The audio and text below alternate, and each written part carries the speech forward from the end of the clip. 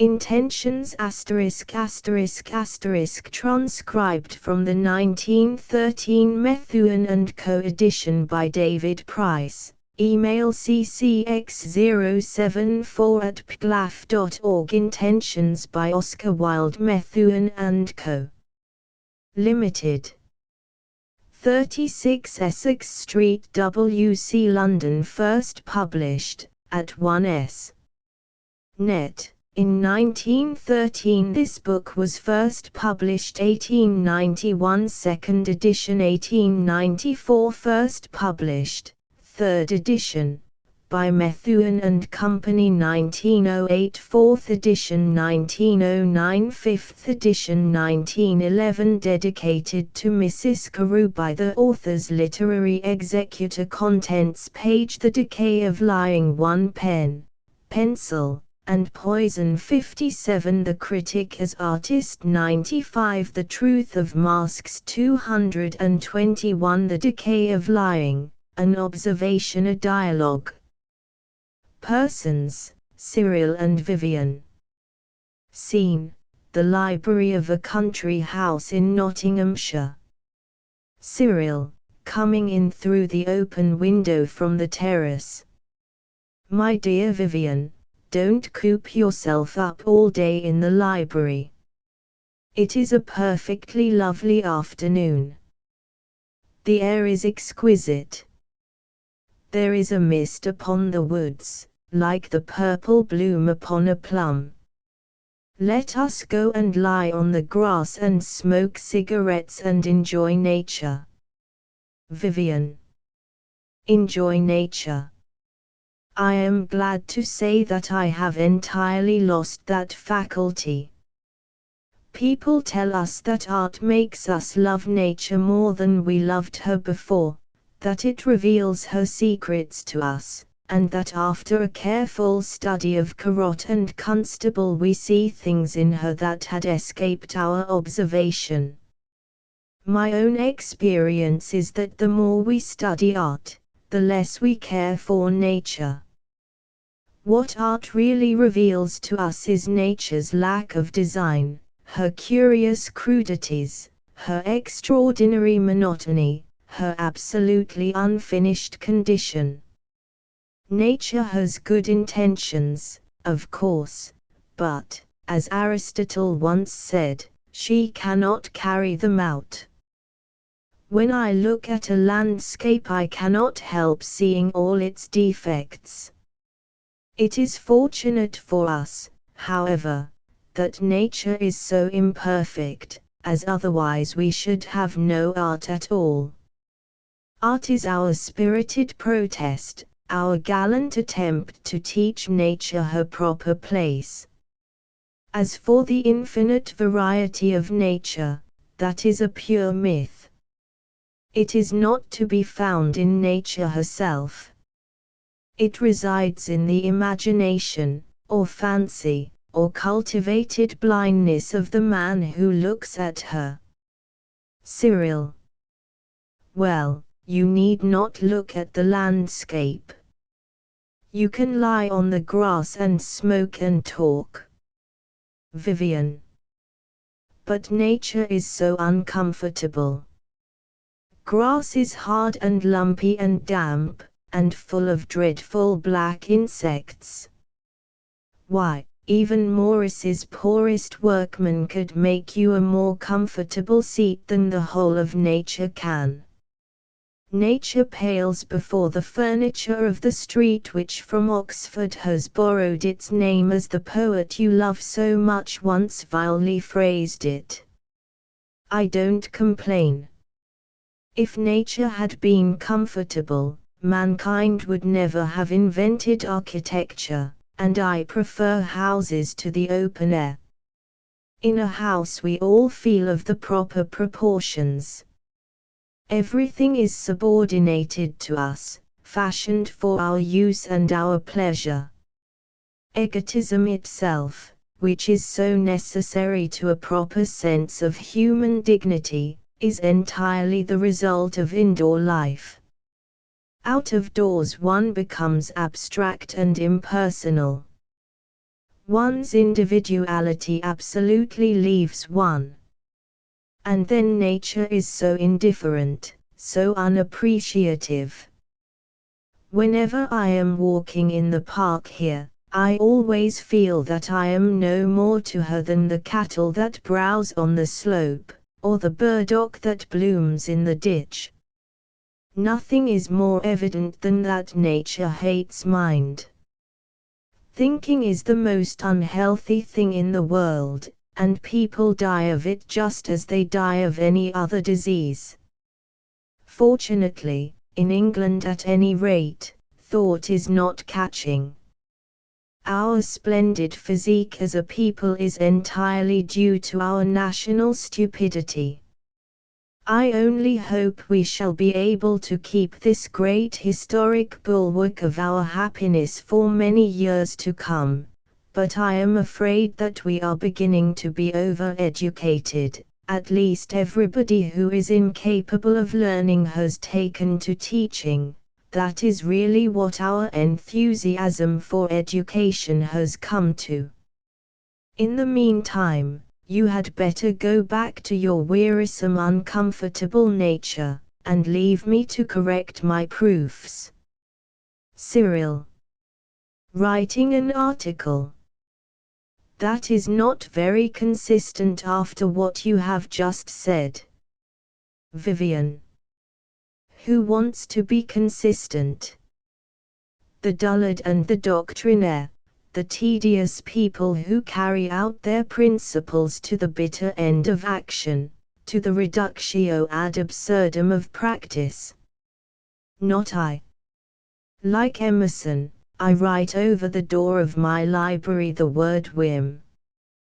Besides, my article is really a most salutary and valuable warning. If it is attended to, there may be a new renaissance of art. Cyril. What is the subject? Vivian. I intend to call it The Decay of Lying, a protest. Cyril. Lying. I should have thought that our politicians kept up that habit. Vivian. I assure you that they do not. They never rise beyond the level of misrepresentation, and actually condescend to prove, to discuss, to argue. How different from the temper of the true liar, with his frank, fearless statements, his superb irresponsibility, his healthy, natural disdain of proof of any kind. After all, what is a fine lie? Simply that which is its own evidence. If a man is sufficiently unimaginative to produce evidence in support of a lie, he might just as well speak the truth at once. No, the politicians won't do. Something may, perhaps, be urged on behalf of the bar. The mantle of the sophist has fallen on its members. Their feigned ardors and unreal rhetoric are delightful. They can make the worse appear the better cause, as though they were fresh from Leontine schools, and have been known to wrest from reluctant juries triumphant verdicts of acquittal for their clients, even when those clients, as often happens, were clearly and unmistakably innocent. But they are briefed by the prosaic, and are not ashamed to appeal to precedent. In spite of their endeavors, the truth will out. Newspapers, even, have degenerated.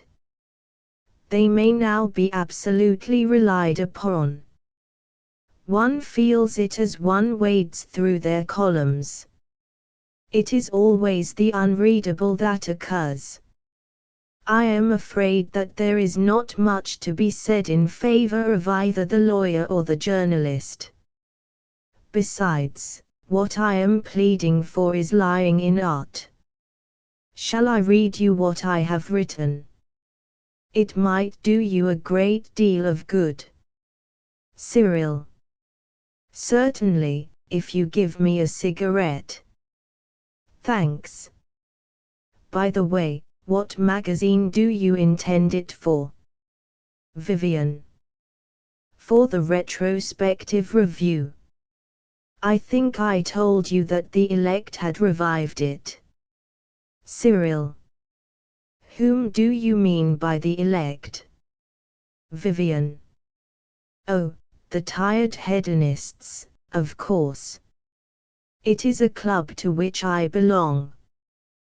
We are supposed to wear faded roses in our buttonholes when we meet, and to have a sort of cult for demission. I am afraid you are not eligible. You are too fond of simple pleasures. Cyril.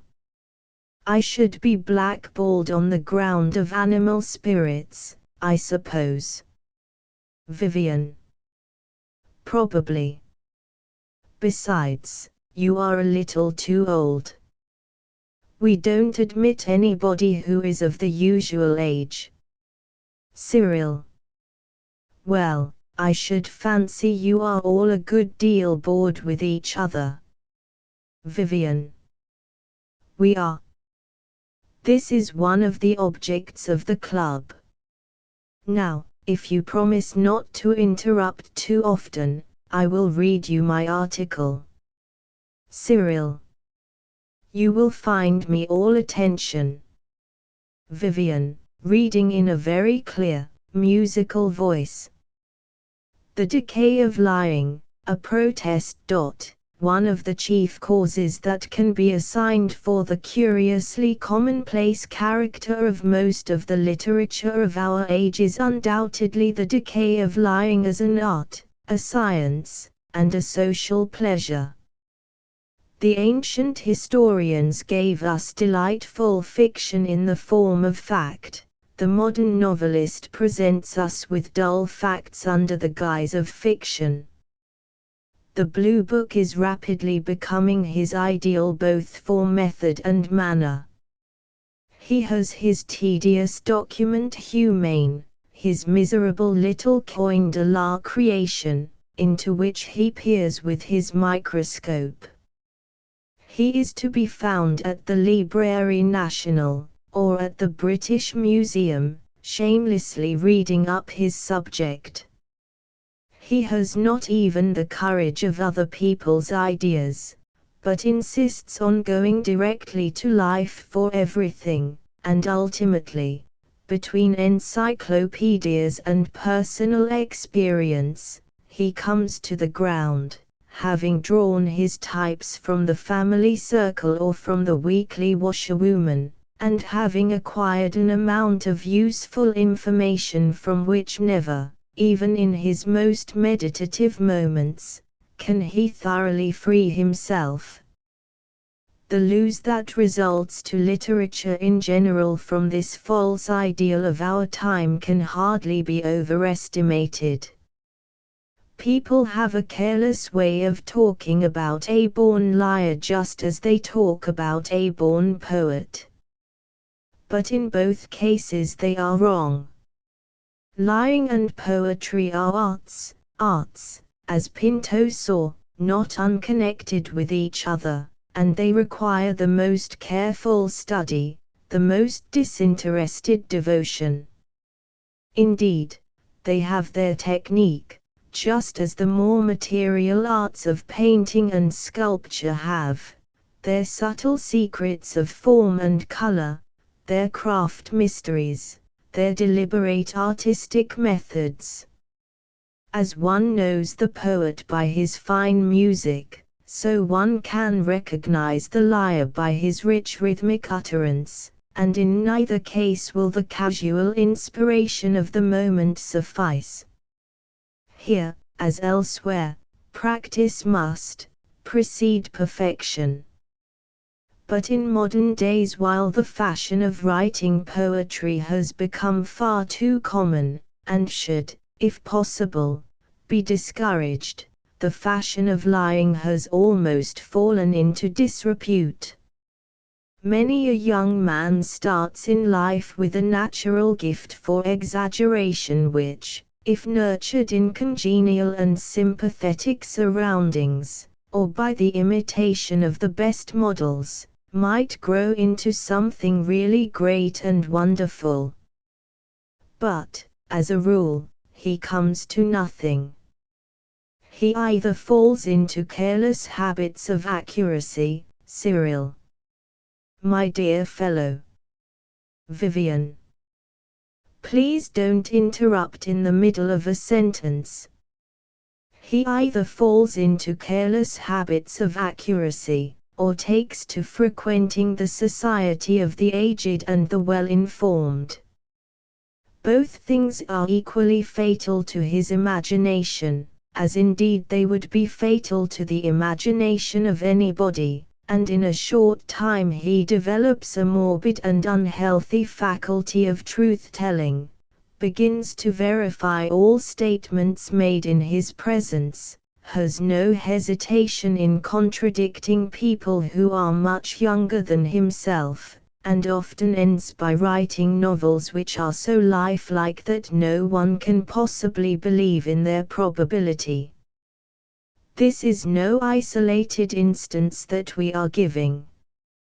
It is simply one example out of many, and if something cannot be done to check, or at least to modify, our monstrous worship of facts, art will become sterile, and beauty will pass away from the land.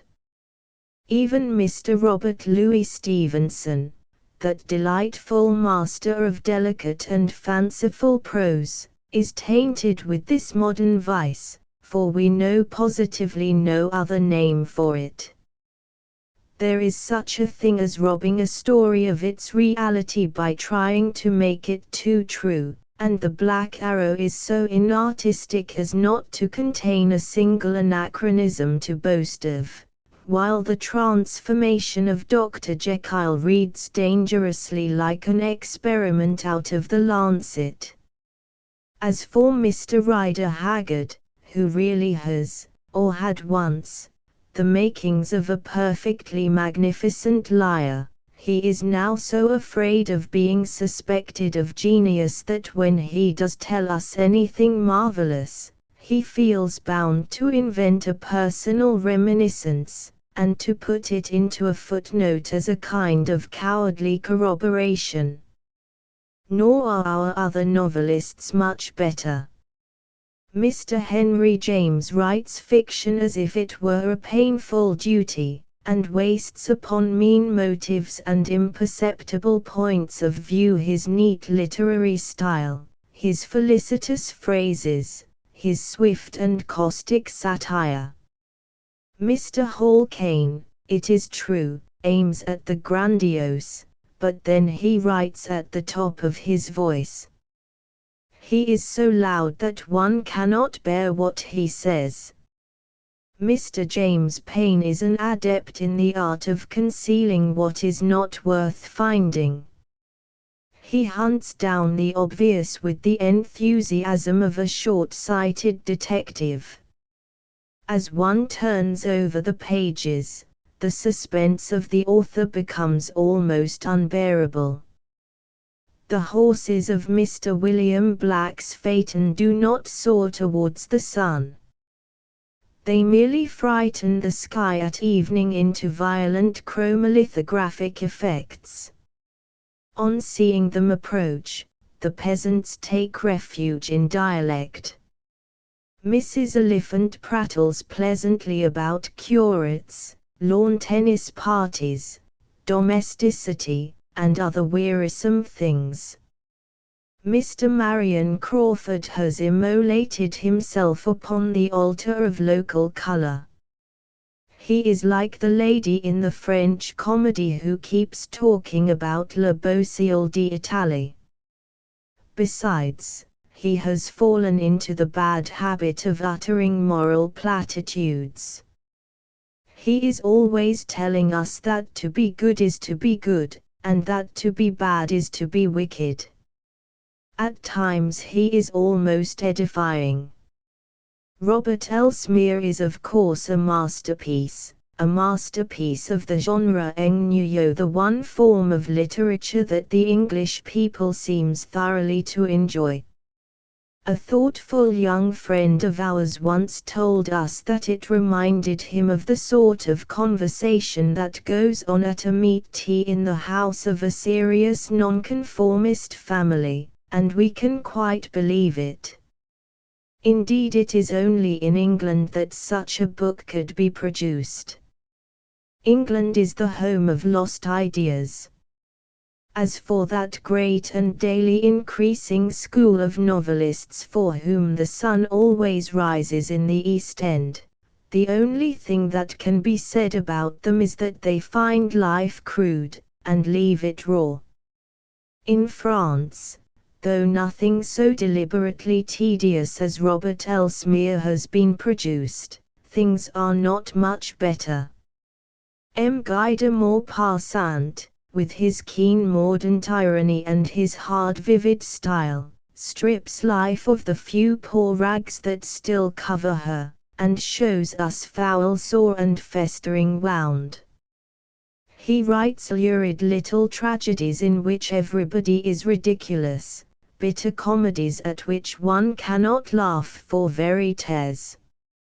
M. Zola, true to the lofty principle that he lays down in one of his pronunciamientos on literature, El homme de génie n'a jamais d'esprit, is determined to show that, if he has not got genius, he can at least be dull.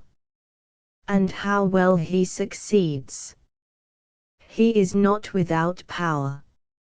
Indeed, at times, as in Germinal, there is something almost epic in his work. But his work is entirely wrong from beginning to end, and wrong not on the ground of morals, but on the ground of art. From any ethical standpoint it is just what it should be. The author is perfectly truthful, and describes things exactly as they happen. What more can any moralist desire? We have no sympathy at all with the moral indignation of our time against M. Zola. It is simply the indignation of Tartuffe on being exposed. But from the standpoint of art, what can be said in favor of the author of L'Assommoir, Nana and Potbouille? Nothing. Mr. Ruskin once described the characters in George Eliot's novels as being like the sweepings of a Pentonville omnibus, but M. Zola's characters are much worse. They have their dreary vices, and their drearier virtues. The record of their lives is absolutely without interest. Who cares what happens to them? In literature we require distinction, charm, beauty and imaginative power. We don't want to be harrowed and disgusted with an account of the doings of the lower orders. M. Daudet is better. He has wit, a light touch and an amusing style. But he has lately committed literary suicide. Nobody can possibly care for de la Belle with his Il faut lutter pour l'art, or for Valmager with his eternal refrain about the nightingale, or for the poet in Jack with his Mart's cruels, now that we have learned from Vignes de Marville littéraire that these characters were taken directly from life. To us they seem to have suddenly lost all their vitality, all the few qualities they ever possessed. The only real people are the people who never existed, and if a novelist is base enough to go to life for his personages, he should at least pretend that they are creations, and not boast of them as copies. The justification of a character in a novel is not that other persons are what they are, but that the author is what he is. Otherwise the novel is not a work of art. As for M. Paul Burget, the master of the Roman psychologique, he commits the error of imagining that the men and women of modern life are capable of being infinitely analyzed for an innumerable series of chapters. In point of fact, what is interesting about people in good society, and M. Burget rarely moves out of the Faubourg Saint-Germain, except to come to London, is the mask that each one of them wears, not the reality that lies behind the mask. It is a humiliating confession, but we are all of us made out of the same stuff.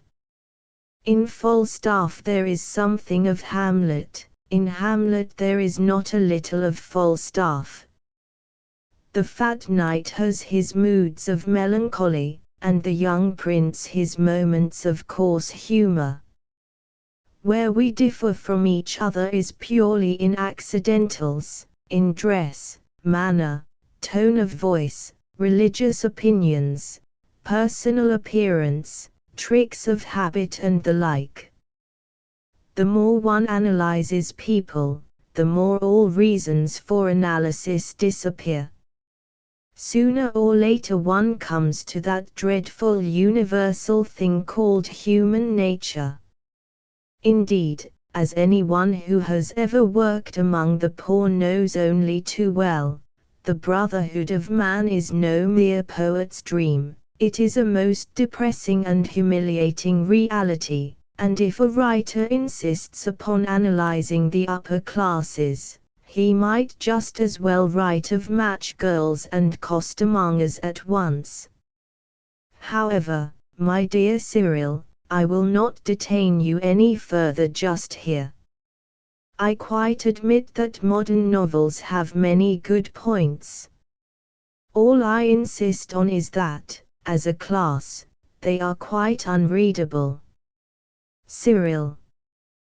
That is certainly a very grave qualification, but I must say that I think you are rather unfair in some of your strictures. I like the Deemster, and the Daughter of Heth, and Le Disciple, and Mr. Isaacs, and as for Robert Elsmere, I am quite devoted to it. Not that I can look upon it as a serious work. As a statement of the problems that confront the earnest Christian, it is ridiculous and antiquated. It is simply Arnold's literature and dogma with the literature left out. It is as much behind the age as Paley's Evidences, or Colenso's method of biblical exegesis. Nor could anything be less impressive than the unfortunate hero gravely heralding a dawn that rose long ago, and so completely missing its true significance that he proposes to carry on the business of the old firm under the new name. On the other hand, it contains several clever caricatures, and a heap of delightful quotations, and Green's philosophy very pleasantly sugars the somewhat bitter pill of the author's fiction. I also cannot help expressing my surprise that you have said nothing about the two novelists whom you are always reading, Balzac and George Meredith. Surely they are realists, both of them. Vivian.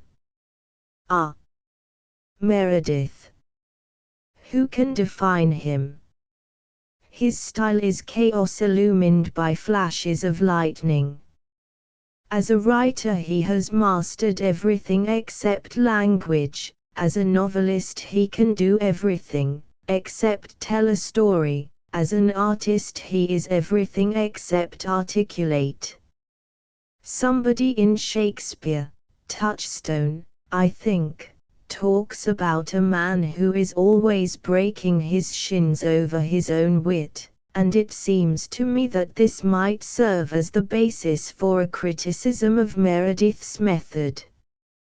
But whatever he is not a realist. Or rather I would say that he is a child of realism who is not on speaking terms with his father. by deliberate choice he has made himself a romanticist. He has refused to bow the knee to Baal, and after all, even if the man's fine spirit did not revolt against the noisy assertions of realism, his style would be quite sufficient of itself to keep life at a respectful distance. By its means he has planted round his garden a hedge full of thorns, and red with wonderful roses. As for Balzac, he was a most remarkable combination of the artistic temperament with the scientific spirit. The latter he bequeathed to his disciples.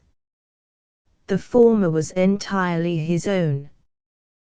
The difference between such a book as M. Zola's L'Assommoir and Balzac's Illusions produces the difference between unimaginative realism and imaginative reality.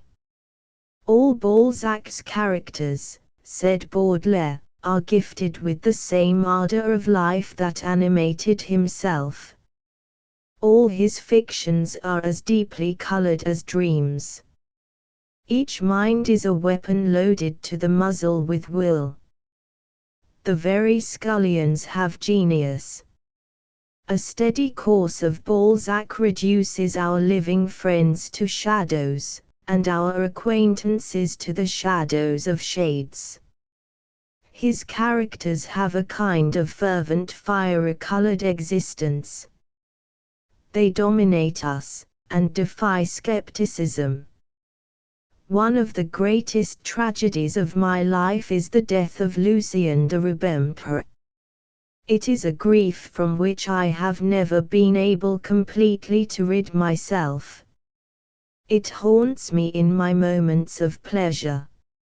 I remember it when I laugh.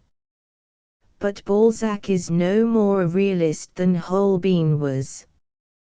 He created life, he did not copy it.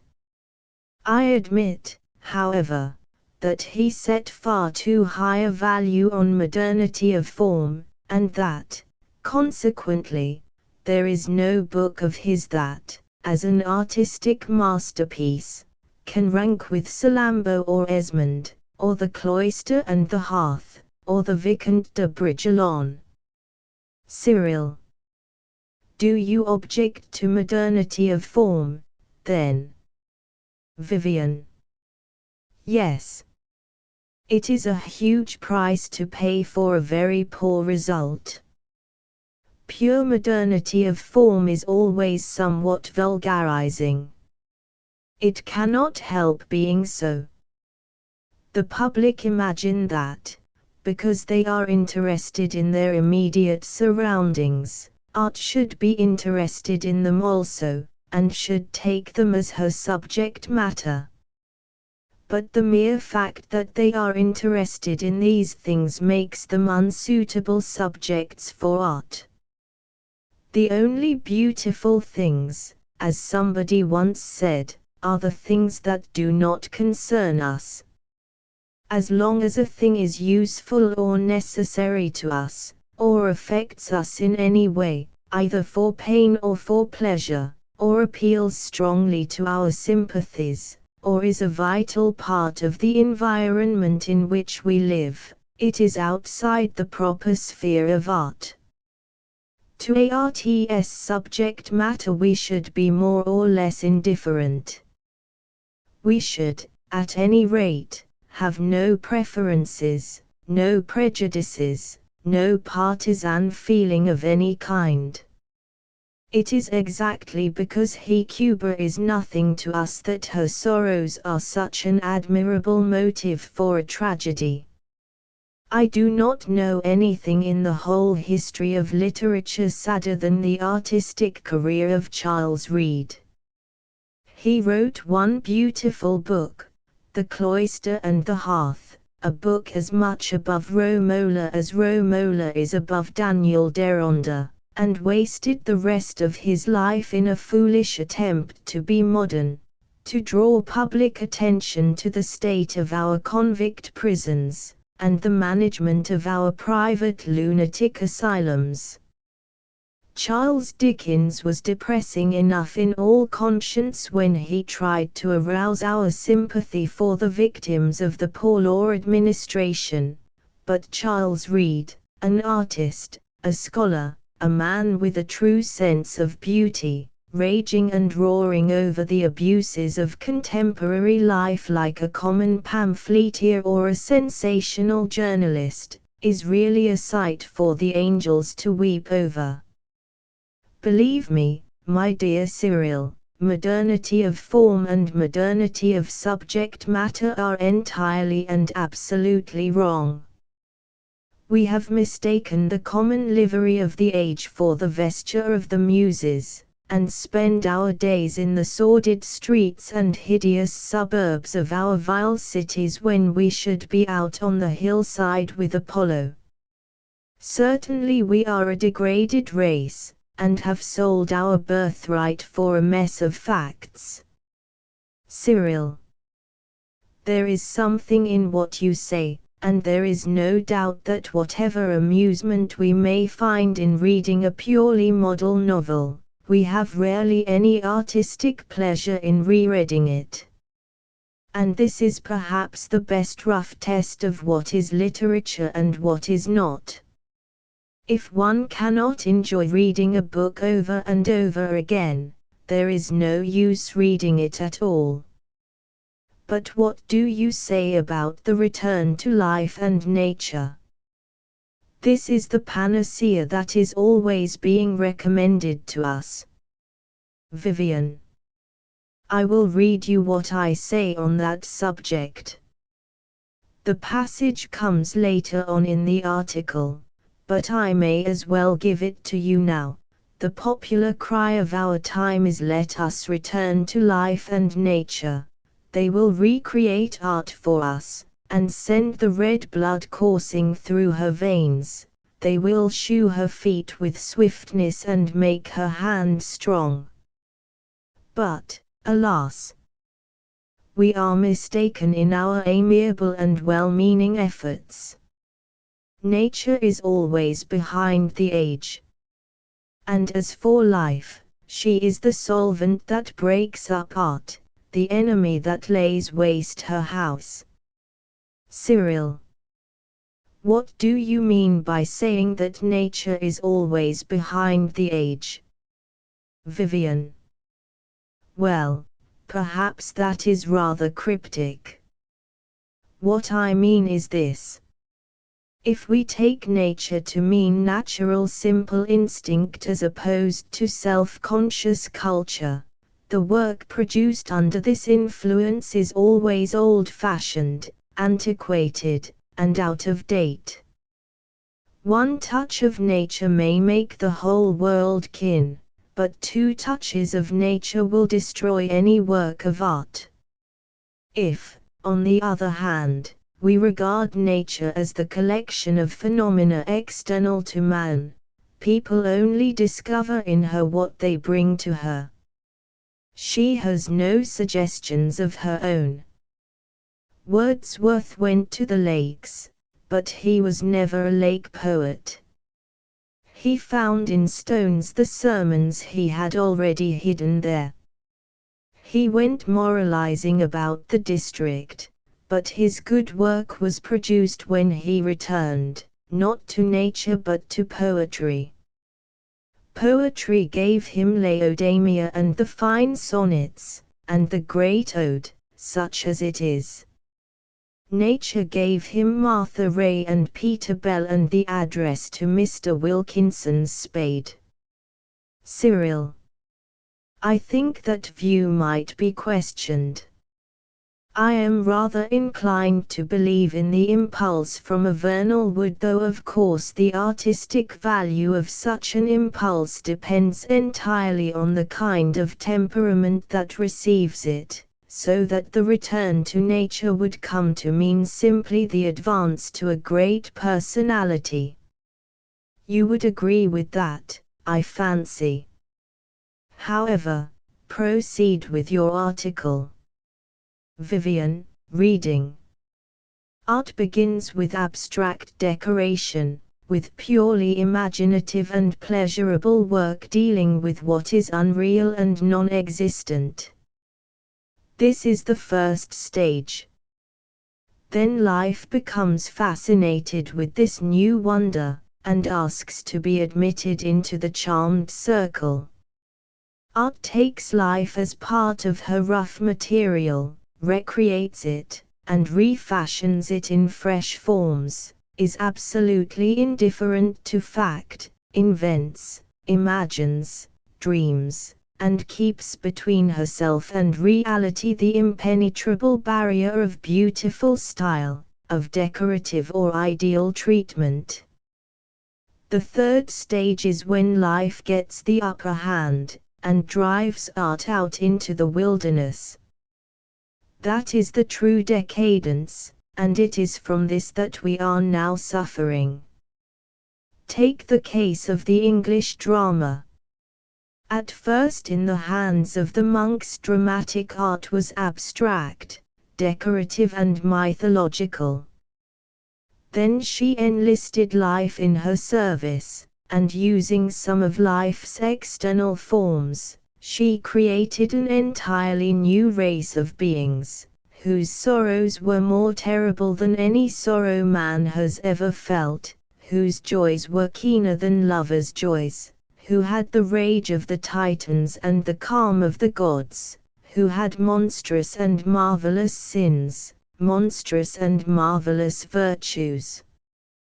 To them she gave a language different from that of actual use, a language full of resonant music and sweet rhythm, made stately by solemn cadence, or made delicate by fanciful rhyme, jeweled with wonderful words, and enriched with lofty diction.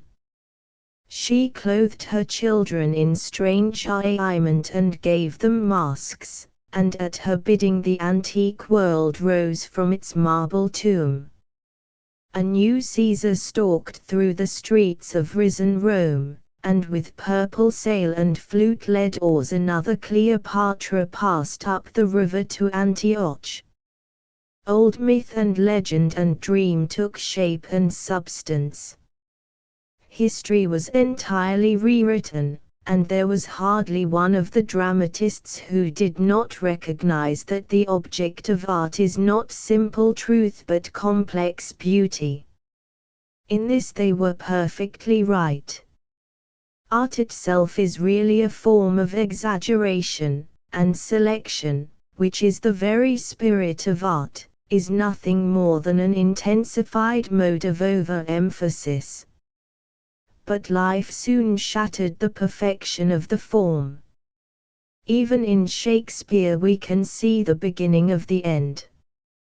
It shows itself by the gradual breaking up of the blank verse in the later plays, by the predominance given to prose, and by the over-importance assigned to characterization. The passages in Shakespeare, and they are many, where the language is uncouth, vulgar, exaggerated, fantastic, obscene even, are entirely due to life calling for an echo of her own voice, and rejecting the intervention of beautiful style, through which alone should life be suffered to find expression. Shakespeare is not by any means a flawless artist. He is too fond of going directly to life, and borrowing life's natural utterance. He forgets that when art surrenders her imaginative medium she surrenders everything. Goethe says, somewhere, in der Beschränkungseicht der Meister, it is in working within limits that the master reveals himself, and the limitation, the very condition of any art, is style. However, we need not linger any longer over Shakespeare's realism. The Tempest is the most perfect of Pallanades. All that we desired to point out was, that the magnificent work of the Elizabethan and Jacobean artists contained within itself the seeds of its own dissolution, and that, if it drew some of its strength from using life as rough material, it drew all its weakness from using life as an artistic method. As the inevitable result of this substitution of an imitative for a creative medium, this surrender of an imaginative form, we have the modern English melodrama. The characters in these plays talk on the stage exactly as they would talk off it. They have neither aspirations nor aspirates. They are taken directly from life and reproduce its vulgarity down to the smallest detail. They present the gait, manner, costume and accent of real people. They would pass unnoticed in a third-class railway carriage. And yet how wearisome the plays are. They do not succeed in producing even that impression of reality at which they aim, and which is their only reason for existing. As a method, realism is a complete failure. What is true about the drama and the novel is no less true about those arts that we call the decorative arts. The whole history of these arts in Europe is the record of the struggle between Orientalism, with its frank rejection of imitation, its love of artistic convention, its dislike to the actual representation of any object in nature, and our own imitative spirit. Wherever the former has been paramount, as in Byzantium, Sicily and Spain, by actual contact, or in the rest of Europe by the influence of the Crusades, we have had beautiful and imaginative work in which the visible things of life are transmuted into artistic conventions, and the things that life has not are invented and fashioned for her delight. But wherever we have returned to life and nature, our work has always become vulgar, common and uninteresting. Modern tapestry, with its aerial effects, its elaborate perspective, its broad expanses of waste sky, its faithful and laborious realism, has no beauty whatsoever. The pictorial glass of Germany is absolutely detestable. We are beginning to weave possible carpets in England, but only because we have returned to the method and spirit of the East. Our rugs and carpets of 20 years ago, with their solemn depressing truths, their inane worship of nature, their sordid reproductions of visible objects, have become, even to the Philistine, a source of laughter. A cultured Mohammedan once remarked to us, "You Christians are so occupied in misinterpreting the fourth commandment that you have never thought of making an artistic application of the second." He was perfectly right, and the whole truth of the matter is this: the proper school to learn art in is not life but art. And now let me read you a passage which seems to me to settle the question very completely. It was not always thus. We need not say anything about the poets, for they, with the unfortunate exception of Mr. Wordsworth, have been really faithful to their high mission, and are universally recognized as being absolutely unreliable. But in the works of Herodotus, who, in spite of the shallow and ungenerous attempts of modern sciolists to verify his history, may justly be called the father of lies, in the published speeches of Cicero and the biographies of Suetonius, in Tacitus at his best, in Pliny's Natural History, in Hanno's Periplus, in all the early chronicles, in the lives of the saints, in Froissart and Sir Thomas Malory, in the travels of Marco Polo, in Olaus Magnus, and Aldrovandus, and Conrad Lycasthens, with His magnificent prodigium et ostentorum chronicon, in the autobiography of Benvenuto Cellini, in the memoirs of Casanova, in Defoe's History of the Plague, in Boswell's Life of Johnson,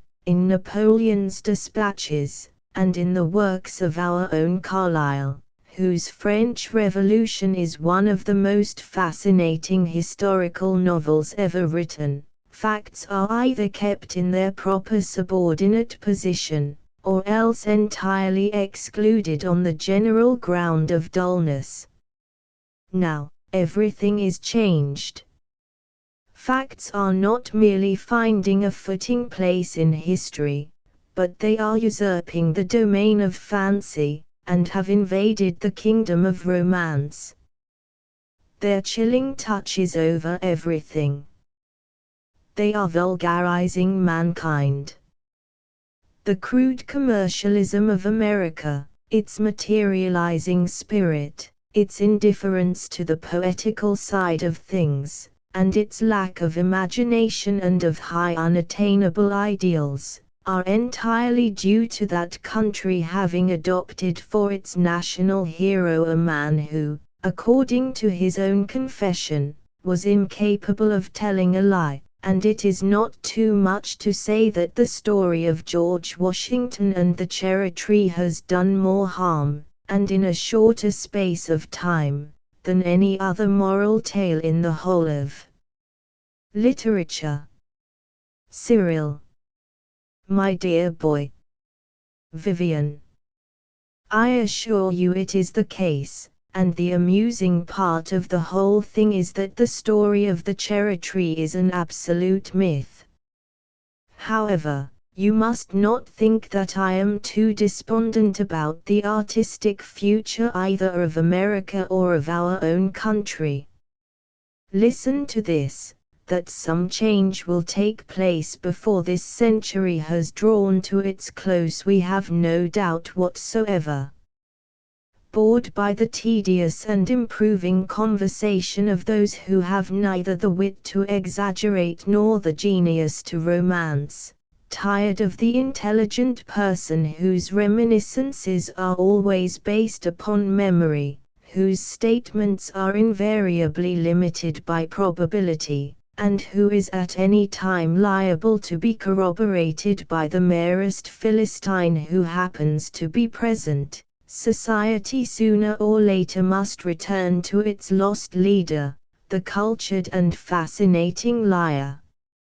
Who he was who first, without ever having gone out to the rude chase, told the wandering cavemen at sunset how he had dragged the megatherium from the purple darkness of its jasper cave, or slain the mammoth in single combat and brought back its gilded tusks. We cannot tell, and not one of our modern anthropologists, for all their much boasted science, has had the ordinary courage to tell us. Whatever was his name or race, he certainly was the true founder of social intercourse. For the aim of the liar is simply to charm, to delight, to give pleasure. He is the very basis of civilized society, and without him a dinner party, even at the mansions of the great, is as dull as a lecture at the Royal Society, or a debate at the Incorporated Authors, or one of Mr. Burnand's farcical comedies. Nor will he be welcomed by society alone. Art, breaking from the prison house of realism, will run to greet him, and will kiss his false, beautiful lips, knowing that he alone is in possession of the great secret of all her manifestations, the secret that truth is entirely and absolutely a matter of style, while life, poor, probable, uninteresting human life, tired of repeating herself for the benefit of Mr. Herbert Spencer, scientific historians, and the compilers of statistics in general, will follow meekly after him, and try to reproduce, in her own simple and untutored way, some of the marvels of which he talks. No doubt there will always be critics who, like a certain writer in the Saturday Review, will gravely censure the teller of fairy tales for his defective knowledge of natural history, who will measure imaginative work by their own lack of any imaginative faculty, and will hold up their ink-stained hands in horror if some honest gentleman, who has never been farther than the yew trees of his own garden, pens a fascinating book of travels like Sir John Mandeville, or, like great Raleigh, writes a whole history of the world, without knowing anything whatsoever about the past. To excuse themselves they will try and shelter under the shield of him who made Prospero the magician, and gave him Caliban and Ariel as his servants, who heard the tritons blowing their horns round the coral reefs of the enchanted isle, and the fairies singing to each other in a wood near Athens, who led the phantom kings in dim procession across the misty Scottish heath, and hid Hecate in a cave with the weird sisters. They will call upon Shakespeare, they always do, and will quote that hackneyed passage, forgetting that this unfortunate aphorism about art holding the mirror up to nature is deliberately said by Hamlet in order to convince the bystanders of his absolute insanity in all art matters. Cyril. Ahem. Another cigarette, please. Vivian.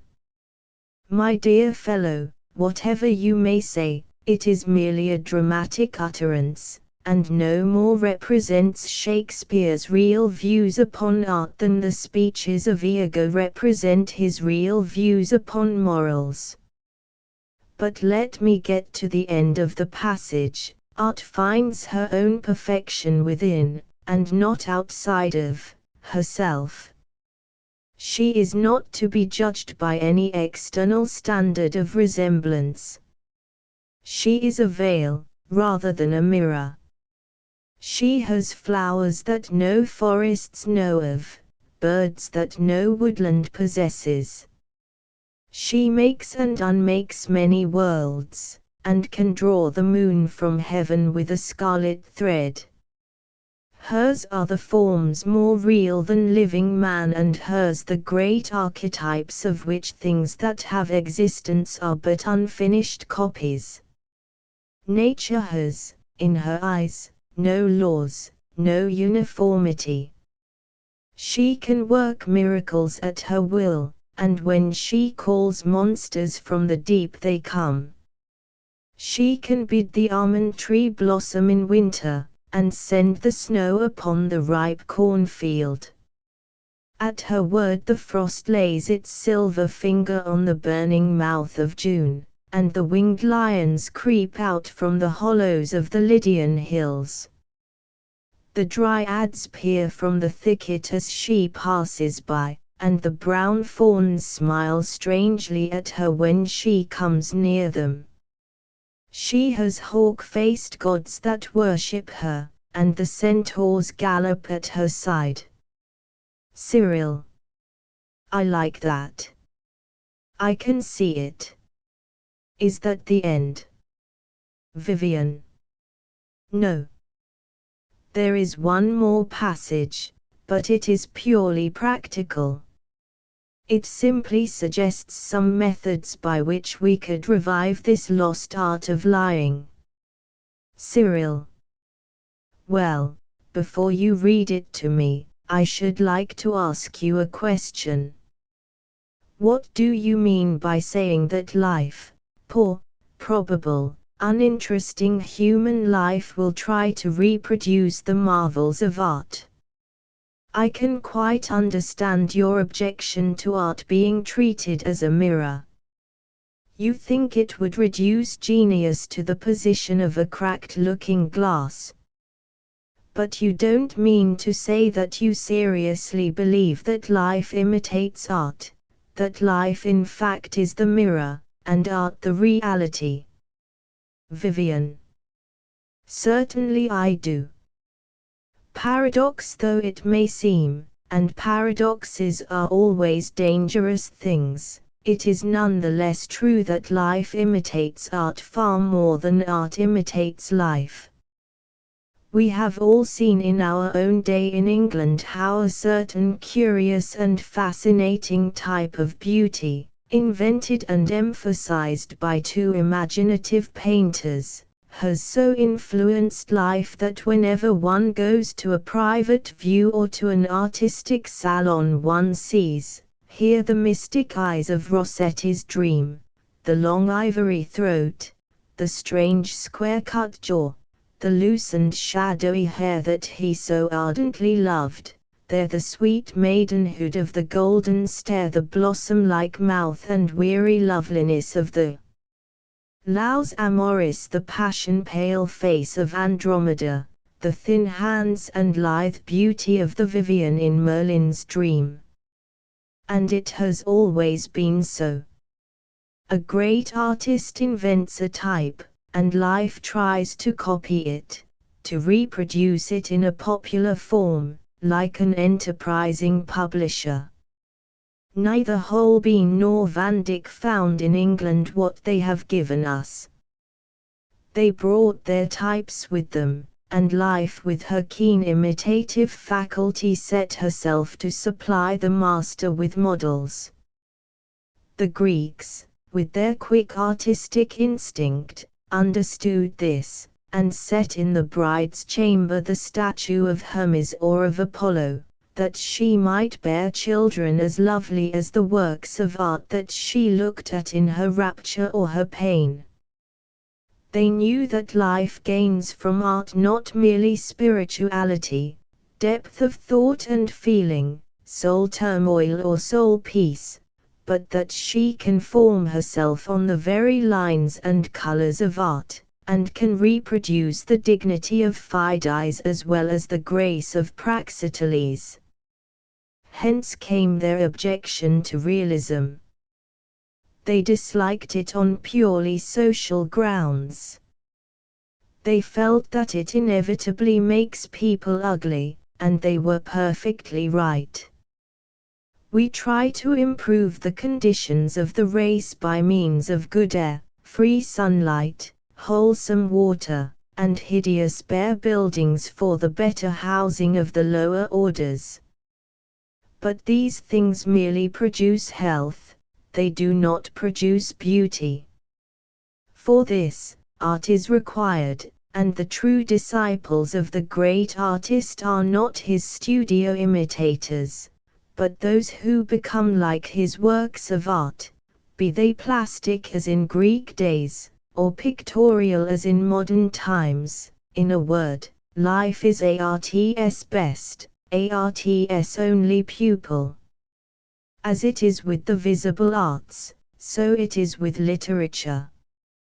The most obvious and the vulgarest form in which this is shown is in the case of the silly boys who, after reading the adventures of Jack Sheppard or Dick Turpin, pillage the stalls of unfortunate apple women, break into sweet shops at night, and alarm old gentlemen who are returning home from the city by leaping out on them in suburban lanes, with black masks and unloaded revolvers. This interesting phenomenon, which always occurs after the appearance of a new edition of either of the books I have alluded to, is usually attributed to the influence of literature on the imagination. But this is a mistake. The imagination is essentially creative, and always seeks for a new form. The boy burglar is simply the inevitable result of life's imitative instinct. He is fact, occupied as fact usually is, with trying to reproduce fiction, and what we see in him is repeated on an extended scale throughout the whole of life. Schopenhauer has analyzed the pessimism that characterizes modern thought, but Hamlet invented it. The world has become sad because a puppet was once melancholy. The nihilist, that strange martyr who has no faith, who goes to the stake without enthusiasm, and dies for what he does not believe in, is a purely literary product. He was invented by Turgenev, and completed by Dostoevsky. Robespierre came out of the pages of Rousseau as surely as the People's Palace rose out of the debris of a novel. Literature always anticipates life. It does not copy it, but molds it to its purpose. The 19th century, as we know it, is largely an invention of Balzac. Our Luciens de Rubempre, our Rastignacs, and de Marseilles made their first appearance on the stage of the Comédie Humaine. We are merely carrying out, with footnotes and unnecessary additions, the whim or fancy or creative vision of a great novelist. I once asked a lady, who knew Thackeray intimately, whether he had had any model for Becky Sharp.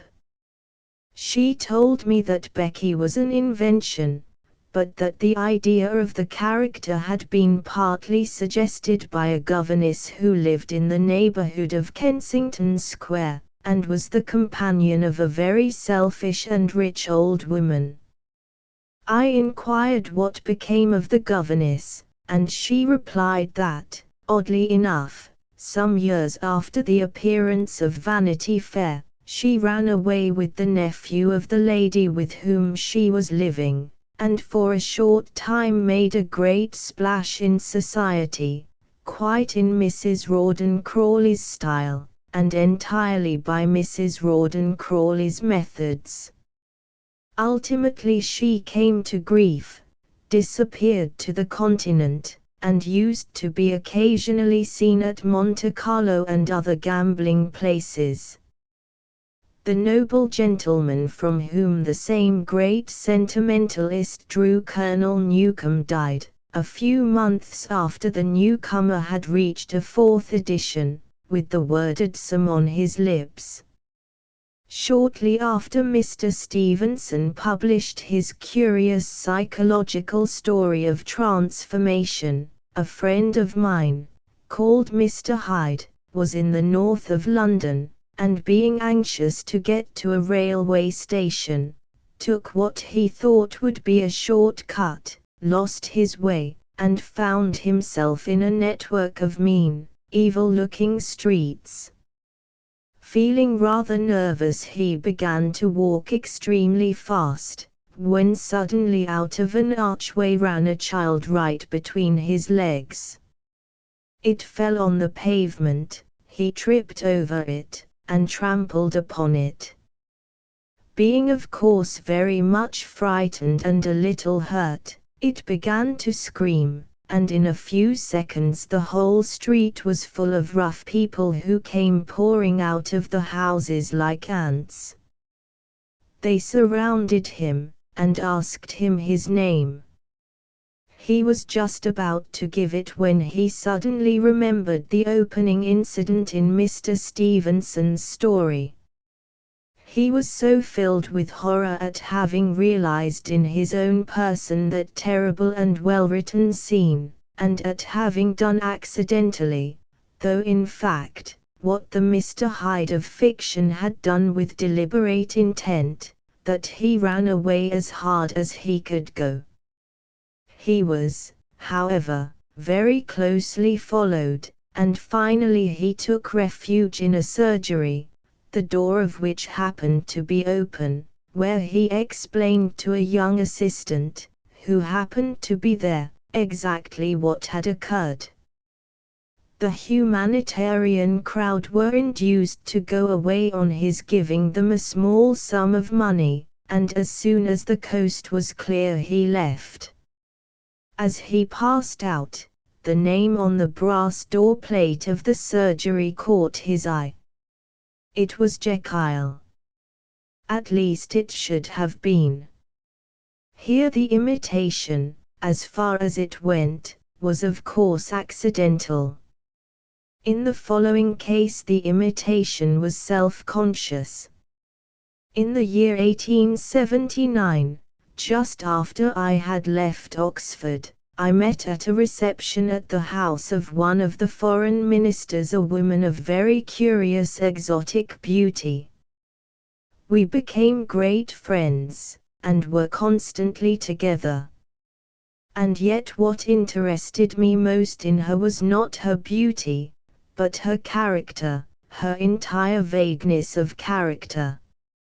She seemed to have no personality at all, but simply the possibility of many types. Sometimes she would give herself up entirely to art, turn her drawing room into a studio, and spend 2 or 3 days a week at picture galleries or museums. Then she would take to attending race meetings, wear the most horsey clothes, and talk about nothing but betting. She abandoned religion for mesmerism, mesmerism for politics, and politics for the melodramatic excitements of philanthropy.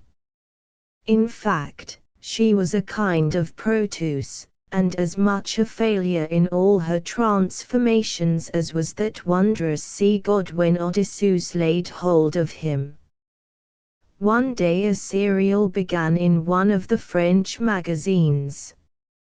At that time I used to read serial stories, and I well remember the shock of surprise I felt when I came to the description of the heroine. She was so like my friend that I brought her the magazine, and she recognized herself in it immediately, and seemed fascinated by the resemblance. I should tell you, by the way, that the story was translated from some dead Russian writer, so that the author had not taken his type from my friend. Well, to put the matter briefly, some months afterwards I was in Venice, and finding the magazine in the reading room of the hotel, I took it up casually to see what had become of the heroine. It was a most piteous tale, as the girl had ended by running away with a man absolutely inferior to her, not merely in social station, but in character and intellect also. I wrote to my friend that evening about my views on John Bellini, and the admirable ices at Florian's, and the artistic value of gondolas, but added a postscript to the effect that her double in the story had behaved in a very silly manner. I don't know why I added that, but I remember I had a sort of dread over me that she might do the same thing. Before my letter had reached her, she had run away with a man who deserted her in 6 months. I saw her in 1884 in Paris, where she was living with her mother, and I asked her whether the story had had anything to do with her action.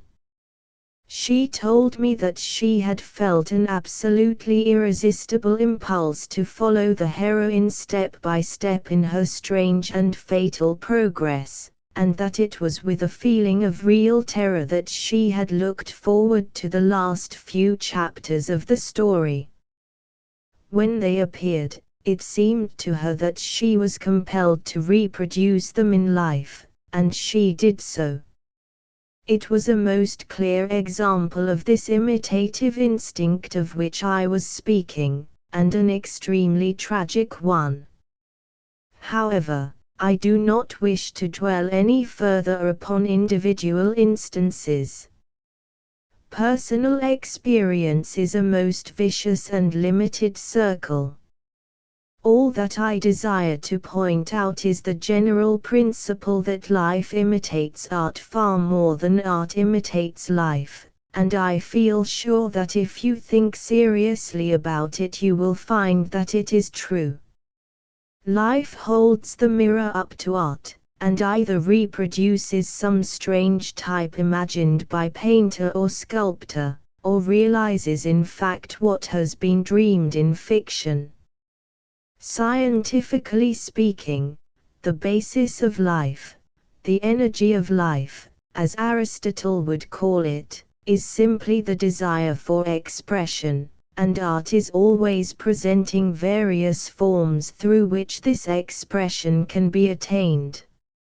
Life seizes on them and uses them, even if they be to her own hurt.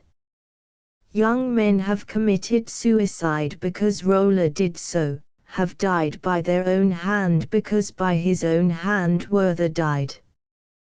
Think of what we owe to the imitation of Christ, of what we owe to the imitation of Caesar. Cyril. The theory is certainly a very curious one, but to make it complete you must show that nature, no less than life, is an imitation of art. Are you prepared to prove that? Vivian. My dear fellow, I am prepared to prove anything. Cyril. Nature follows the landscape painter, then, and takes her effects from him. Vivian. Certainly. Where, if not from the Impressionists, do we get those wonderful brown fogs that come creeping down our streets, blurring the gas lamps and changing the houses into monstrous shadows? To whom, if not to them and their master, do we owe the lovely silver mists that brood over our river, and turn to faint forms of fading grace curved bridge and swaying barge? The extraordinary change that has taken place in the climate of London during the last 10 years is entirely due to a particular school of art. You smile. Consider the matter from a scientific or a metaphysical point of view, and you will find that I am right. For what is nature? Nature is no great mother who has borne us. She is our creation. It is in our brain that she quickens to life. Things are because we see them, and what we see, and how we see it, depends on the arts that have influenced us. To look at a thing is very different from seeing a thing. One does not see anything until one sees its beauty. Then, and then only, does it come into existence. At present, people see fogs, not because there are fogs, but because poets and painters have taught them the mysterious loveliness of such effects. There may have been fogs for centuries in London. I dare say there were. But no one saw them, and so we do not know anything about them. They did not exist till art had invented them. Now, it must be admitted, fogs are carried to excess. They have become the mere mannerism of a clique, and the exaggerated realism of their method gives dull people bronchitis. Where the cultured catch an effect, the uncultured catch cold. And so, let us be humane, and invite art to turn her wonderful eyes elsewhere. She has done so already, indeed. That white quivering sunlight that one sees now in France, with its strange blotches of mauve, and its restless violet shadows, is her latest fancy, and, on the whole, nature reproduces it quite admirably. Where she used to give us Carots and Daubigness, she gives us now exquisite Monets and entrancing Picaros. Indeed there are moments, rare, it is true, but still to be observed from time to time, when nature becomes absolutely modern. Of course she is not always to be relied upon. The fact is that she is in this unfortunate position. Art creates an incomparable and unique effect, and, having done so, passes on to other things. Nature, upon the other hand, forgetting that imitation can be made the sincerest form of insult, keeps on repeating this effect until we all become absolutely wearied of it. Nobody of any real culture, for instance, ever talks nowadays about the beauty of a sunset. Sunsets are quite old-fashioned. They belong to the time when Turner was the last note in art. To admire them is a distinct sign of provincialism of temperament. Upon the other hand, they go on. Yesterday evening Mrs. Arundel insisted on my going to the window, and looking at the glorious sky, as she called it. Of course I had to look at it. She is one of those absurdly pretty Philistines to whom one can deny nothing. And what was it? It was simply a very second-rate Turner, a Turner of a bad period, with all the painter's worst faults exaggerated and over-emphasized. Of course, I am quite ready to admit that life very often commits the same error.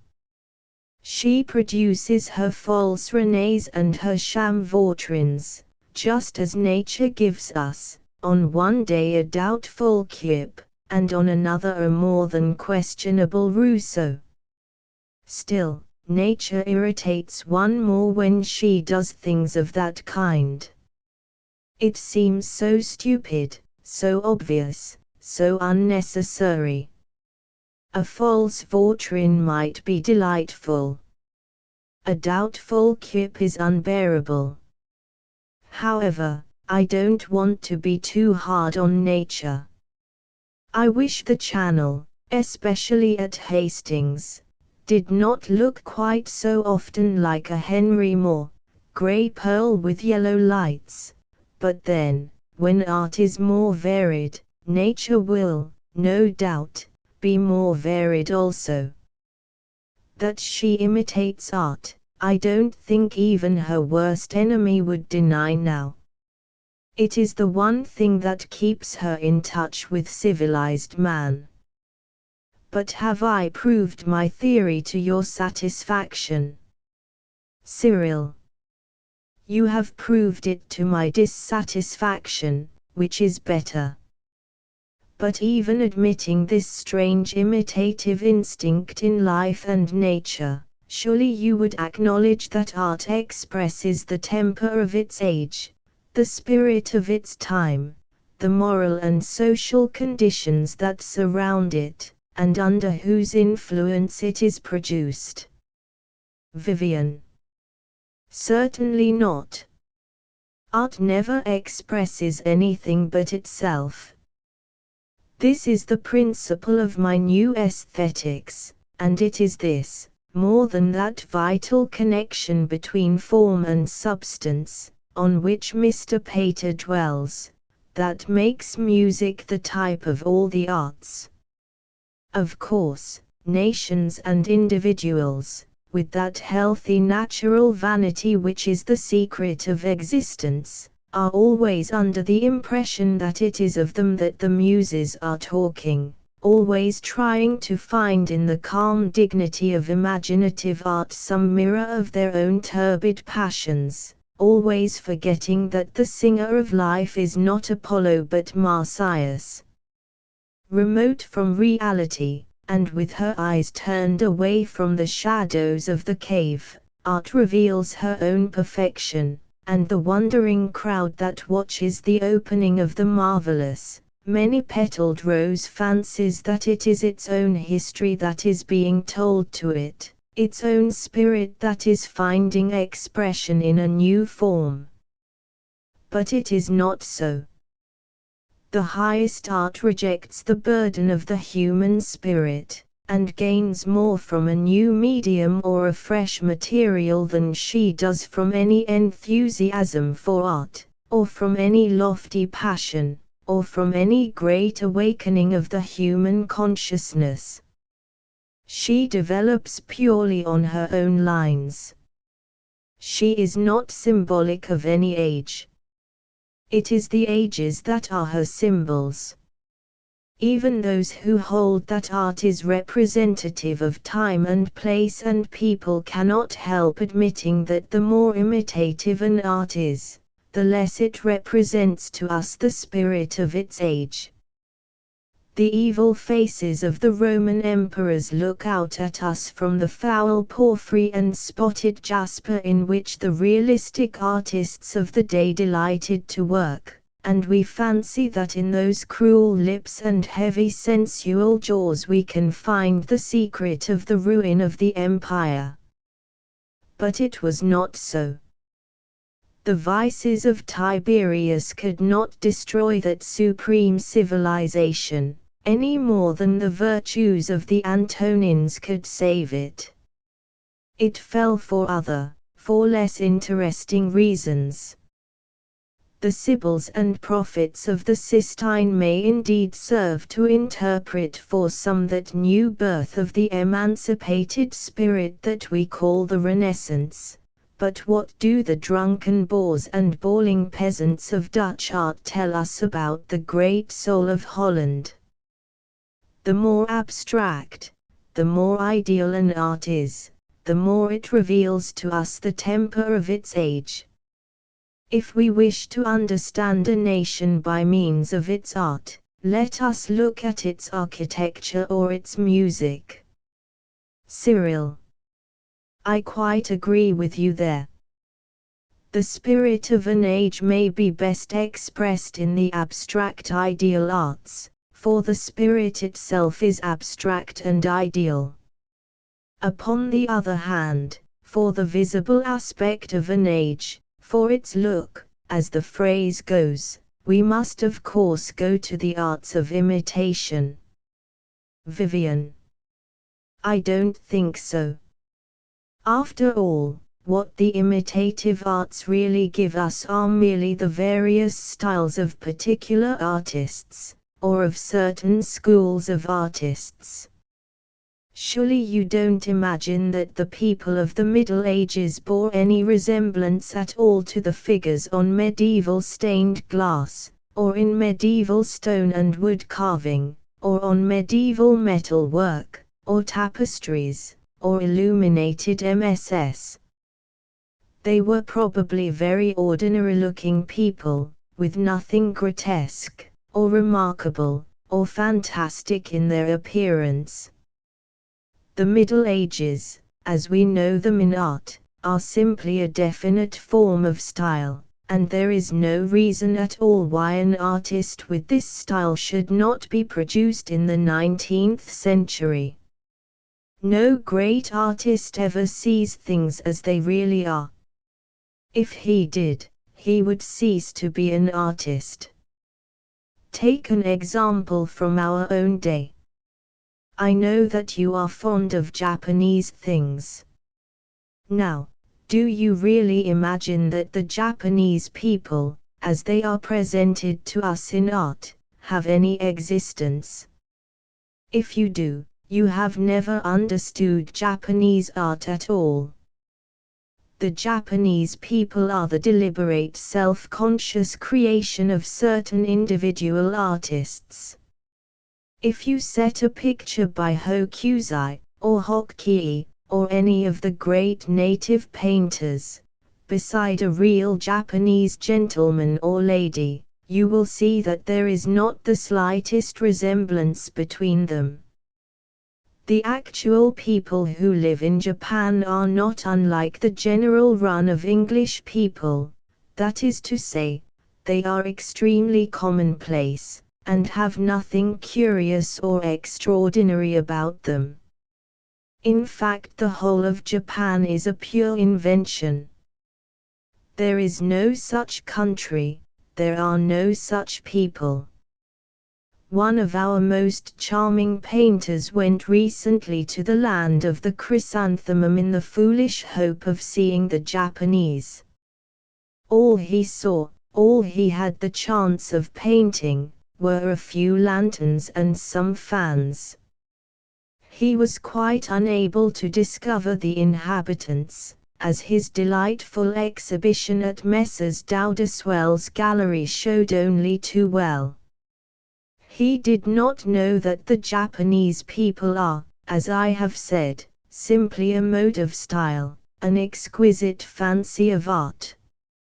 And so, if you desire to see a Japanese effect, you will not behave like a tourist and go to Tokyo. On the contrary, you will stay at home and steep yourself in the work of certain Japanese artists, and then, when you have absorbed the spirit of their style, and caught their imaginative manner of vision, you will go some afternoon and sit in the park or stroll down Piccadilly, and if you cannot see an absolutely Japanese effect there, you will not see it anywhere. Or, to return again to the past, take as another instance the ancient Greeks.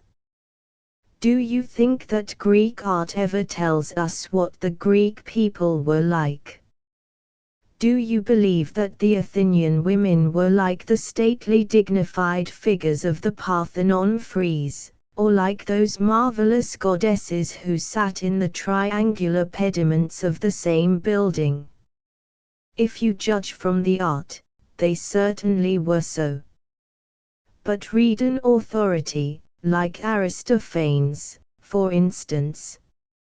You will find that the Athenian ladies laced tightly, wore high-heeled shoes, dyed their hair yellow, painted and rouged their faces, and were exactly like any silly fashionable or fallen creature of our own day. The fact is that we look back on the ages entirely through the medium of art, and art, very fortunately, has never once told us the truth. Cyril. But modern portraits by English painters, what of them? Surely they are like the people they pretend to represent. Vivian. Quite so. They are so like them that 100 years from now no one will believe in them.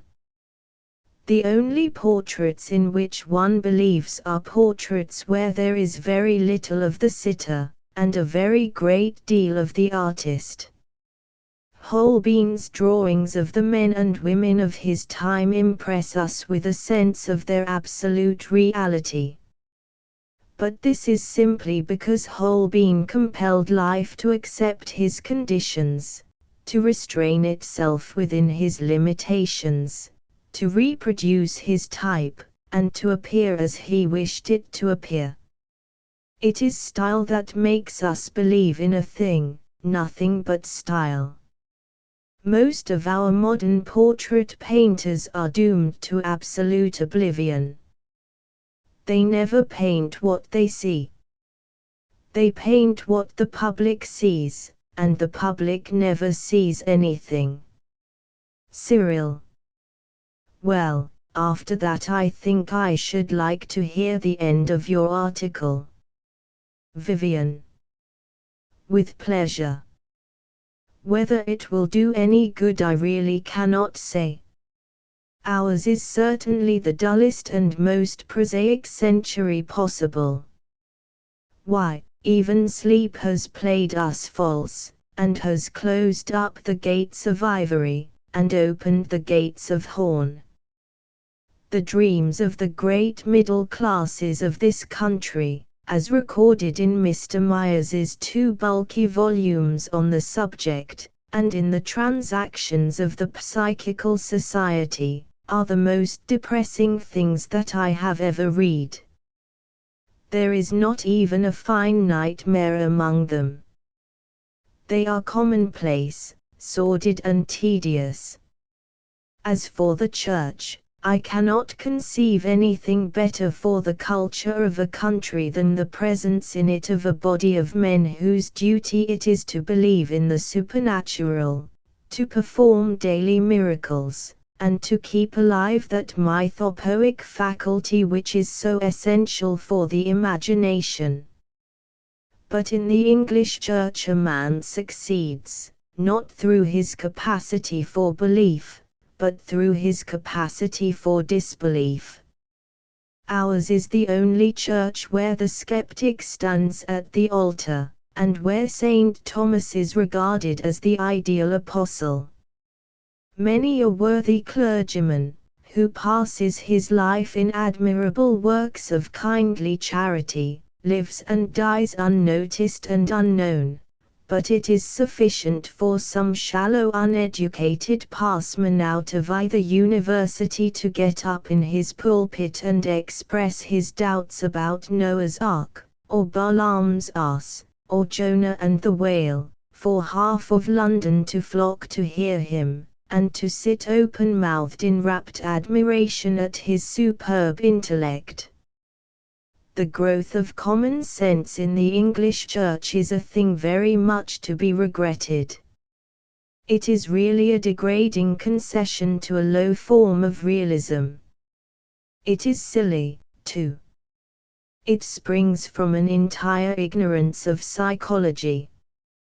Man can believe the impossible, but man can never believe the improbable.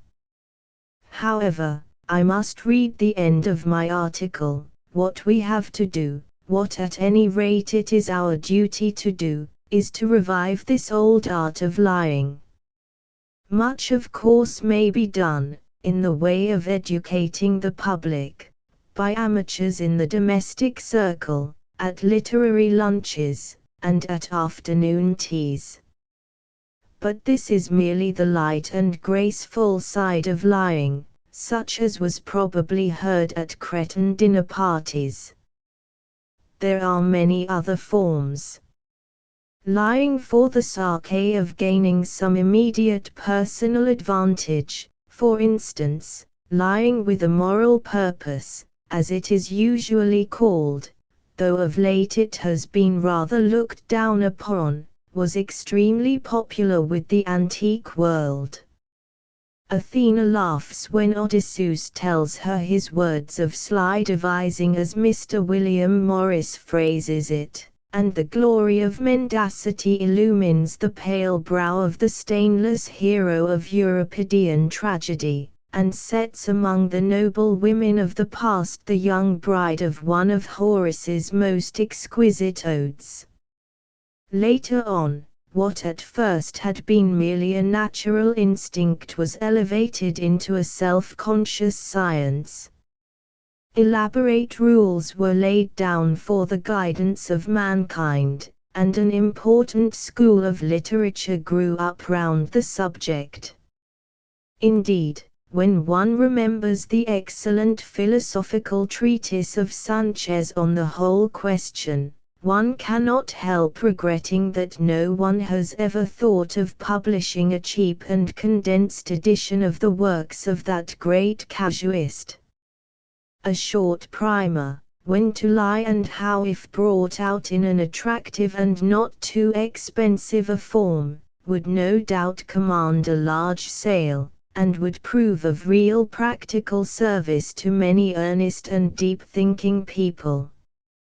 Lying for the sake of the improvement of the young, which is the basis of home education, still lingers amongst us, and its advantages are so admirably set forth in the early books of Plato's Republic that it is unnecessary to dwell upon them here.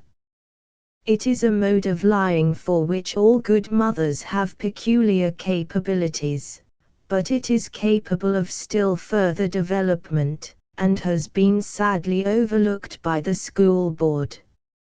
Lying for the sake of a monthly salary is of course well known in Fleet Street, and the profession of a political leader-writer is not without its advantages.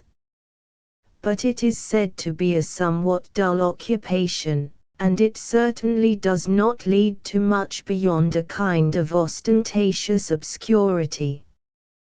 The only form of lying that is absolutely beyond reproach is lying for its own sake, and the highest development of this is, as we have already pointed out, lying in art.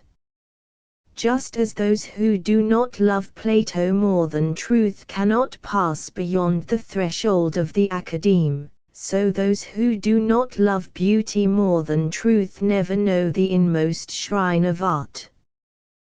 The solid stolid British intellect lies in the desert sands like the Sphinx in Flaubert's marvelous tale, and fantasy, La Chimaera, dances round it, and calls to it with her false, flute-toned voice. It may not hear her now, but surely some day, when we are all bored to death with the commonplace character of modern fiction, it will hearken to her and try to borrow her wings. And when that day dawns, or sunset reddens, how joyous we shall all be. Facts will be regarded as discreditable, truth will be found mourning over her fetters, and romance, with her temper of wonder, will return to the land. The very aspect of the world will change to our startled eyes. Out of the sea will rise Behemoth and Leviathan, and sail round the high-pooped galleys, as they do on the delightful maps of those ages when books on geography were actually readable. Dragons will wander about the waste places, and the phoenix will soar from her nest of fire into the air. We shall lay our hands upon the basilisk, and see the jewel in the toad's head. Champing his gilded oats, the hippogriff will stand in our stalls, and over our heads will float the blue bird singing of beautiful and impossible things, of things that are lovely and that never happen, of things that are not and that should be. But before this comes to pass we must cultivate the lost art of lying. Cyril. Then we must entirely cultivate it at once. But in order to avoid making any error I want you to tell me briefly the doctrines of the new aesthetics. Vivian. Briefly, then, they are these. Art never expresses anything but itself. It has an independent life, just as thought has, and develops purely on its own lines. It is not necessarily realistic in an age of realism, nor spiritual in an age of faith. So far from being the creation of its time, it is usually in direct opposition to it. And the only history that it preserves for us is the history of its own progress. Sometimes it returns upon its footsteps, and revives some antique form, as happened in the archaistic movement of late Greek art, and in the pre-Raphaelite movement of our own day. At other times it entirely anticipates its age, and produces in one century work that it takes another century to understand, to appreciate and to enjoy. In no case does it reproduce its age. To pass from the art of a time to the time itself is the great mistake that all historians commit. The second doctrine is this. All bad art comes from returning to life and nature, and elevating them into ideals. Life and nature may sometimes be used as part of art's rough material, but before they are of any real service to art they must be translated into artistic conventions. The moment art surrenders its imaginative medium, it surrenders everything. As a method, realism is a complete failure, and the two things that every artist should avoid are modernity of form and modernity of subject matter. To us, who live in the 19th century, any century is a suitable subject for art except our own. The only beautiful things are the things that do not concern us. It is, to have the pleasure of quoting myself, exactly because Hecuba is nothing to us that her sorrows are so suitable a motive for a tragedy. Besides, it is only the modern that ever becomes old-fashioned. M. Zola sits down to give us a picture of the Second Empire. Who cares for the Second Empire now? It is out of date. Life goes faster than realism, but romanticism is always in front of life. The third doctrine is that life imitates art far more than art imitates life. This results not merely from life's imitative instinct, but from the fact that the self-conscious aim of life is to find expression, and that art offers it certain beautiful forms through which it may realize that energy. It is a theory that has never been put forward before, but it is extremely fruitful, and throws an entirely new light upon the history of art. It follows, as a corollary from this, that external nature also imitates art. The only effects that she can show us are effects that we have already seen through poetry, or in paintings. This is the secret of nature's charm, as well as the explanation of nature's weakness. The final revelation is that lying, the telling of beautiful untrue things, is the proper aim of art. But of this I think I have spoken at sufficient length. And now let us go out on the terrace, where droops the milk-white peacock like a ghost while the evening star washes the dusk with silver. At twilight nature becomes a wonderfully suggestive effect, and is not without loveliness, though perhaps its chief use is to illustrate quotations from the poets. Come. We have talked long enough. Pen, pencil and poison. A study in green. It has constantly been made a subject of reproach against artists and men of letters that they are lacking in wholeness and completeness of nature. As a rule this must necessarily be so. That very concentration of vision and intensity of purpose which is the characteristic of the artistic temperament is in itself a mode of limitation. To those who are preoccupied with the beauty of form nothing else seems of much importance. Yet there are many exceptions to this rule. Rubens served as ambassador, and Goethe as state councillor, and Milton as Latin secretary to Cromwell. Sophocles held civic office in his own city. The humorists, essayists, and novelists of modern America seem to desire nothing better than to become the diplomatic representatives of their country, and Charles Lamb's friend, Thomas Griffith's Wainwright, the subject of this brief memoir, though of an extremely artistic temperament, followed many masters other than art, being not merely a poet and a painter, an art critic, an antiquarian, and a writer of prose, an amateur of beautiful things, and a dilettante of things delightful, but also a forger of no mean or ordinary capabilities, and as a subtle and secret poisoner almost without rival in this or any age.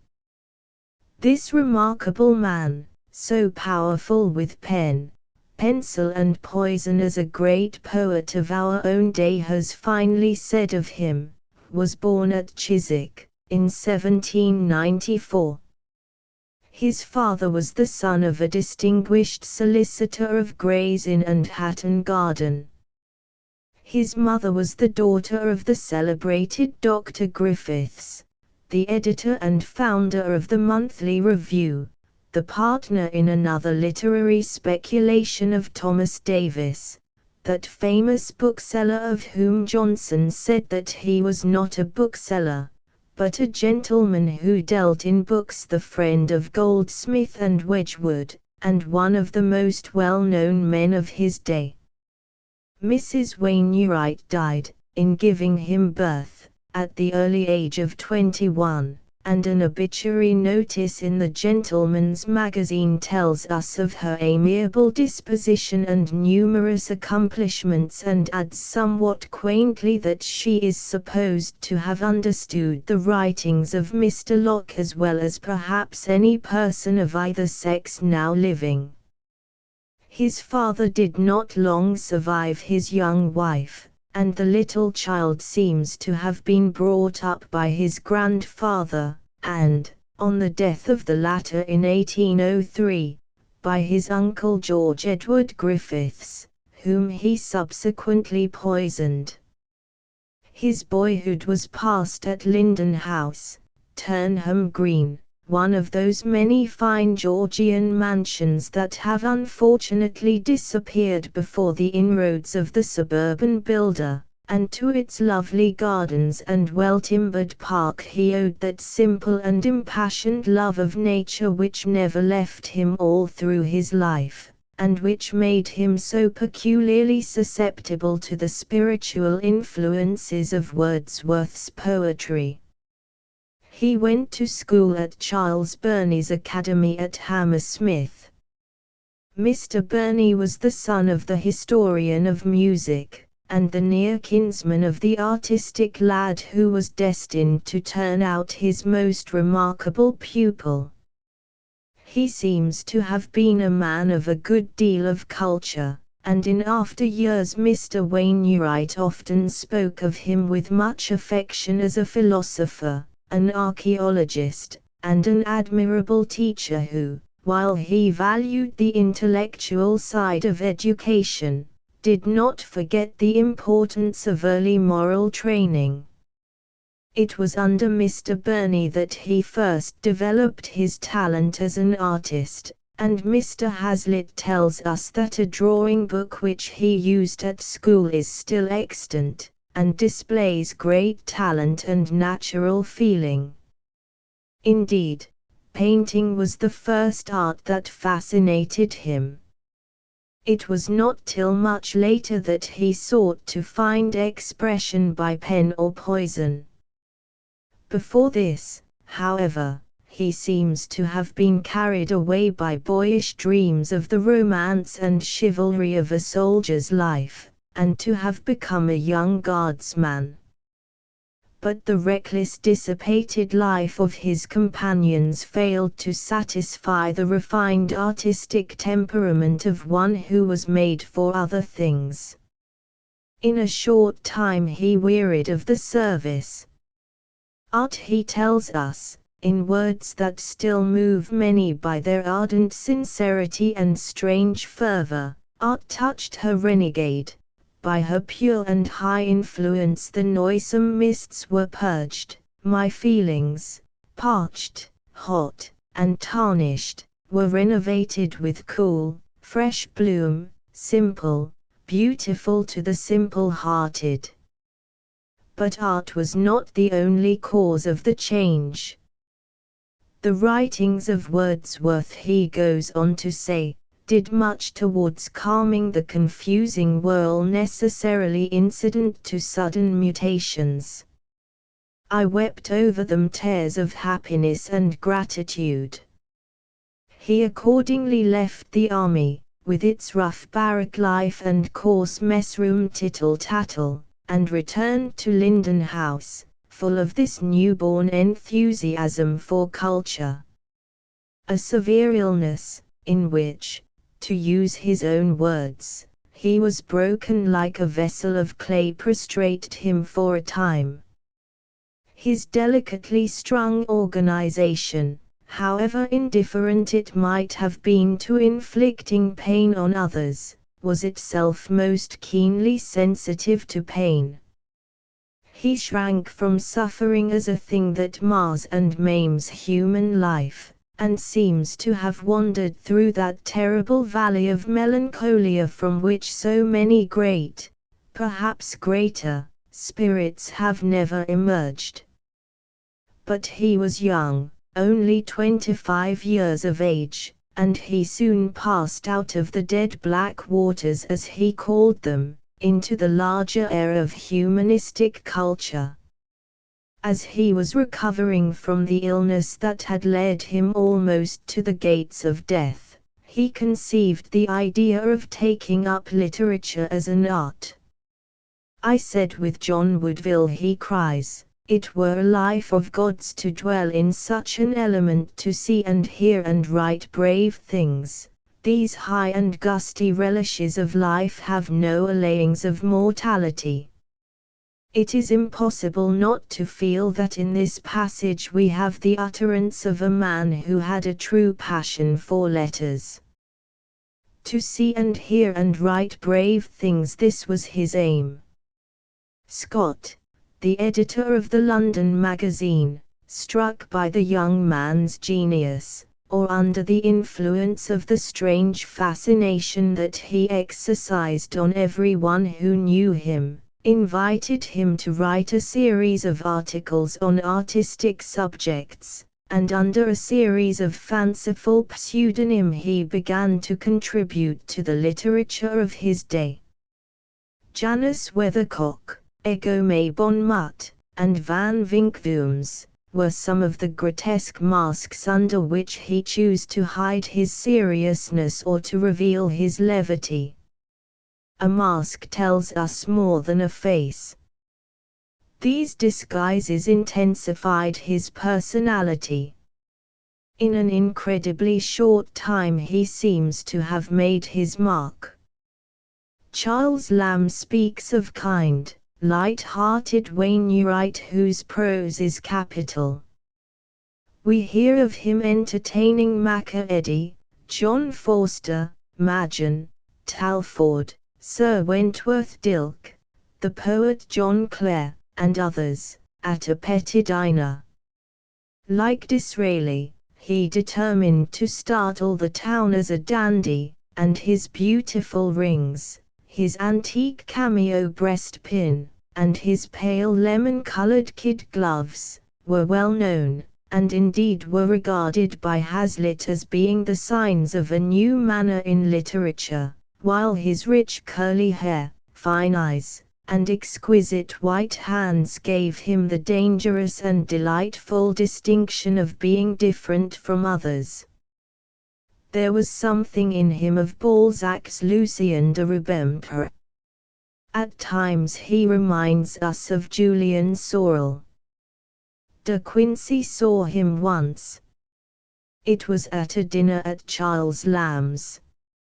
Amongst the company, all literary men, sat a murderer, he tells us, and he goes on to describe how on that day he had been ill, and had hated the face of man and woman, and yet found himself looking with intellectual interest across the table at the young writer beneath whose affectations of manner there seemed to him to lie so much unaffected sensibility, and speculates on what sudden growth of another interest would have changed his mood, had he known of what terrible sin the guest to whom Lamb paid so much attention was even then guilty.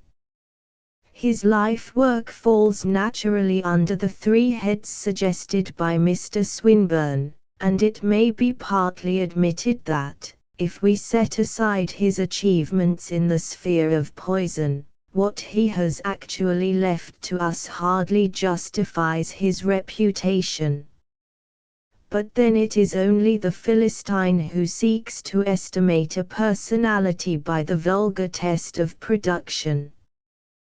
This young dandy sought to be somebody, rather than to do something.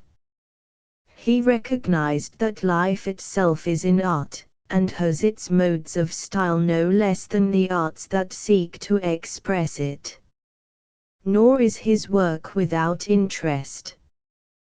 We hear of William Blake stopping in the Royal Academy before one of his pictures and pronouncing it to be very fine. His essays are prefiguring of much that has since been realized. He seems to have anticipated some of those accidents of modern culture that are regarded by many as true essentials. He writes about La Gioconda, and early French poets and the Italian Renaissance. He loves Greek gems, and Persian carpets, and Elizabethan translations of Cupid and Psyche, and the Hypnerotomercia, and bookbinding and early editions, and wide-margined proofs. He is keenly sensitive to the value of beautiful surroundings, and never wearies of describing to us the rooms in which he lived, or would have liked to live.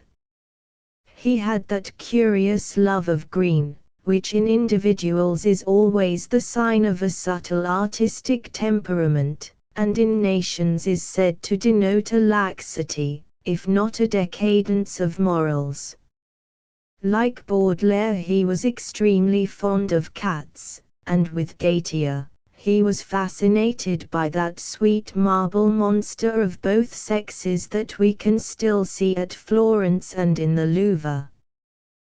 There is of course much in his descriptions, and his suggestions for decoration, that shows that he did not entirely free himself from the false taste of his time. But it is clear that he was one of the first to recognize what is, indeed, the very keynote of aesthetic eclecticism, I mean the true harmony of all really beautiful things irrespective of age or place, of school or manner. He saw that in decorating a room, which is to be, not a room for show, but a room to live in, we should never aim at any archaeological reconstruction of the past, nor burden ourselves with any fanciful necessity for historical accuracy. In this artistic perception he was perfectly right. All beautiful things belong to the same age. And so, in his own library, as he describes it, we find the delicate fictile vase of the Greek, with its exquisitely painted figures and the faint finely traced upon its side, and behind it hangs an engraving of the Delphic Sibyl of Michelangelo, or of the Pastoral of Georgian. Here is a bit of Florentine majolica, and here a rude lamp from some old Roman tomb. On the table lies a book of hours, cased in a cover of solid silver gilt, wrought with quaint devices and studded with small brilliants and rubies, and close by it squats a little ugly monster, a la, perhaps, dug up in the sunny fields of corn-bearing Sicily. Some dark antique bronzes contrast with the pale gleam of two noble Christi crucifixi, one carved in ivory, the other molded in wax. He has his trays of Tassis gems, his tiny Louis Quatorze bonbonniere with a miniature by Petit Art, his highly prized brown biscuit teapots, filigree-worked his citron Morocco letter case, and his Pomona green chair. One can fancy him lying there in the midst of his books and casts and engravings, a true virtuoso, a subtle connoisseur, turning over his fine collection of Mer Antonios, and his Turner's Liber Studiorum, of which he was a warm admirer, or examining with a magnifier some of his antique gems and cameos, the head of Alexander on an onyx of 2 strata, or that superb altissimo relievo on carnelian, Jupiter Aegiachus. He was always a great amateur of engravings, and gives some very useful suggestions as to the best means of forming a collection. Indeed, while fully appreciating modern art, he never lost sight of the importance of reproductions of the great masterpieces of the past, and all that he says about the value of plaster casts is quite admirable. As an art critic, he concerned himself primarily with the complex impressions produced by a work of art, and certainly the first step in aesthetic criticism is to realize one's own impressions. He cared nothing for abstract discussions on the nature of the beautiful, and the historical method, which has since yielded such rich fruit, did not belong to his day. But he never lost sight of the great truth that art's first appeal is neither to the intellect nor to the emotions, but purely to the artistic temperament, and he more than once points out that this temperament, this taste as he calls it, being unconsciously guided and made perfect by frequent contact with the best work, becomes in the end a form of right judgment. Of course there are fashions in art just as there are fashions in dress, and perhaps none of us can ever quite free ourselves from the influence of custom and the influence of novelty. He certainly could not, and he frankly acknowledges how difficult it is to form any fair estimate of contemporary work. But, on the whole, his taste was good and sound. He admired Turner and Constable at a time when they were not so much thought of as they are now, and saw that for the highest landscape art we require more than mere industry and accurate transcription.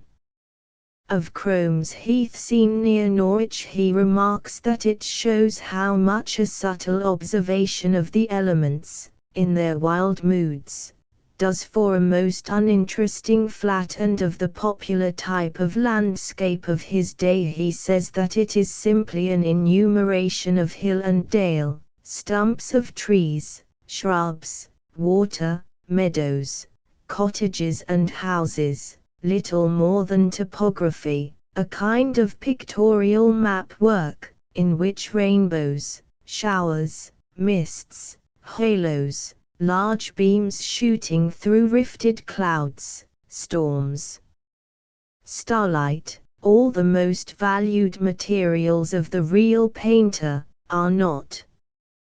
He had a thorough dislike of what is obvious or commonplace in art, and while he was charmed to entertain Wilkie at dinner, he cared as little for Sir David's pictures as he did for Mr. Crabbe's poems. With the imitative and realistic tendencies of his day he had no sympathy, and he tells us frankly that his great admiration for Fuseli was largely due to the fact that the little Swiss did not consider it necessary that an artist should paint only what he sees. The qualities that he sought for in a picture were composition, beauty and dignity of line, richness of color, and imaginative power. Upon the other hand, he was not a doctrinaire. I hold that no work of art can be tried otherwise than by laws deduced from itself. Whether or not it be consistent with itself is the question. This is one of his excellent aphorisms. And in criticizing painters so different as Landseer and Martin, Stothard and Etty, he shows that, to use a phrase now classical, he is trying to see the object as in itself it really is. However, as I pointed out before, he never feels quite at his ease in his criticisms of contemporary work. The present, he says, is about as agreeable a confusion to me as Ariosto on the first perusal. Modern things dazzle me. I must look at them through time's telescope. Elia complains that to him the merit of a MS poem is uncertain. Print, as he excellently says, settles it. 50 years toning does the same thing to a picture. He is happier when he is writing about Watteau and Lacroix, about Rubens and Georgian, about Rembrandt, Correggio, and Michelangelo, happiest of all when he is writing about Greek things. What is Gothic touched him very little, but classical art and the art of the Renaissance were always dear to him. He saw what our English school could gain from a study of Greek models, and never wearies of pointing out to the young student the artistic possibilities that lie dormant in Hellenic marbles and Hellenic methods of work. In his judgments on the great Italian masters, says De Quincey, there seemed a tone of sincerity and of native sensibility, as in one who spoke for himself, and was not merely a copier from books. The highest praise that we can give to him is that he tried to revive style as a conscious tradition. But he saw that no amount of art lectures or art congresses, or plans for advancing the fine arts will ever produce this result. The people, he says very wisely, and in the true spirit of Toynbee Hall, must always have the best models constantly before their eyes. As is to be expected from one who was a painter, he is often extremely technical in his art criticisms. Of Tintoret Street George delivering the Egyptian princess from the dragon he remarks, "The robe of Sabra, warmly glazed with Prussian blue, is relieved from the pale greenish background by a vermilion scarf, and the full hues of both are beautifully echoed, as it were, in a lower key by the purple lake-colored stuffs and bluish iron armor of the saint, besides an ample balance to the vivid azure drapery on the foreground in the indigo shades of the wildwood surrounding the castle." And elsewhere he talks learnedly of a delicate Schiavon, various as a tulip bed, with rich broken tints of a glowing portrait, remarkable for morbidezza, by the scarce Moroni, and of another picture being pulpy in the carnations. But, as a rule, he deals with his impressions of the work as an artistic whole, and tries to translate those impressions into words, to give, as it were, the literary equivalent for the imaginative and mental effect.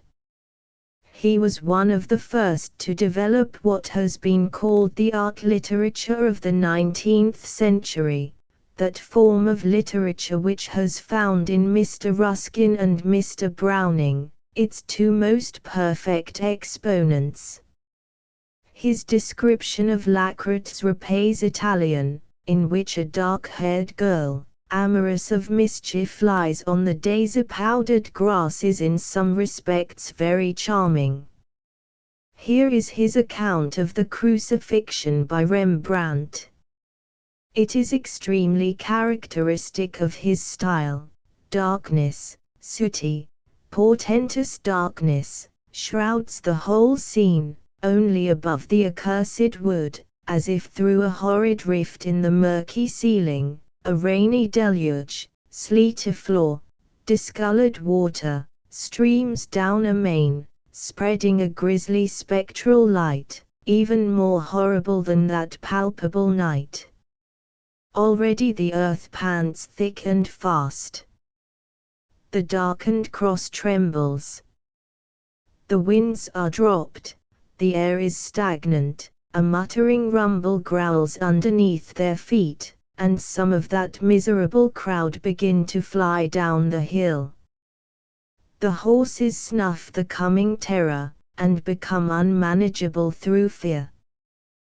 The moment rapidly approaches when, nearly torn asunder by his own weight, fainting with loss of blood, which now runs in narrower rivulets from his slit veins, his temples and breast drowned in sweat, and his black tongue parched with the fiery death fever, Jesus cries, "I thirst."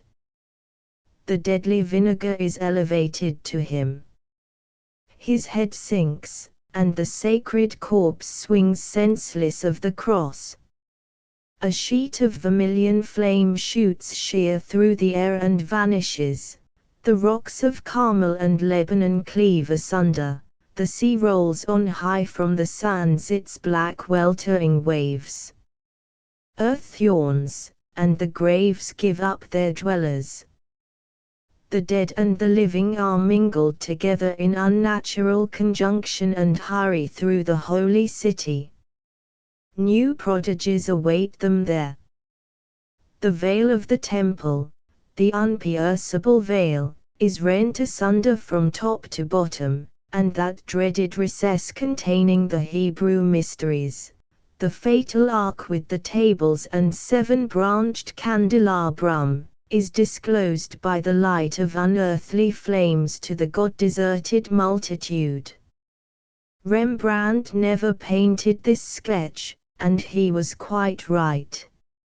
It would have lost nearly all its charms in losing that perplexing veil of indistinctness which affords such ample range wherein the doubting imagination may speculate. At present it is like a thing in another world. A dark gulf is betwixt us. It is not tangible by the body. We can only approach it in the spirit.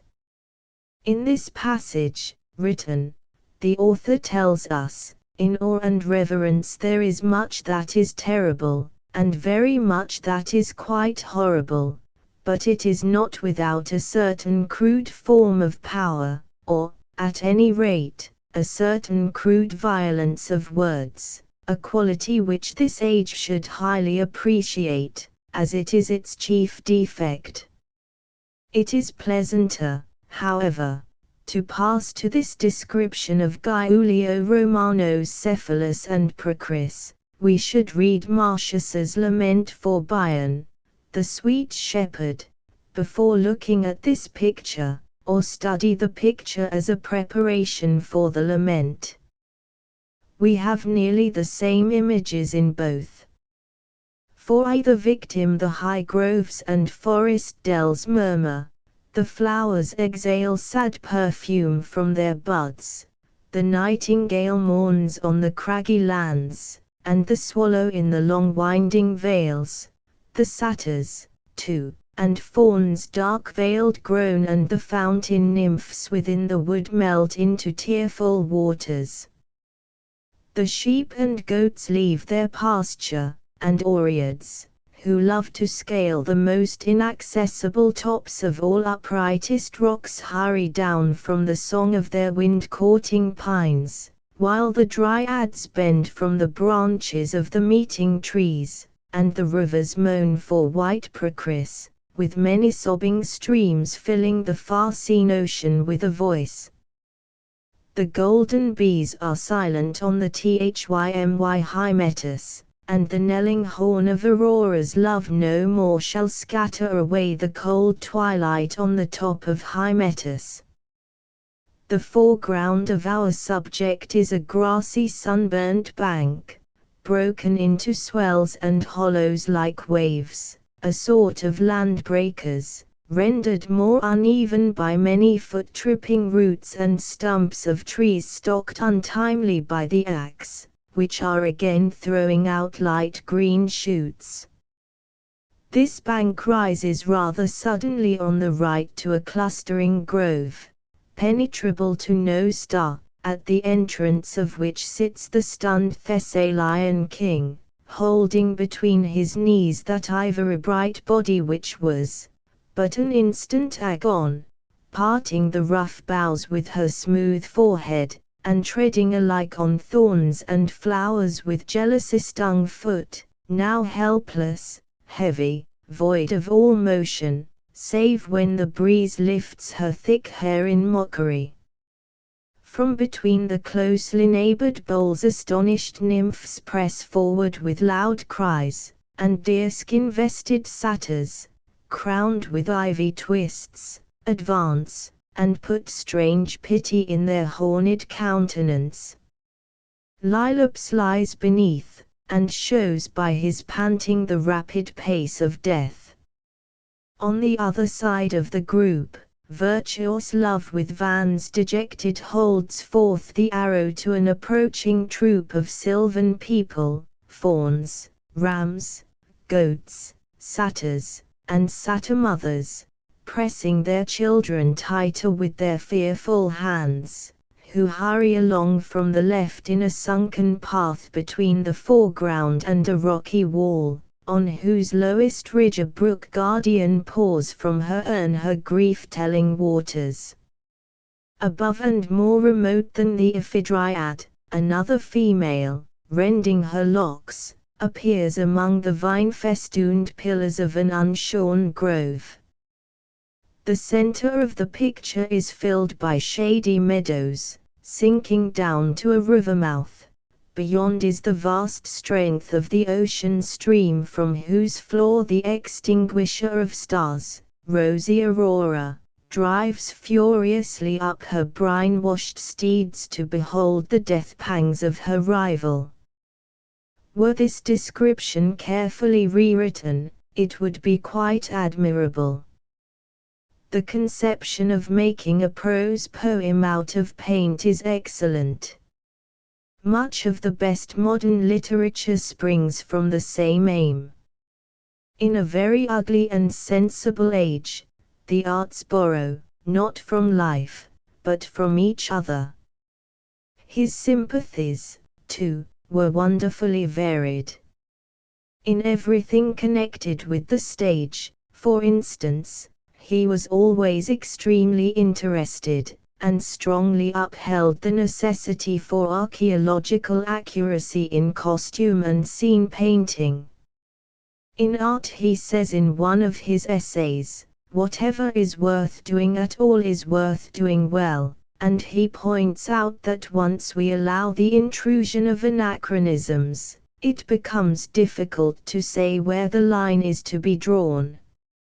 In literature, again, like Lord Beaconsfield on a famous occasion, he was on the side of the angels.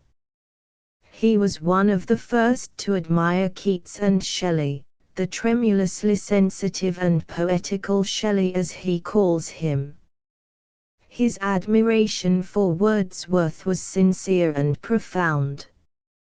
He thoroughly appreciated William Blake. One of the best copies of the Songs of Innocence and Experience that is now in existence was wrought specially for him.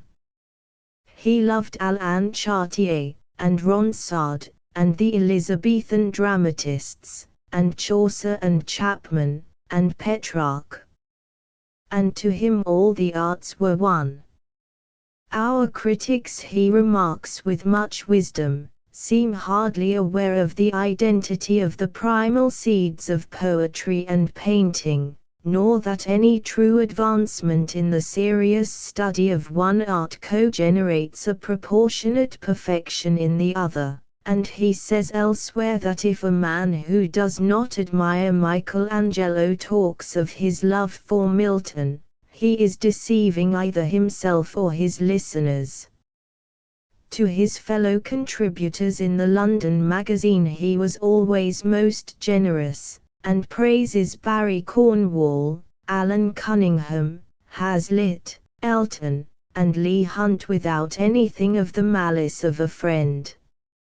Some of his sketches of Charles Lamb are admirable in their way, and, with the art of the true comedian, borrow their style from their subject. What can I say of thee more than all know? That thou hadst the gaiety of a boy with the knowledge of a man, as gentle a heart as ever sent tears to the eyes. How wittily would he mistake your meaning, and put in a conceit most seasonably out of season. His talk without affectation was compressed, like his beloved Elizabethans, even unto obscurity. Like grains of fine gold, his sentences would beat out into whole sheets. He had small mercy on spurious fame, and a caustic observation on the fashion for men of genius was a standing dish. Sir Thomas Browne was a bosom crony of his, So was Burton, and old Fuller. In his amorous vein he dallied with that peerless Duchess of Manifolio Oda, and with the heyday comedies of Beaumont and Fletcher he induced light dreams.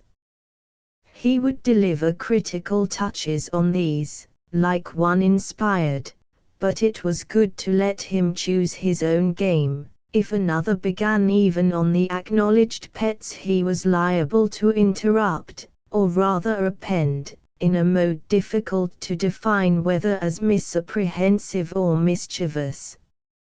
One night at C.S., the above dramatic partners were the temporary subject of chat. Mr. X commended the passion and haughty style of a tragedy, I don't know which of them, but was instantly taken up by Elia, who told him that was nothing. The lyrics were the high things, the lyrics. One side of his literary career deserves especial notice. Modern journalism may be said to owe almost as much to him as to any man of the early part of this century. He was the pioneer of Asiatic prose, and delighted in pictorial epithets and pompous exaggerations.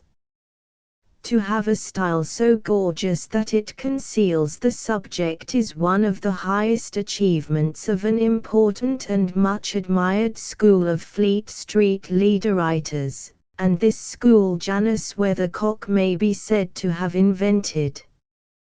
He also saw that it was quite easy by continued reiteration to make the public interested in his own personality, and in his purely journalistic articles this extraordinary young man tells the world what he had for dinner, where he gets his clothes, what wines he likes, and in what state of health he is, just as if he were writing weekly notes for some popular newspaper of our own time.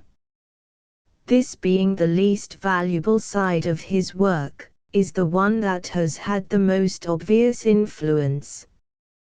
A publicist, nowadays, is a man who bores the community with the details of the illegalities of his private life.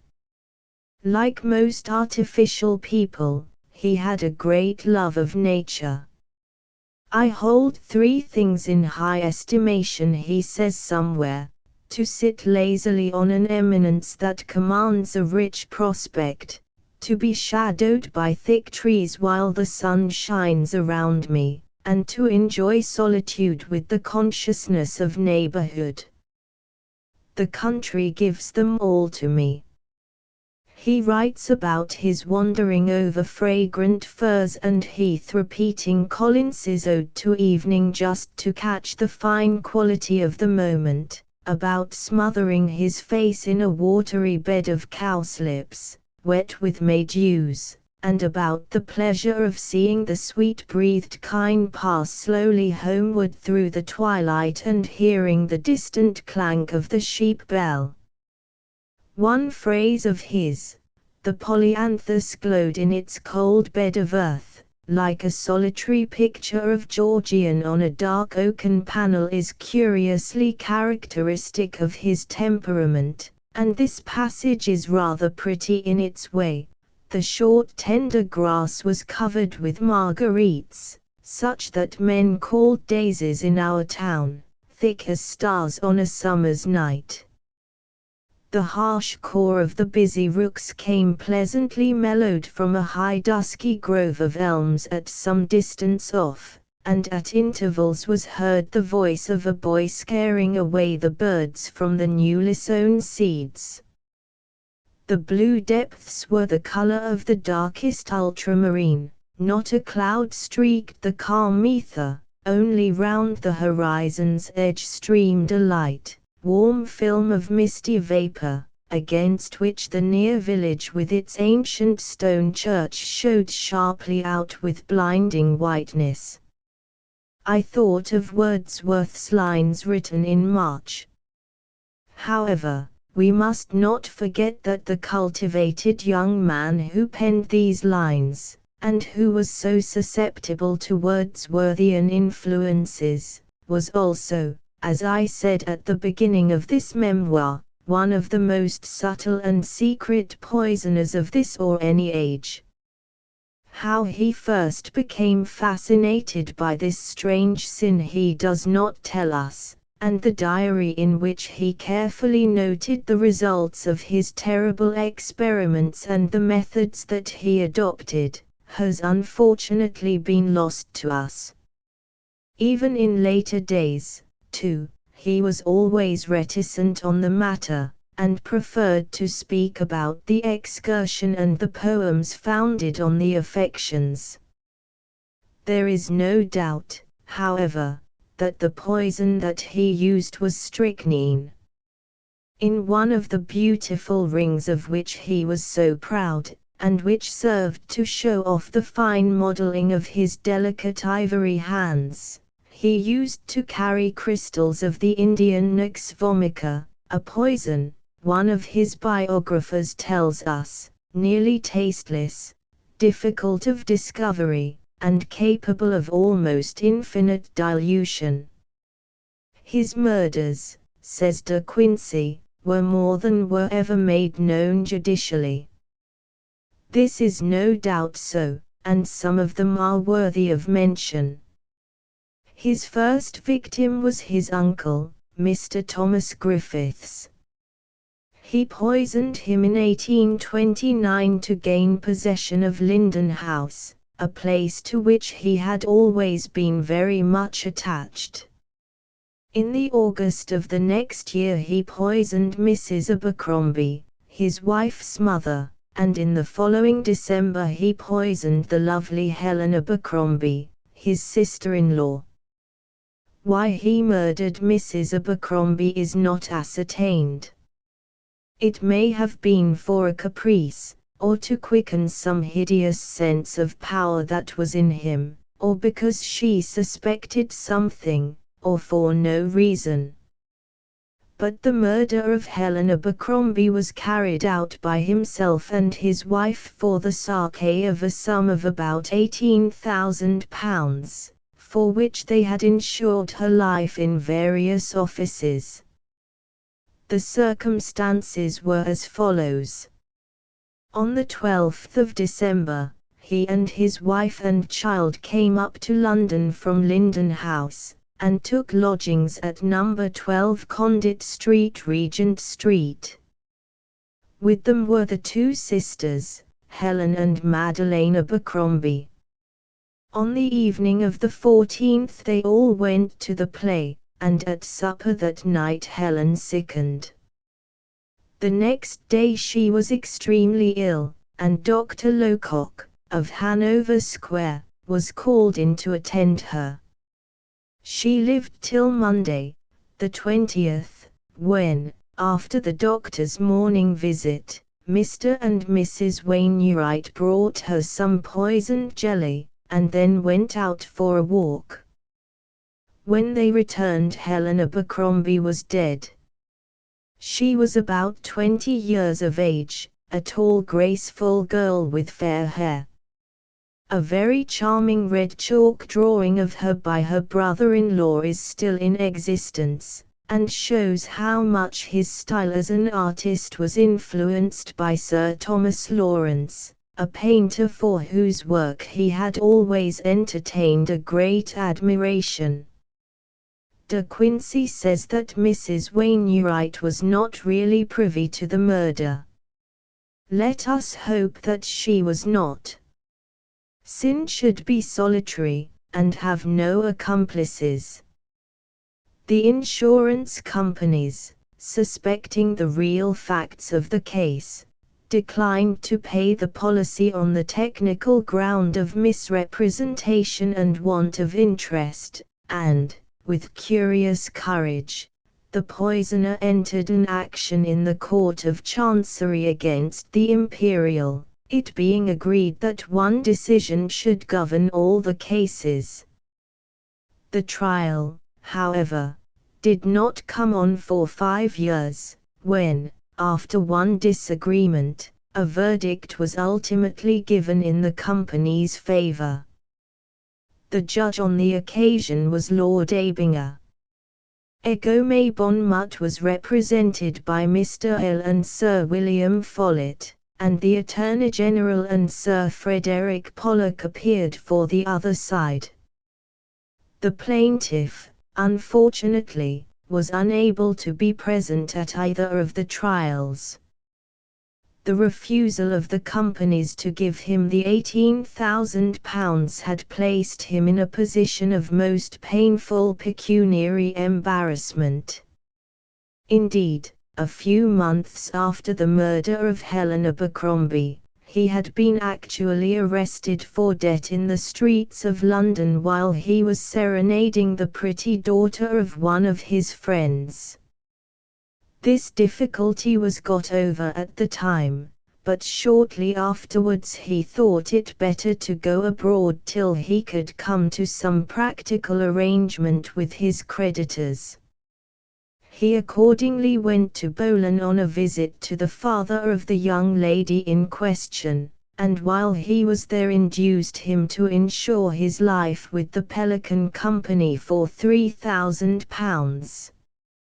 As soon as the necessary formalities had been gone through and the policy executed, he dropped some crystals of strychnine into his coffee as they sat together one evening after dinner. He himself did not gain any monetary advantage by doing this. His aim was simply to revenge himself on the first office that had refused to pay him the price of his sin. His friend died the next day in his presence, and he left Boulogne at once for a sketching tour through the most picturesque parts of Brittany, and was for some time the guest of an old French gentleman, who had a beautiful country house at Saint-Omer. From this he moved to Paris, where he remained for several years, living in luxury, some say, while others talk of his skulking with poison in his pocket, and being dreaded by all who knew him. In 1837 he returned to England privately. Some strange mad fascination brought him back. He followed a woman whom he loved. It was the month of June, and he was staying at one of the hotels in Covent Garden. His sitting room was on the ground floor, and he prudently kept the blinds down for fear of being seen.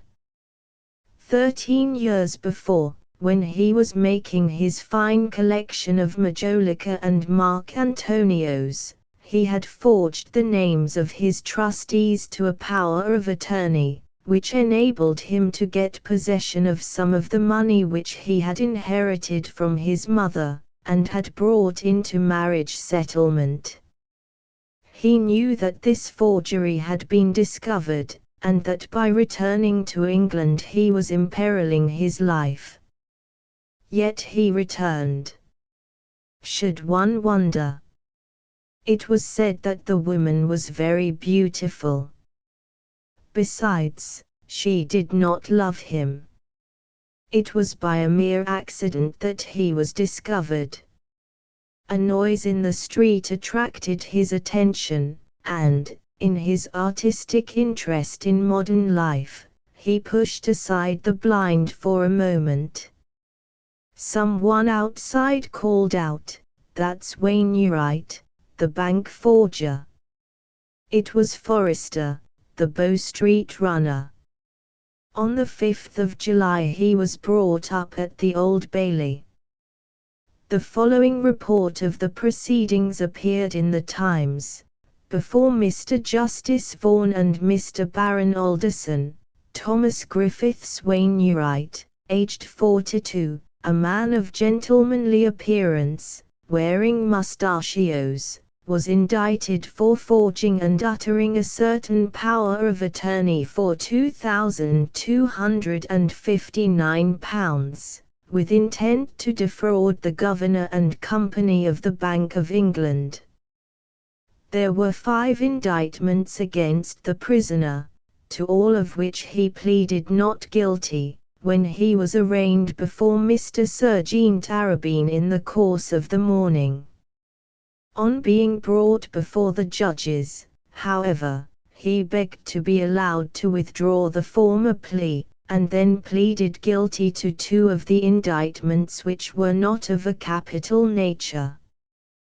The counsel for the bank having explained that there were 3 other indictments, but that the bank did not desire to shed blood, the plea of guilty on the 2 minor charges was recorded, and the prisoner at the close of the session sentenced by the recorder to transportation for life. He was taken back to Newgate, preparatory to his removal to the colonies. In a fanciful passage in one of his early essays he had fancied himself lying in Horsemonger Gaol under sentence of death for having been unable to resist the temptation of stealing some Marc Antonios from the British Museum in order to complete his collection. The sentence now passed on him was to a man of his culture a form of death. He complained bitterly of it to his friends, and pointed out, with a good deal of reason, some people may fancy, that the money was practically his own, having come to him from his mother, and that the forgery, such as it was, had been committed 13 years before, which, to use his own phrase, was at least a circumstance attenuant. The permanence of personality is a very subtle metaphysical problem, and certainly the English law solves the question in an extremely rough and ready manner. There is, however, something dramatic in the fact that this heavy punishment was inflicted on him for what, if we remember his fatal influence on the prose of modern journalism, was certainly not the worst of all his sins. While he was in gaol, Dickens, Macca Eddy, and Hublot Brown came across him by chance. They had been going over the prisons of London, searching for artistic effects, and in Newgate they suddenly caught sight of Wainwright. He met them with a defiant stare, Forster tells us, but Macca Eddy was horrified to recognize a man familiarly known to him in former years, and at whose table he had dined. Others had more curiosity, and his cell was for some time a kind of fashionable lounge. Many men of letters went down to visit their old literary comrade. But he was no longer the kind light-hearted Janus whom Charles Lamb admired. He seems to have grown quite cynical. To the agent of an insurance company who was visiting him one afternoon, and thought he would improve the occasion by pointing out that, after all, crime was a bad speculation, he replied, "Sir, you city men enter on your speculations, and take the chances of them. Some of your speculations succeed, some fail. Mine happen to have failed, yours happen to have succeeded. That is the only difference, sir, between my visitor and me. But, sir, I will tell you one thing in which I have succeeded to the last. I have been determined through life to hold the position of a gentleman. I have always done so. I do so still. It is the custom of this place that each of the inmates of a cell shall take his morning's turn of sweeping it out. I occupy a cell with a bricklayer and a sweep, but they never offer me the broom." When a friend reproached him with the murder of Helen Abercrombie, he shrugged his shoulders and said, "Yes, it was a dreadful thing to do, but she had very thick ankles." From Newgate he was brought to the hulks at Portsmouth, and sent from there in the Susan to Van Diemen's Land along with 300 other convicts. The voyage seems to have been most distasteful to him, and in a letter written to a friend he spoke bitterly about the ignominy of the companion of poets and artists being compelled to associate with country bumpkins. The phrase that he applies to his companions need not surprise us. Crime in England is rarely the result of sin. It is nearly always the result of starvation. There was probably no one on board in whom he would have found a sympathetic listener, or even a psychologically interesting nature. His love of art, however, never deserted him. At Hobart Town he started a studio, and returned to sketching and portrait painting, and his conversation and manners seem not to have lost their charm. Nor did he give up his habit of poisoning, and there are 2 cases on record in which he tried to make away with people who had offended him. But his hand seems to have lost its cunning. Both of his attempts were complete failures, and in 1844, being thoroughly dissatisfied with Tasmanian society, he presented a memorial to the governor of the settlement, Sir John Eardley Wilmot, praying for a ticket of leave.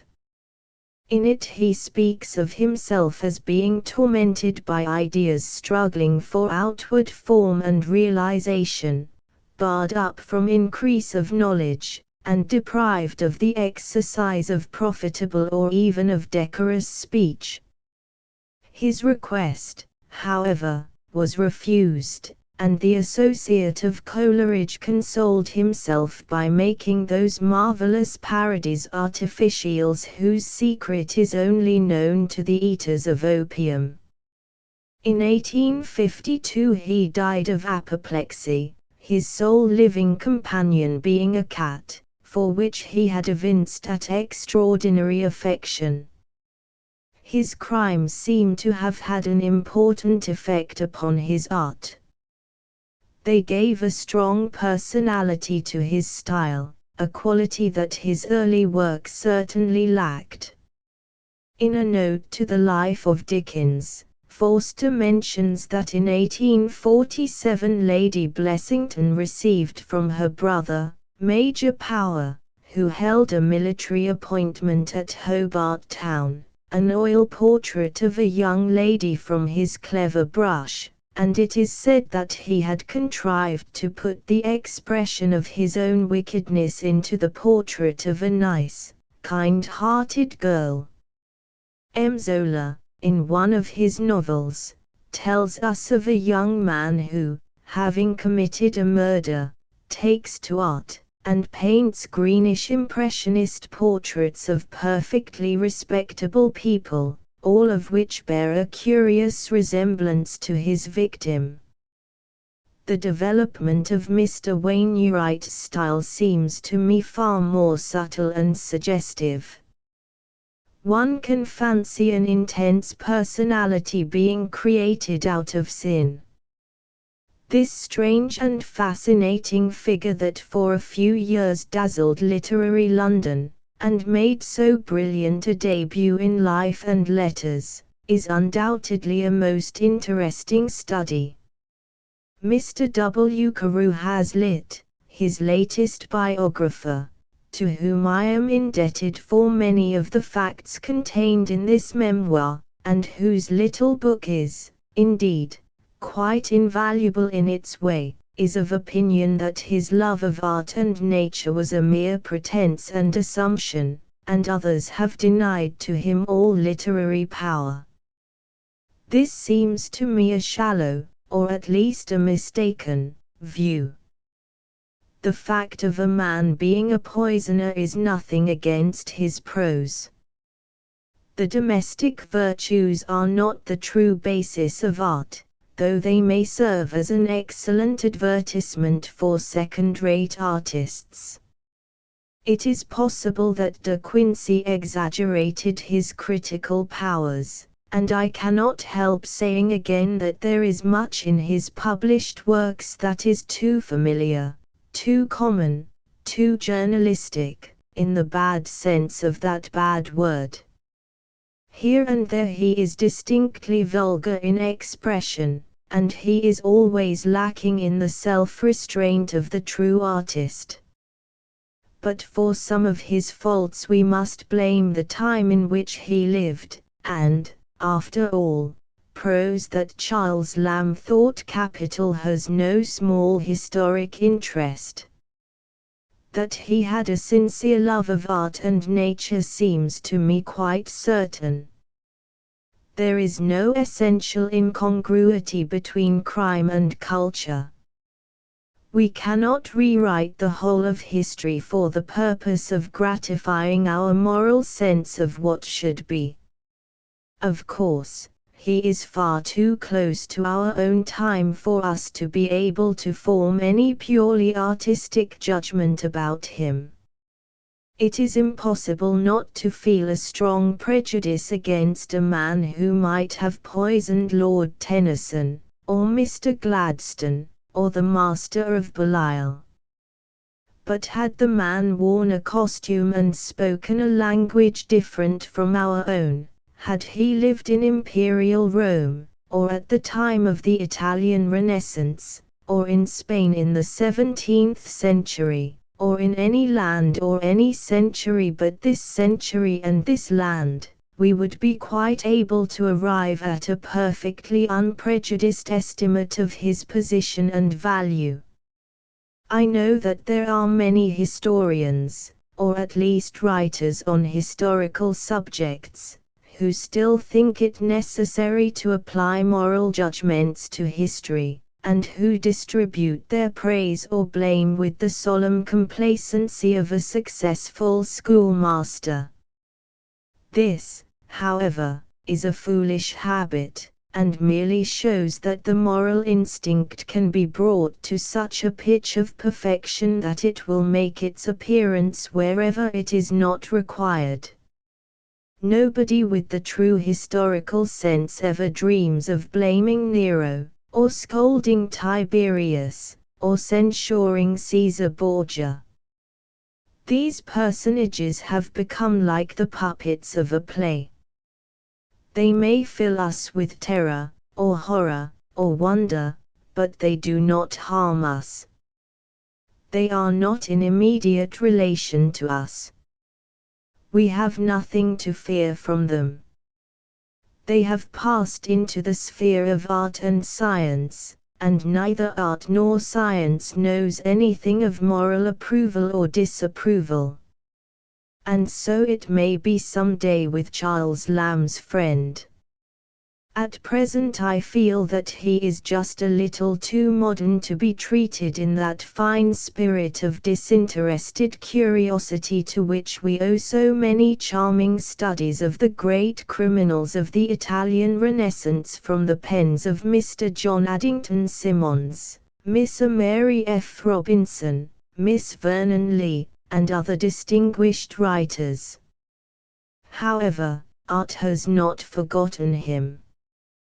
He is the hero of Dickens's Hunted Down, the Vonnie of Bulwer's Lucretia, and it is gratifying to note that fiction has paid some homage to one who was so powerful with pen, pencil and poison.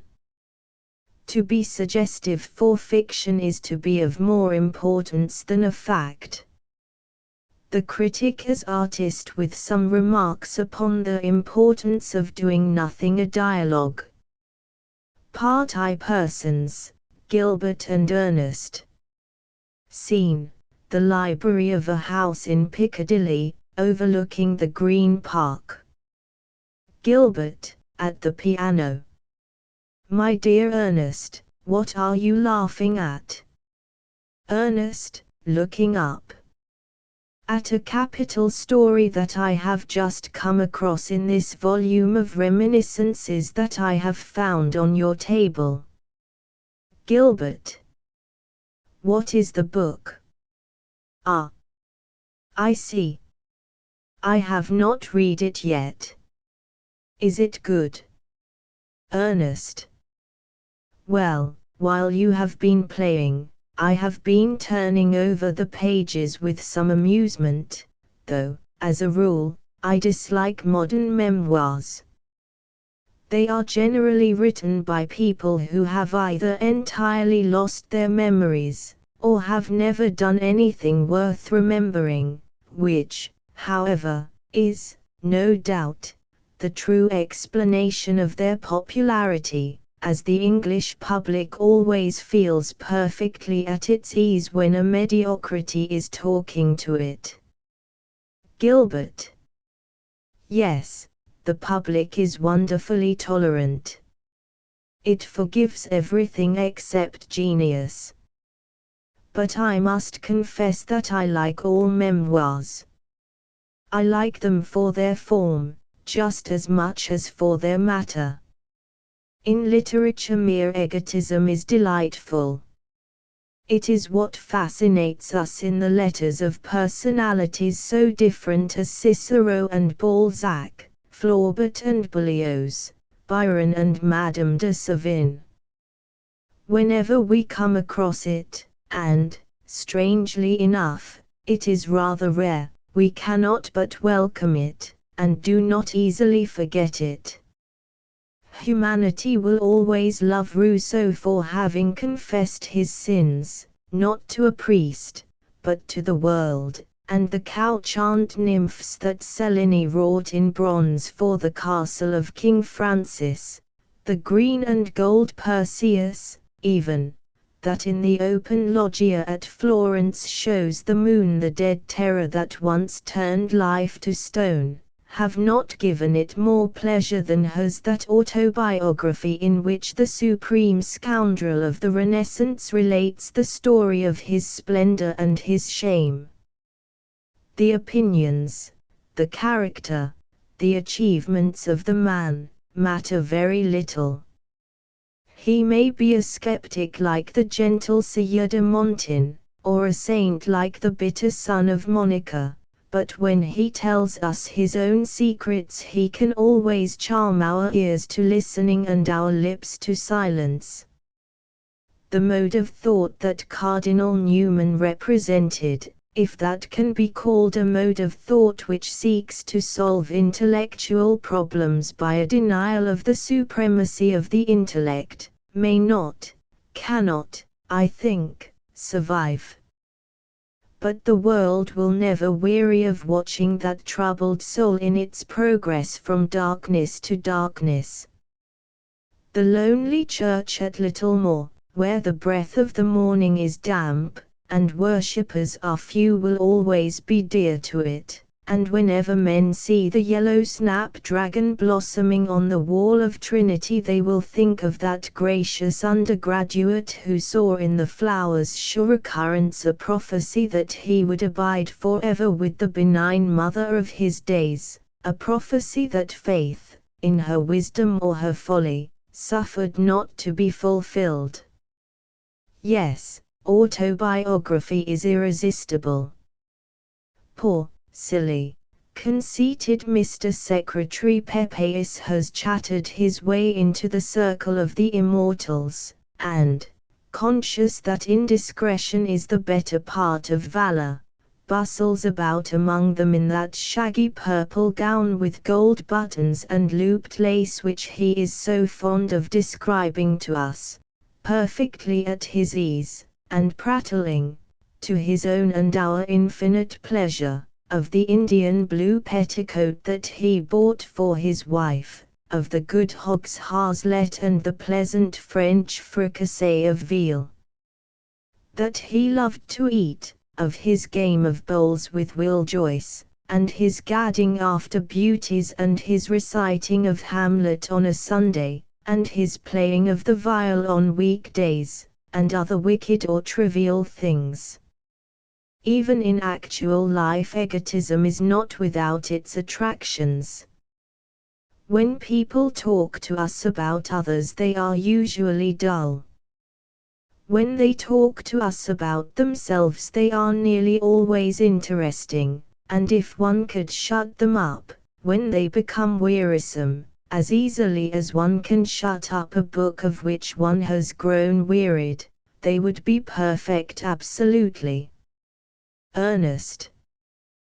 There is much virtue in that if, as Touchstone would say. But do you seriously propose that every man should become his own Boswell? What would become of our industrious compilers of lives and recollections in that case? Gilbert. What has become of them?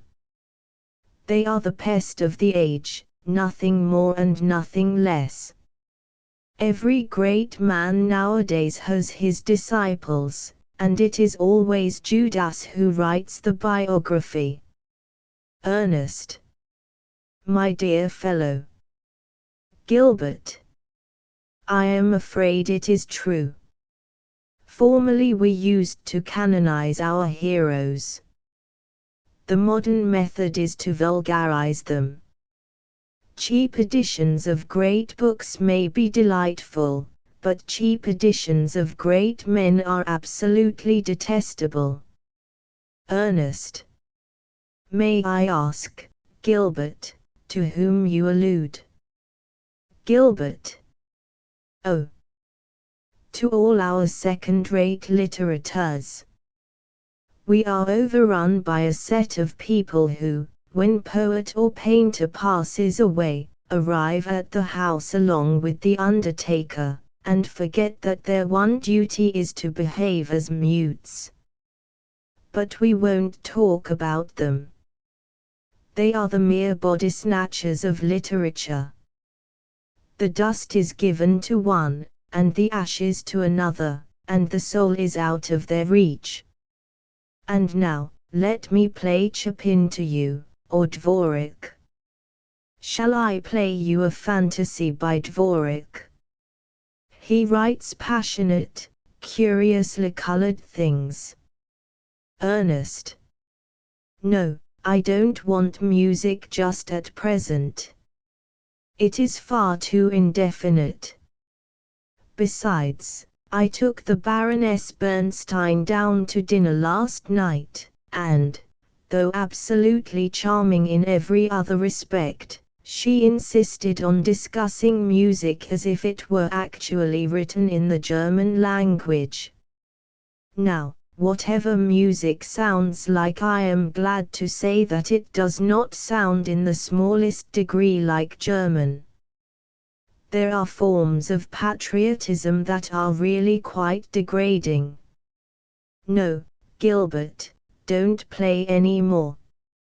Turn round and talk to me. Talk to me till the white-horned day comes into the room. There is something in your voice that is wonderful. Gilbert, rising from the piano. I am not in a mood for talking tonight. I really am not. How horrid of you to smile. Where are the cigarettes? Thanks. How exquisite these single daffodils are. They seem to be made of amber and cool ivory. They are like Greek things of the best period. What was the story in the Confessions of the Remorseful Academician that made you laugh? Tell it to me. After playing Chopin, I feel as if I had been weeping over sins that I had never committed, and mourning over tragedies that were not my own. Music always seems to me to produce that effect. It creates for one a past of which one has been ignorant, and fills one with a sense of sorrows that have been hidden from one's tears. I can fancy a man who had led a perfectly commonplace life, hearing by chance some curious piece of music, and suddenly discovering that his soul, without his being conscious of it, had passed through terrible experiences, and known fearful joys, or wild romantic loves, or great renunciations. And so tell me this story, Ernest. I want to be amused. Ernest. Oh. I don't know that it is of any importance. But I thought it a really admirable illustration of the true value of ordinary art criticism. It seems that a lady once gravely asked the remorseful academician, as you call him, if his celebrated picture of a spring day at Whiteley's or waiting for the last omnibus or some subject of that kind, was all painted by hand. Gilbert. And was it? Ernest. You are quite incorrigible. But, seriously speaking, what is the use of art criticism? Why cannot the artist be left alone, to create a new world if he wishes it, or, if not, to shadow forth the world which we already know, and of which, I fancy, we would each one of us be wearied if art, with her fine spirit of choice and delicate instinct of selection, did not, as it were, purify it for us, and give to it a momentary perfection.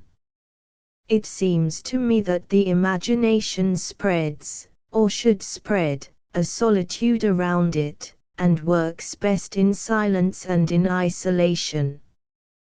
Why should the artist be troubled by the shrill clamor of criticism? Why should those who cannot create take upon themselves to estimate the value of creative work? What can they know about it? If a man's work is easy to understand, an explanation is unnecessary. Gilbert. And if his work is incomprehensible, an explanation is wicked. Ernest. I did not say that. Gilbert. Ah.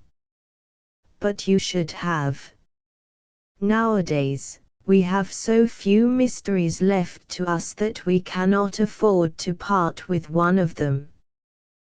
The members of the Browning Society, like the theologians of the Broad Church Party, or the authors of Mr. Walter Scott's Great Writers series, seem to me to spend their time in trying to explain their divinity away. Where one had hoped that Browning was a mystic, they have sought to show that he was simply inarticulate. Where one had fancied that he had something to conceal, they have proved that he had but little to reveal. But I speak merely of his incoherent work. Taken as a whole, the man was great. He did not belong to the Olympians, and had all the incompleteness of the Titan. He did not survey, and it was but rarely that he could sing. His work is marred by struggle, violence and effort, and he passed not from emotion to form, but from thought to chaos.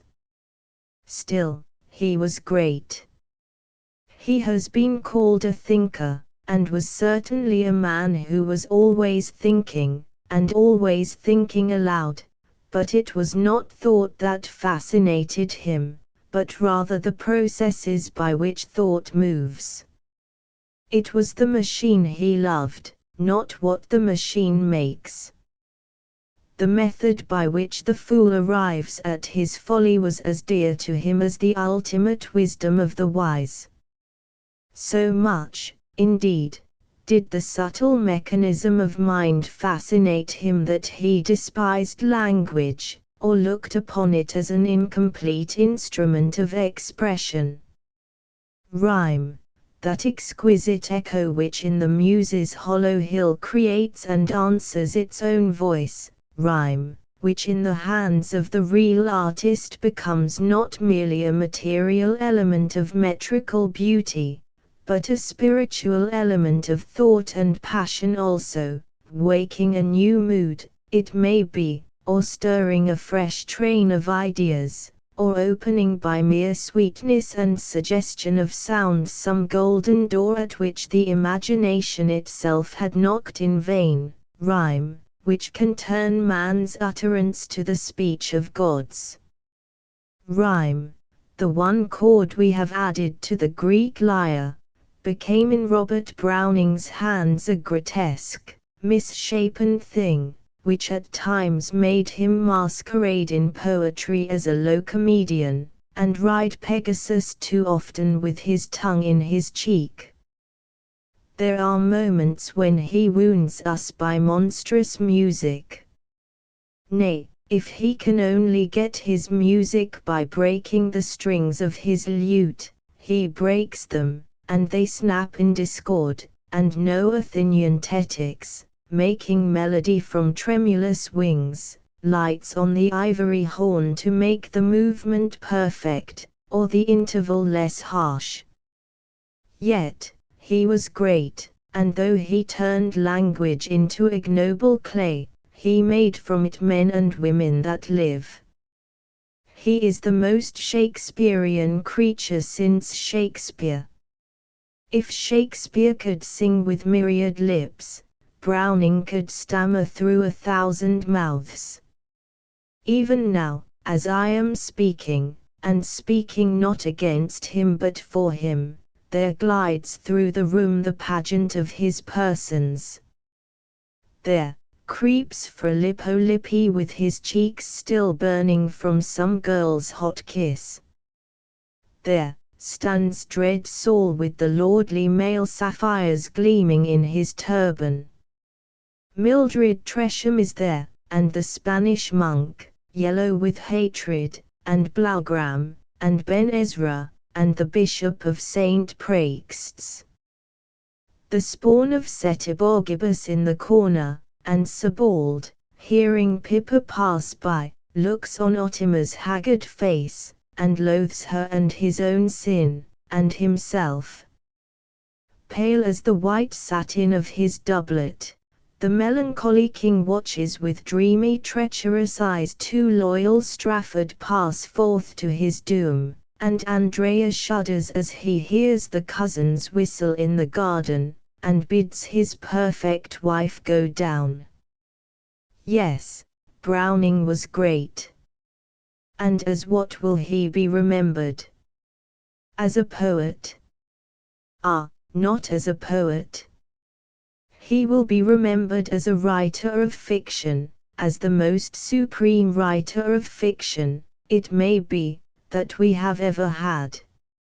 His sense of dramatic situation was unrivaled, and, if he could not answer his own problems, he could at least put problems forth, and what more should an artist do? Considered from the point of view of a creator of character, he ranks next to him who made Hamlet. Had he been articulate, he might have sat beside him. The only man who can touch the hem of his garment is George Meredith. Meredith is a prose Browning, and so is Browning. He used poetry as a medium for writing in prose. Ernest. There is something in what you say, but there is not everything in what you say. In many points you are unjust. Gilbert. It is difficult not to be unjust to what one loves. But let us return to the particular point at issue. What was it that you said? Ernest. Simply this, that in the best days of art there were no art critics. Gilbert. I seem to have heard that observation before, Ernest. It has all the vitality of error and all the tediousness of an old friend. Ernest. It is true. Yes, there is no use your tossing your head in that petulant manner. It is quite true. In the best days of art there were no art critics. The sculptor hewed from the marble block the great white-limbed Hermes that slept within it. The waxers and gilders of images gave tone and texture to the statue, and the world, when it saw it, worshipped and was dumb. He poured the glowing bronze into the mold of sand, and the river of red metal cooled into noble curves and took the impress of the body of a god.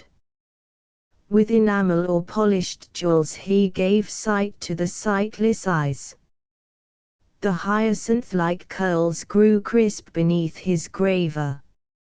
And when, in some dim frescoed fane, or pillared sunlit portico, the child of Leto stood upon his pedestal, those who passed by, became conscious of a new influence that had come across their lives, and dreamily, or with a sense of strange and quickening joy, went to their homes or daily labor, or wandered, it may be, through the city gates to that nymph-haunted meadow where young Phaedrus bathed his feet, and, lying there on the soft grass, beneath the tall wind, whispering plains and flowering Agnus Castus, began to think of the wonder of beauty, and grew silent with unaccustomed awe.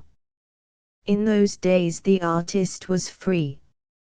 From the river valley he took the fine clay in his fingers, and with a little tool of wood or bone, fashioned it into forms so exquisite that the people gave them to the dead as their playthings, and we find them still in the dusty tombs on the yellow hillside by Tanagra, with the faint gold and the fading crimson still lingering about hair and lips and eyement.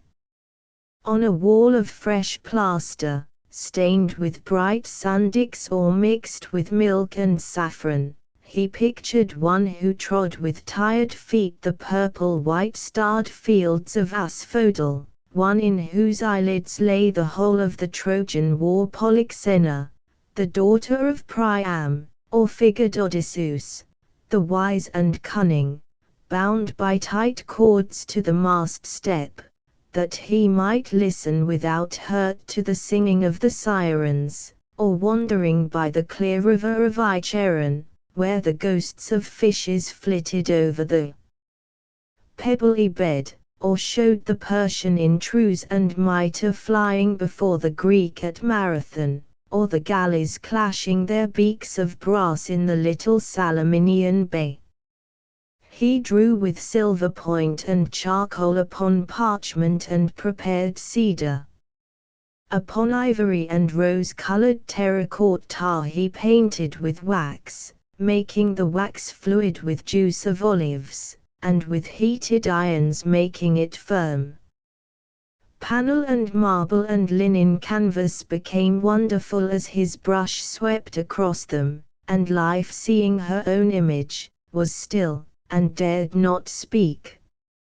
All life, indeed, was his, from the merchant seated in the market-place to the cloaked shepherd lying on the hill, from the nymph hidden in the laurels and the fawn that pipes at noon, to the king whom, in long green curtained litter, slaves bore upon oil-bright shoulders, and fanned with peacock fans.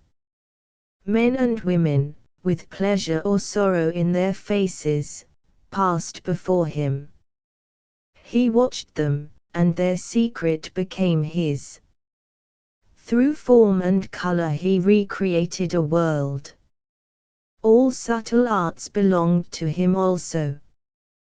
He held the gem against the revolving disk, and the amethyst became the purple couch for Adonis, and across the veined sardonyx sped Artemis with her hounds. He beat out the gold into roses, and strung them together for necklace or armlet. He beat out the gold into wreaths for the conqueror's helmet, or into palmates for the Tyrian robe, or into masks for the royal dead. On the back of the silver mirror he graved Thetis borne by her rides, or lovesick Phaedra with her nurse, or Persephone, weary of memory, putting poppies in her hair.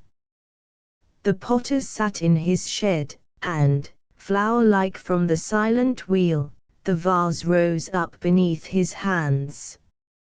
He decorated the base and stem and ears with pattern of dainty olive leaf, or foliated acanthus, or curved and crested wave. Then in black or red he painted lads wrestling, or in the race, knights in full armor, with strange heraldic shields and curious visors, leaning from shell-shaped chariot over rearing steeds, the gods seated at the feast or working their miracles, the heroes in their victory or in their pain. Sometimes he would etch in thin vermilion lines upon a ground of white the languid bridegroom and his bride, with arrows hovering round them, an arrows like one of Donatello's angels, a little laughing thing with gilded or with azure wings. On the curved side he would write the name of his friend, or tells us the story of his days. Again, on the rim of the wide flat cup he would draw the stag browsing, or the lion at rest, as his fancy willed it. From the tiny perfume bottle laughed Aphrodite at her toilet, and, with bare-limbed Maenads in his train, Dionysius danced round the wine jar on naked must-stained feet, while, satyr-like, the old Silenus sprawled upon the bloated skins, or shook that magic spear which was tipped with a fretted fir cone, and wreathed with dark ivy. And no one came to trouble the artist at his work. No irresponsible chatter disturbed him. He was not worried by opinions. By the Ilissus, says Arnold somewhere, there was no Higginbotham. By the Ilissus, my dear Gilbert, there were no silly art congresses bringing provincialism to the provinces and teaching the mediocrity how to mouth. By the Ilissus there were no tedious magazines about art, in which the industrious prattle of what they do not understand. On the reed-grown banks of that little stream strutted no ridiculous journalism monopolizing the seat of judgment when it should be apologizing in the dock. The Greeks had no art critics. Gilbert. Ernest, you are quite delightful, but your views are terribly unsound. I am afraid that you have been listening to the conversation of someone older than yourself. That is always a dangerous thing to do, and if you allow it to degenerate into a habit you will find it absolutely fatal to any intellectual development. As for modern journalism, it is not my business to defend it. It justifies its own existence by the great Darwinian principle of the survival of the vulgarist. I have merely to do with literature. Ernest. But what is the difference between literature and journalism? Gilbert. Oh. Journalism is unreadable, and literature is not read. That is all. But with regard to your statement that the Greeks had no art critics, I assure you that is quite absurd. It would be more just to say that the Greeks were a nation of art critics. Ernest. Really? Gilbert. Yes, a nation of art critics. But I don't wish to destroy the delightfully unreal picture that you have drawn of the relation of the Hellenic artist to the intellectual spirit of his age. To give an accurate description of what has never occurred is not merely the proper occupation of the historian, but the inalienable privilege of any man of parts and culture. Still less do I desire to talk learnedly. Learned conversation is either the affectation of the ignorant or the profession of the mentally unemployed. And, as for what is called improving conversation, that is merely the foolish method by which the still more foolish philanthropist feebly tries to disarm the just rancor of the criminal classes. No, let me play to you some mad scarlet thing by Dvorak. The pallid figures on the tapestry are smiling at us, and the heavy eyelids of my bronze Narcissus are folded in sleep. Don't let us discuss anything solemnly. I am but too conscious of the fact that we are born in an age when only the dull are treated seriously, and I live in terror of not being misunderstood. Don't degrade me into the position of giving you useful information. Education is an admirable thing, but it is well to remember from time to time that nothing that is worth knowing can be taught. Through the parted curtains of the window I see the moon like a clipped piece of silver. Like gilded bees the stars cluster round her. The sky is a hard hollow sapphire. Let us go out into the night. Thought is wonderful, but adventure is more wonderful still. Who knows but we may meet Prince Florizel of Bohemia, and hear the fair Cuban tell us that she is not what she seems. Ernest. You are horribly willful. I insist on your discussing this matter with me. You have said that the Greeks were a nation of art critics. What art criticism have they left us? Gilbert. My dear Ernest, even if not a single fragment of art criticism had come down to us from Hellenic or Hellenistic days, it would be none the less true that the Greeks were a nation of art critics, and that they invented the criticism of art just as they invented the criticism of everything else. For, after all, what is our primary debt to the Greeks? Simply the critical spirit. And, this spirit, which they exercised on questions of religion and science, of ethics and metaphysics, of politics and education, they exercised on questions of art also, and, indeed, of the two supreme and highest arts, they have left us the most flawless system of criticism that the world has ever seen. Ernest. But what are the two supreme and highest arts? Gilbert. Life and literature, life and the perfect expression of life. The principles of the former, as laid down by the Greeks, we may not realize in an age so marred by false ideals as our own. The principles of the latter, as they laid them down, are, in many cases, so subtle that we can hardly understand them.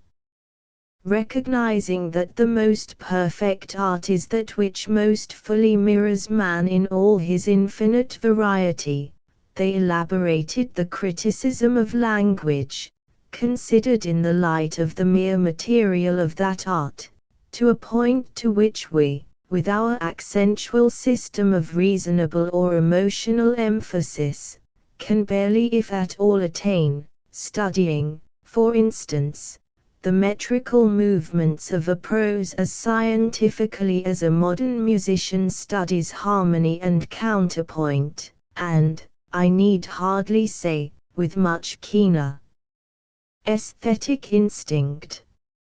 In this they were right, as they were right in all things.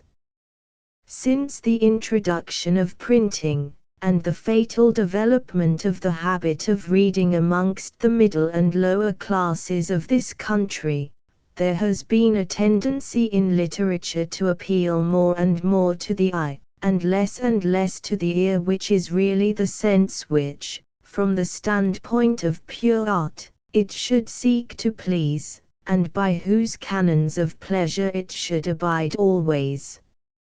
Even the work of Mr. Pater, who is, on the whole, the most perfect master of English prose now creating amongst us, is often far more like a piece of mosaic than a passage in music, and seems, here and there, to lack the true rhythmical life of words and the fine freedom and richness of effect that such rhythmical life produces.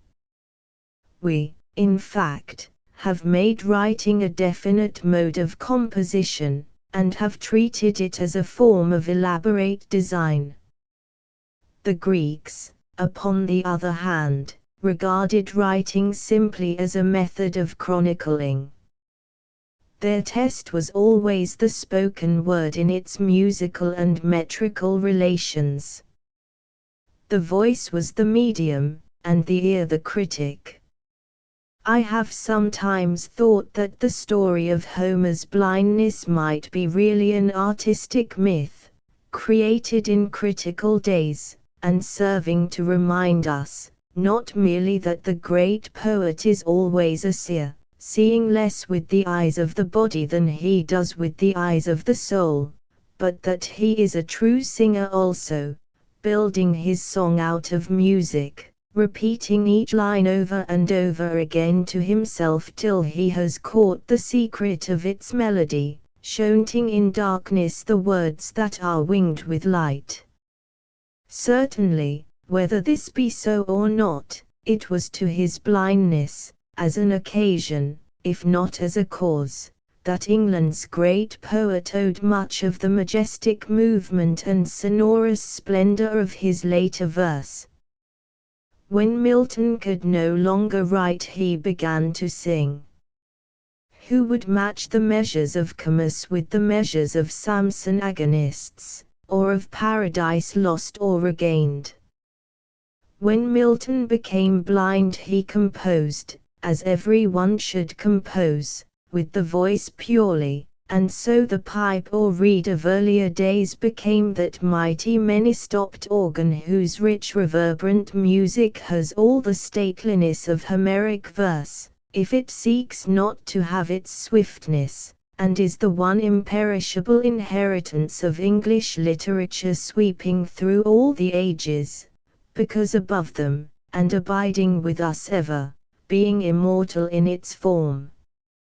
Yes, writing has done much harm to writers. We must return to the voice. That must be our test, and perhaps then we shall be able to appreciate some of the subtleties of Greek art criticism. As it now is, we cannot do so.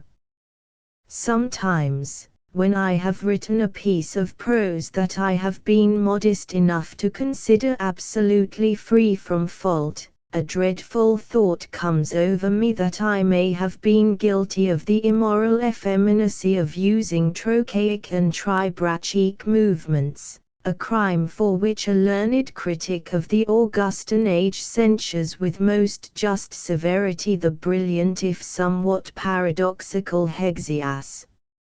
I grow cold when I think of it, and wonder to myself if the admirable ethical effect of the prose of that charming writer, who once in a spirit of reckless generosity towards the uncultivated portion of our community proclaimed the monstrous doctrine that conduct is 3/4 of life, will not some day be entirely annihilated by the discovery that the peons have been wrongly placed.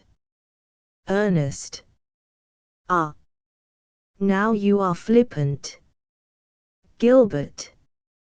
Who would not be flippant when he is gravely told that the Greeks had no art critics? I can understand it being said that the constructive genius of the Greeks lost itself in criticism, but not that the race to whom we owe the critical spirit did not criticize. You will not ask me to give you a survey of Greek art criticism from Plato to Plotinus. The night is too lovely for that, and the moon, if she heard us, would put more ashes on her face than are there already. But think merely of one perfect little work of aesthetic criticism, Aristotle's treatise on poetry. It is not perfect in form, for it is badly written, consisting perhaps of notes dotted down for an art lecture, or of isolated fragments destined for some larger book. But in temper and treatment it is perfect, absolutely. The ethical effect of art, its importance to culture, and its place in the formation of character, had been done once for all by Plato, but here we have art treated, not from the moral, but from the purely aesthetic point of view. Plato had, of course, dealt with many definitely artistic subjects, such as the importance of unity in a work of art, the necessity for tone and harmony, the aesthetic value of appearances, the relation of the visible arts to the external world, and the relation of fiction to fact. He first perhaps stirred in the soul of man that desire that we have not yet satisfied, the desire to know the connection between beauty and truth, and the place of beauty in the moral and intellectual order of the cosmos. The problems of idealism and realism, as he sets them forth, may seem to many to be somewhat barren of result in the metaphysical sphere of abstract being in which he places them, but transfer them to the sphere of art, and you will find that they are still vital and full of meaning. It may be that it is as a critic of beauty that Plato is destined to live, and that by altering the name of the sphere of his speculation we shall find a new philosophy. But Aristotle, like Goethe, deals with art primarily in its concrete manifestations, taking tragedy, for instance, and investigating the material it uses, which is language, its subject matter, which is life, the method by which it works, which is action, the conditions under which it reveals itself, which are those of theatric presentation, its logical structure, which is plot, and its final aesthetic appeal, which is to the sense of beauty realized through the passions of pity and awe. That purification and spiritualizing of the nature which he calls is, as Goethe saw, essentially aesthetic, and is not moral, as Lessing fancied. Concerning himself primarily with the impression that the work of art produces, Aristotle sets himself to analyze that impression, to investigate its source, to see how it is engendered. As a physiologist and psychologist, he knows that the health of a function resides in energy.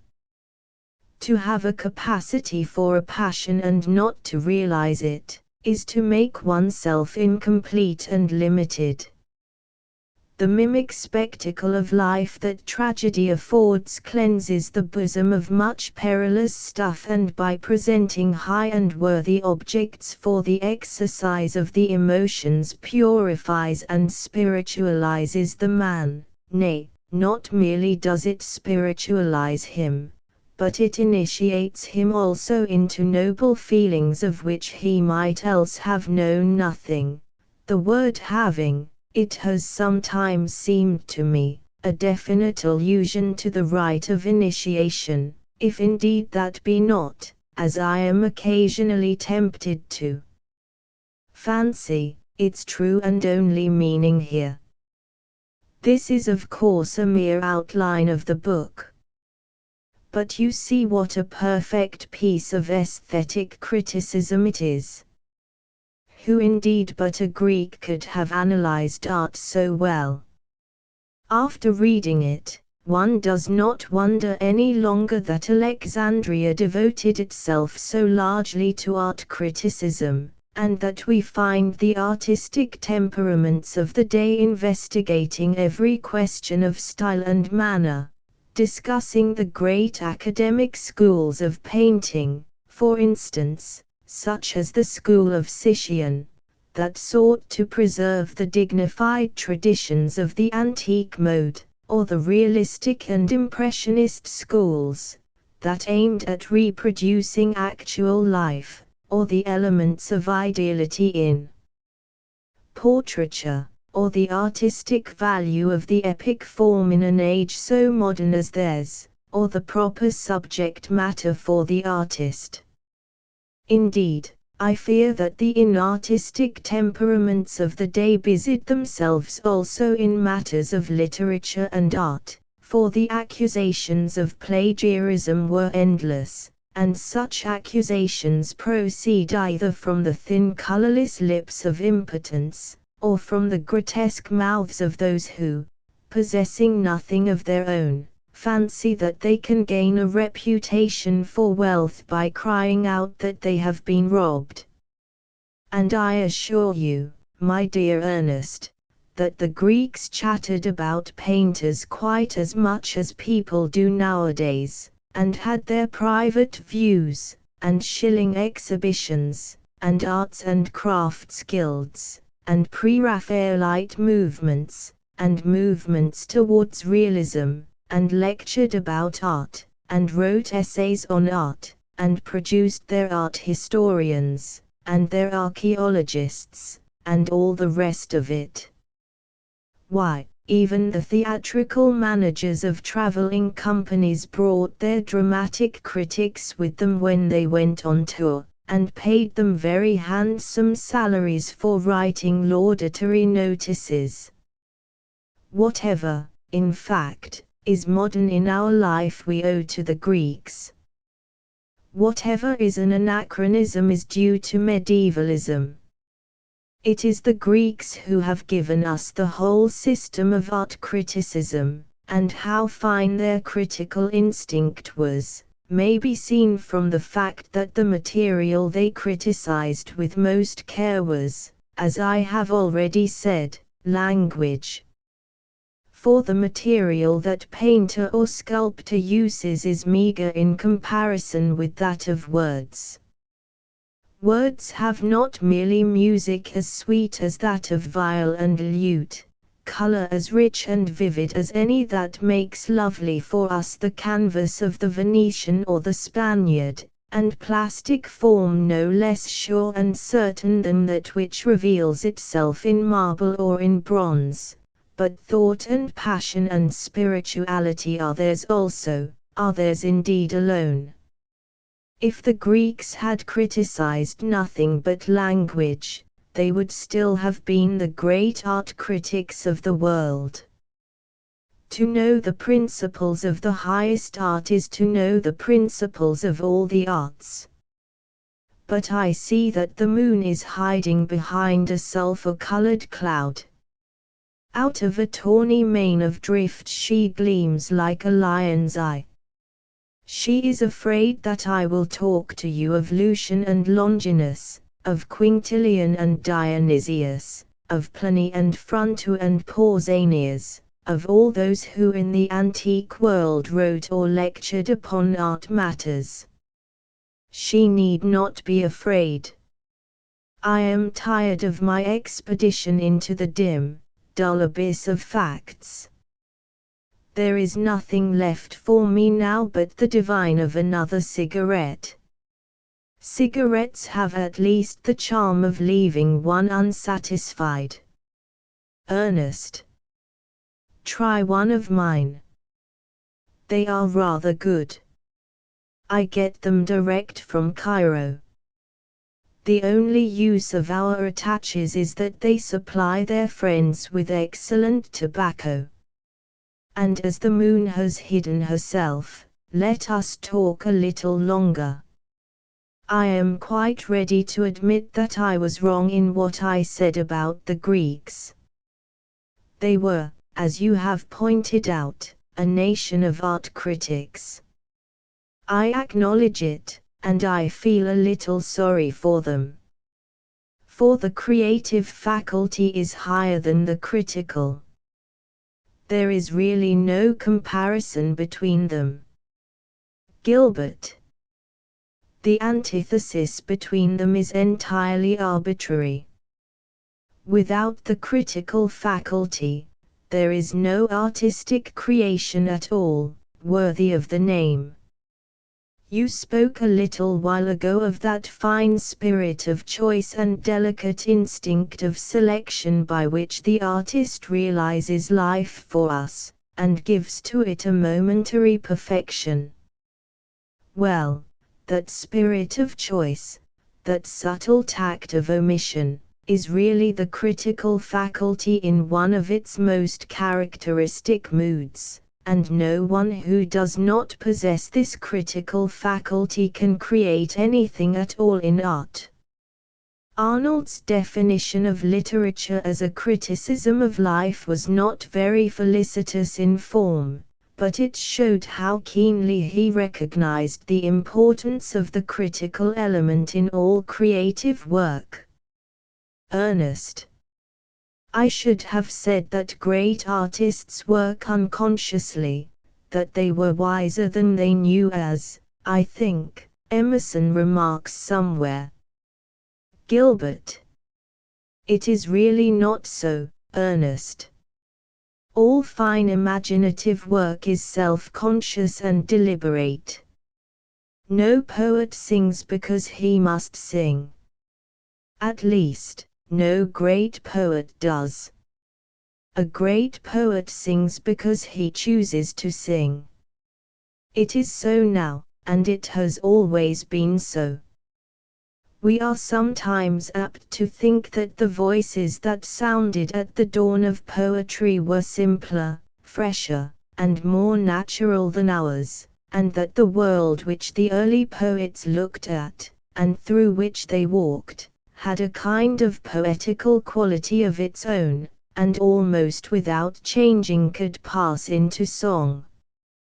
The snow lies thick now upon Olympus, and its steep scarped sides are bleak and barren, but once, we fancy, the white feet of the Muses brushed the dew from the anemones in the morning, and at evening came Apollo to sing to the shepherds in the vale. But in this we are merely lending to other ages what we desire, or think we desire, for our own. Our historical sense is at fault. Every century that produces poetry is, so far, an artificial century, and the work that seems to us to be the most natural and simple product of its time is always the result of the most self-conscious effort. Believe me, Ernest, there is no fine art without self-consciousness, and self-consciousness and the critical spirit are one. Ernest. I see what you mean, and there is much in it. But surely you would admit that the great poems of the early world, the primitive, anonymous collective poems, were the result of the imagination of races, rather than of the imagination of individuals. Gilbert. Not when they became poetry. Not when they received a beautiful form. For there is no art where there is no style, and no style where there is no unity, and unity is of the individual. No doubt Homer had old ballads and stories to deal with, as Shakespeare had chronicles and plays and novels from which to work, but they were merely his rough material. He took them, and shaped them into song. They become his, because he made them lovely. They were built out of music, and so not built at all, and therefore built forever. The longer one studies life and literature, the more strongly one feels that behind everything that is wonderful stands the individual, and that it is not the moment that makes the man, but the man who creates the age. Indeed, I am inclined to think that each myth and legend that seems to us to spring out of the wonder, or terror, or fancy of tribe and nation, was in its origin the invention of one single mind. The curiously limited number of the myths seems to me to point to this conclusion. But we must not go off into questions of comparative mythology. We must keep to criticism. And what I want to point out is this. An age that has no criticism is either an age in which art is immobile, hieratic, and confined to the reproduction of formal types, or an age that possesses no art at all. There have been critical ages that have not been creative, in the ordinary sense of the word, ages in which the spirit of man has sought to set in order the treasures of his treasure house, to separate the gold from the silver, and the silver from the lead, to count over the jewels, and to give names to the pearls. But there has never been a creative age that has not been critical also. For it is the critical faculty that invents fresh forms. The tendency of creation is to repeat itself. It is to the critical instinct that we owe each new school that springs up, each new mold that art finds ready to its hand. There is really not a single form that art now uses that does not come to us from the critical spirit of Alexandria, where these forms were either stereotyped or invented or made perfect. I say Alexandria, not merely because it was there that the Greek spirit became most self-conscious, and indeed ultimately expired in skepticism and theology, but because it was to that city, and not to Athens, that Rome turned for her models, and it was through the survival, such as it was, of the Latin language that culture lived at all. When, at the Renaissance, Greek literature dawned upon Europe, the soil had been in some measure prepared for it. But, to get rid of the details of history, which are always wearisome and usually inaccurate, let us say generally, that the forms of art have been due to the Greek critical spirit. To it we owe the epic, the lyric, the entire drama in every one of its developments, including burlesque, the idyll, the romantic novel, the novel of adventure, the essay, the dialogue, the oration, the lecture, for which perhaps we should not forgive them, and the epigram, in all the wide meaning of that word. In fact, we owe it everything, except the sonnet, to which, however, some curious parallels of thought movement may be traced in the anthology, American Journalism, to which no parallel can be found anywhere, and the ballad in sham Scotch dialect, which one of our most industrious writers has recently proposed should be made the basis for a final and unanimous effort on the part of our second-rate poets to make themselves really romantic. Each new school, as it appears, cries out against criticism, but it is to the critical faculty in man that it owes its origin. The mere creative instinct does not innovate, but reproduces. Ernest You have been talking of criticism as an essential part of the creative spirit, and I now fully accept your theory. But what of criticism outside creation? I have a foolish habit of reading periodicals, and it seems to me that most modern criticism is perfectly valueless. Gilbert. So is most modern creative work also. Mediocrity weighing mediocrity in the balance, and incompetence applauding its brother, that is the spectacle which the artistic activity of England affords us from time to time. And yet, I feel I am a little unfair in this matter. As a rule, the critics, I speak, of course, of the higher class, of those in fact who write for the sixpenny papers, are far more cultured than the people whose work they are called upon to review. This is, indeed, only what one would expect, for criticism demands infinitely more cultivation than creation does. Ernest. Really? Gilbert. Certainly. Anybody can write a 3-volumed novel. It merely requires a complete ignorance of both life and literature. The difficulty that I should fancy the reviewer feels is the difficulty of sustaining any standard. Where there is no style, a standard must be impossible. The poor reviewers are apparently reduced to be the reporters of the police court of literature, the chroniclers of the doings of the habitual criminals of art. It is sometimes said of them that they do not read all through the works they are called upon to criticize. They do not. Or at least they should not.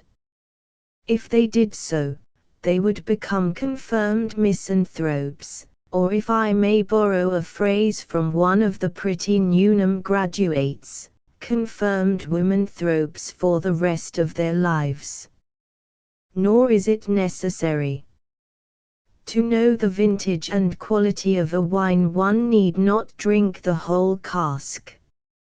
It must be perfectly easy in half an hour to say whether a book is worth anything or worth nothing. 10 minutes are really sufficient, if one has the instinct for form. Who wants to wade through a dull volume? One tastes it, and that is quite enough, more than enough, I should imagine. I am aware that there are many honest workers in painting as well as in literature who object to criticism entirely. They are quite right. Their work stands in no intellectual relation to their age. It brings us no new element of pleasure. It suggests no fresh departure of thought, or passion, or beauty. It should not be spoken of. It should be left to the oblivion that it deserves. Ernest. But, my dear fellow, excuse me for interrupting you. You seem to me to be allowing your passion for criticism to lead you a great deal too far. For, after all, even you must admit that it is much more difficult to do a thing than to talk about it. Gilbert. More difficult to do a thing than to talk about it? Not at all. That is a gross popular error. It is very much more difficult to talk about a thing than to do it. In the sphere of actual life that is of course obvious. Anybody can make history. Only a great man can write it. There is no mode of action, no form of emotion, that we do not share with the lower animals. It is only by language that we rise above them, or above each other, by language, which is the parent, and not the child, of thought. Action, indeed, is always easy, and when presented to us in its most aggravated, because most continuous form, which I take to be that of real industry, becomes simply the refuge of people who have nothing whatsoever to do. No, Ernest, don't talk about action. It is a blind thing dependent on external influences, and moved by an impulse of whose nature it is unconscious. It is a thing incomplete in its essence, because limited by accident, and ignorant of its direction, being always at variance with its aim. Its basis is the lack of imagination. It is the last resource of those who know not how to dream. Ernest. Gilbert, you treat the world as if it were a crystal ball. You hold it in your hand, and reverse it to please a wilful fancy. You do nothing but rewrite history.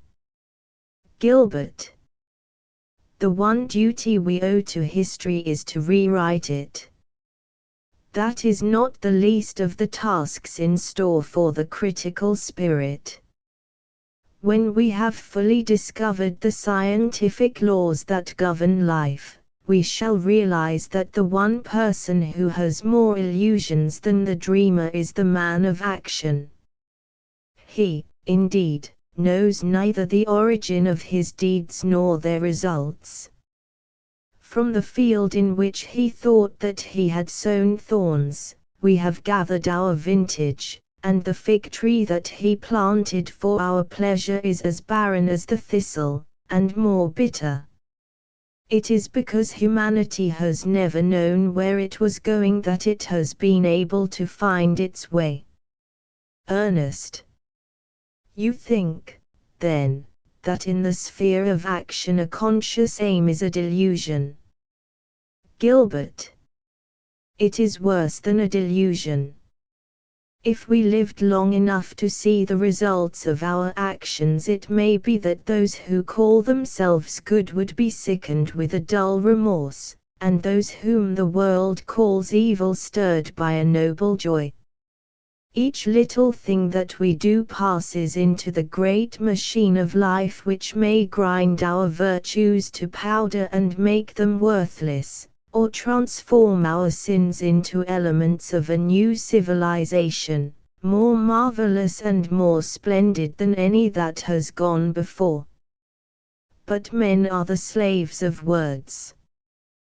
They rage against materialism, as they call it, forgetting that there has been no material improvement that has not spiritualized the world, and that there have been few, if any, spiritual awakenings that have not wasted the world's faculties in barren hopes, and fruitless aspirations, and empty or trammeling creeds. What is termed sin is an essential element of progress. Without it the world would stagnate, or grow old, or become colorless. By its curiosity sin increases the experience of the race. Through its intensified assertion of individualism, it saves us from monotony of type. In its rejection of the current notions about morality, it is one with the higher ethics. And as for the virtues, what are the virtues? Nature, M. Renan tells us, cares little about chastity, and it may be that it is to the shame of the Magdalene, and not to their own purity, that the Lucretias of modern life owe their freedom from stain. Charity, as even those of whose religion it makes a formal part have been compelled to acknowledge, creates a multitude of evils.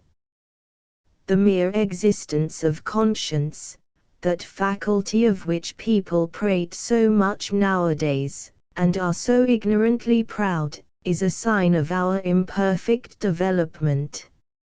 It must be merged in instinct before we become fine. Self-denial is simply a method by which man arrests his progress, and self-sacrifice a survival of the mutilation of the savage, part of that old worship of pain which is so terrible a factor in the history of the world, and which even now makes its victims day by day, and has its altars in the land. Virtues. Who knows what the virtues are? Not you. Not I. Not anyone. It is well for our vanity that we slay the criminal, for if we suffered him to live he might show us what we had gained by his crime. It is well for his peace that the saint goes to his martyrdom. He is spared the sight of the horror of his harvest. Ernest. Gilbert, you sound too harsh a note. Let us go back to the more gracious fields of literature. What was it you said? That it was more difficult to talk about a thing than to do it. Gilbert, after a pause. Yes, I believe I ventured upon that simple truth. Surely you see now that I am right. When man acts he is a puppet. When he describes he is a poet. The whole secret lies in that. It was easy enough on the sandy plains by windy Ilion to send the notched arrow from the painted bow, or to hurl against the shield of hide and flame like brass the long ash-handled spear. It was easy for the adulterous queen to spread the Tyrian carpets for her lord, and then, as he lay couched in the marble bath, to throw over his head the purple net, and call to her smooth-faced lover to stab through the meshes at the heart that should have broken at Orleans. For Antigone even, with death waiting for her as her bridegroom, it was easy to pass through the tainted air at noon, and climb the hill, and strew with kindly earth the wretched naked corse that had no tomb. But what of those who wrote about these things? What of those who gave them reality, and made them live forever? Are they not greater than the men and women they sing of?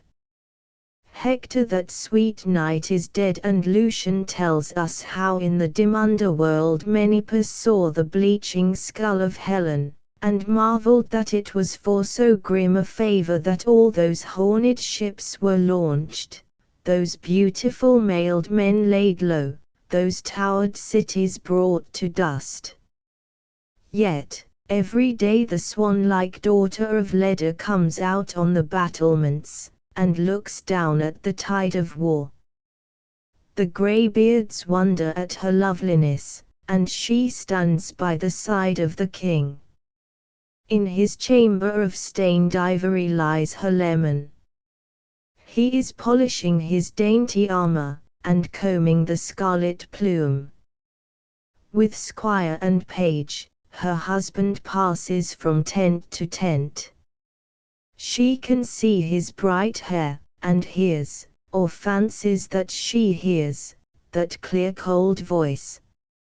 In the courtyard below, the son of Priam is buckling on his brazen cuirass. The white arms of Andromache are around his neck. He sets his helmet on the ground, lest their babe should be frightened. Behind the embroidered curtains of his pavilion sits Achilles, in perfumed raiment, while in harness of gilt and silver the friend of his soul arrays himself to go forth to the fight. From a curiously carven chest that his mother Thetis had brought to his ship's side, the lord of the Myrmidons takes out that mystic chalice that the lip of man had never touched, and cleanses it with brimstone, and with fresh water cools it, and, having washed his hands, fills with black wine its burnished hollow, and spills the thick grape blood upon the ground in honor of him whom at Dodona barefooted prophets worshipped, and prays to him, and knows not that he prays in vain, and that by the hands of 2 knights from Troy, Panthous' son, Euphorbus, whose love locks were looped with gold, and the Priamid, the lion-hearted, Patroclus, the comrade of comrades, must meet his doom.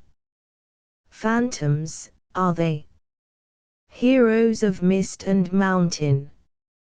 Shadows in a song. No, they are real. Action. What is action? It dies at the moment of its energy. It is a base concession to fact.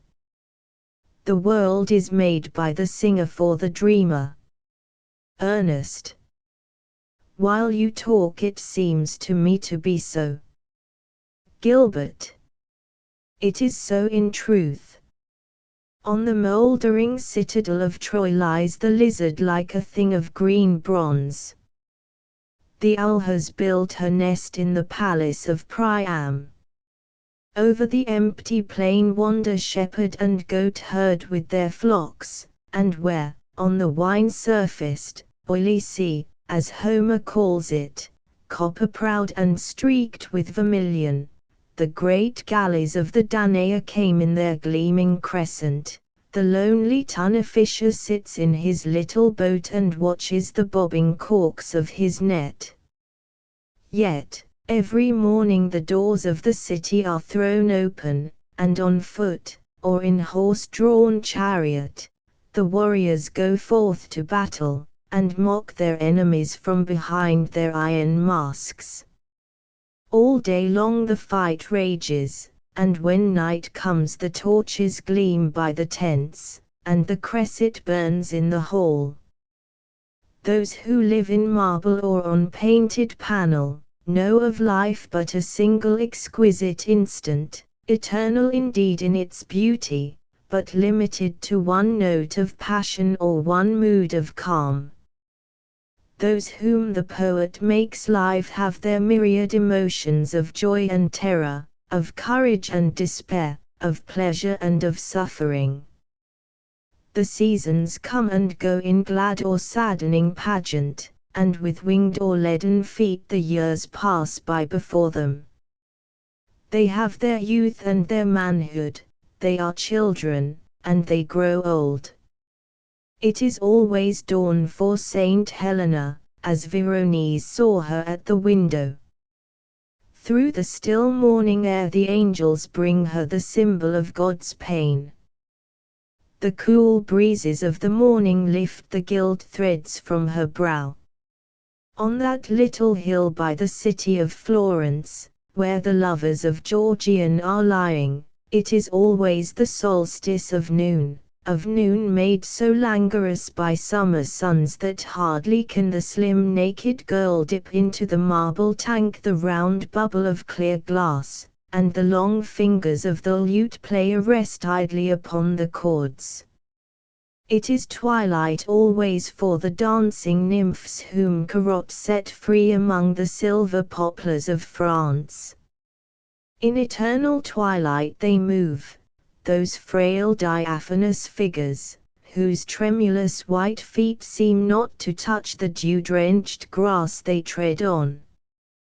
But those who walk in epos, drama, or romance, see through the laboring months the young moons wax and wane, and watch the night from evening unto morning star, and from sunrise unto sunsetting can note the shifting day with all its gold and shadow.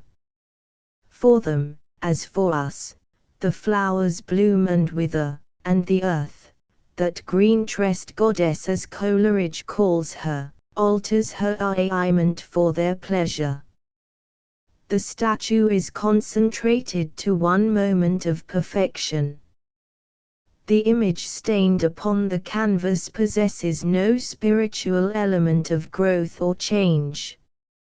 If they know nothing of death, it is because they know little of life, for the secrets of life and death belong to those, and those only, whom the sequence of time affects, and who possess not merely the present but the future, and can rise or fall from a past of glory or of shame.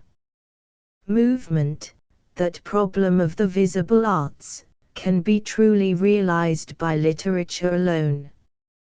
It is literature that shows us the body in its swiftness and the soul in its unrest. Ernest. Yes, I see now what you mean. But, surely, the higher you place the creative artist, the lower must the critic rank. Gilbert. Why so? Ernest. Because the best that he can give us will be but an echo of rich music, a dim shadow of clear outlined form. It may, indeed, be that life is chaos, as you tell me that it is, that its martyrdoms are mean and its heroisms ignoble, and that it is the function of literature to create, from the rough material of actual existence, a new world that will be more marvelous, more enduring, and more true than the world that common eyes look upon, and through which common natures seek to realize their perfection. But surely, if this new world has been made by the spirit and touch of a great artist, it will be a thing so complete and perfect that there will be nothing left for the critic to do. I quite understand now, and indeed admit most readily, that it is far more difficult to talk about a thing than to do it.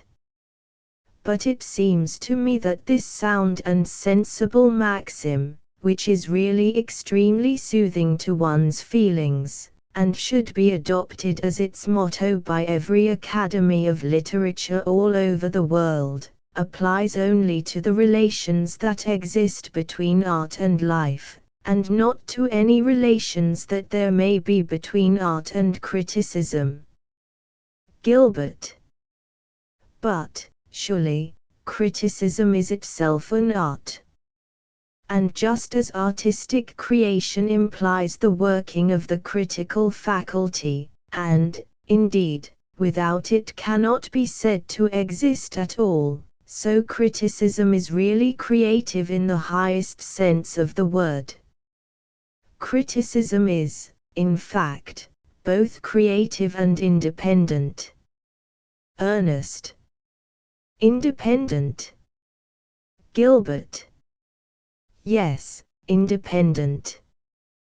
Criticism is no more to be judged by any low standard of imitation or resemblance than is the work of poet or sculptor. The critic occupies the same relation to the work of art that he criticizes as the artist does to the visible world of form and color, or the unseen world of passion and of thought. He does not even require for the perfection of his art the finest materials. Anything will serve his purpose. And just as out of the sordid and sentimental amours of the silly wife of a small country doctor in the squalid village of Yonville-l'Abbé, near Rouen, Gustave Flaubert was able to create a classic, and make a masterpiece of style, so, from subjects of little or of no importance, such as the pictures in this year's Royal Academy, or in any year's Royal Academy for that matter, Mr. Lewis Morris's poems, Monet's novels, or the plays of Mr. Henry Arthur Jones, the true critic can, if it be his pleasure so to direct or waste his faculty of contemplation, produce work that will be flawless in beauty and instinct with intellectual subtlety. Why not? Dullness is always an irresistible temptation for brilliancy, and stupidity is the permanent bestiatrian fans that calls wisdom from its cave. To an artist so creative as the critic, what does subject matter signify? No more and no less than it does to the novelist and the painter. Like them, he can find his motives everywhere. Treatment is the test. There is nothing that has not in it suggestion or challenge. Earnest. But is criticism really a creative art? Gilbert. Why should it not be? It works with materials, and puts them into a form that is at once new and delightful. What more can one say of poetry? Indeed, I would call criticism a creation within a creation. For just as the great artists, from Homer and Aeschylus, down to Shakespeare and Keats, did not go directly to life for their subject matter, but sought for it in myth, and legend, and ancient tale, so the critic deals with materials that others have, as it were, purified for him, and to which imaginative form and color have been already added. Nay, more, I would say that the highest criticism, being the purest form of personal impression, is in its way more creative than creation, as it has least reference to any standard external to itself, and is, in fact, its own reason for existing, and, as the Greeks would put it, in itself, and to itself, an end. Certainly, it is never trammelled by any shackles of verisimilitude.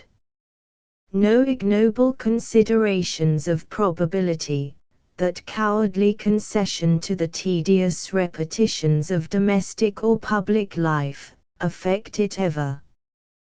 One may appeal from fiction unto fact, but from the soul there is no appeal. Earnest. From the soul. Gilbert. Yes, from the soul. That is what the highest criticism really is, the record of one's own soul. It is more fascinating than history, as it is concerned simply with oneself.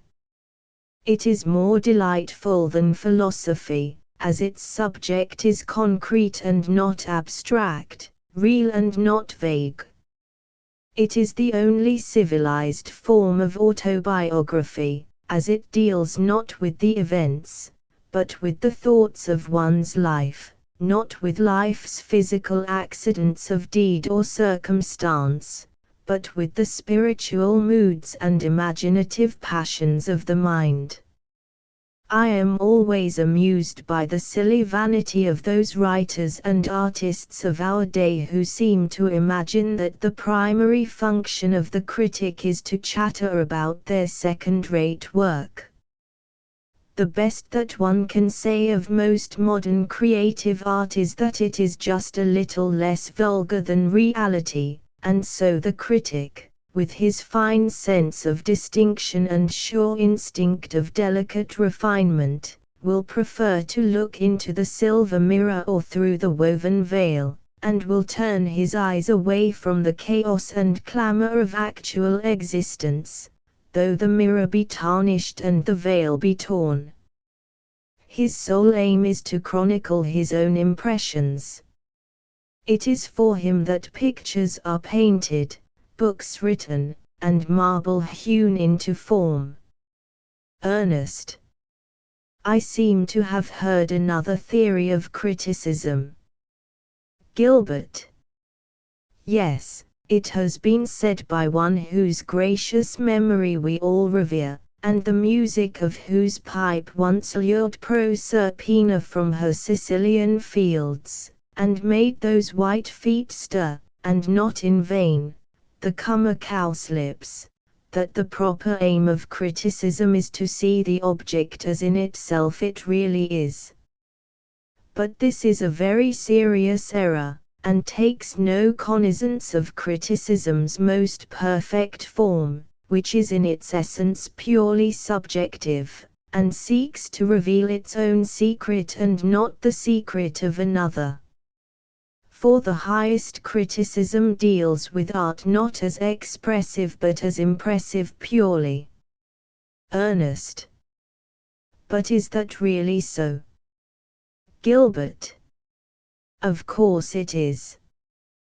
Who cares whether Mr. Ruskin's views on Turner are sound or not? What does it matter? That mighty and majestic prose of his, so fervid and so fire-coloured in its noble eloquence, so rich in its elaborate symphonic music, so sure and certain, at its best, in subtle choice of word and epithet, is at least as great a work of art as any of those wonderful sunsets that bleach or rot on their corrupted canvases in England's gallery. Greater indeed, one is apt to think at times, not merely because its equal beauty is more enduring, but on account of the fuller variety of its appeal.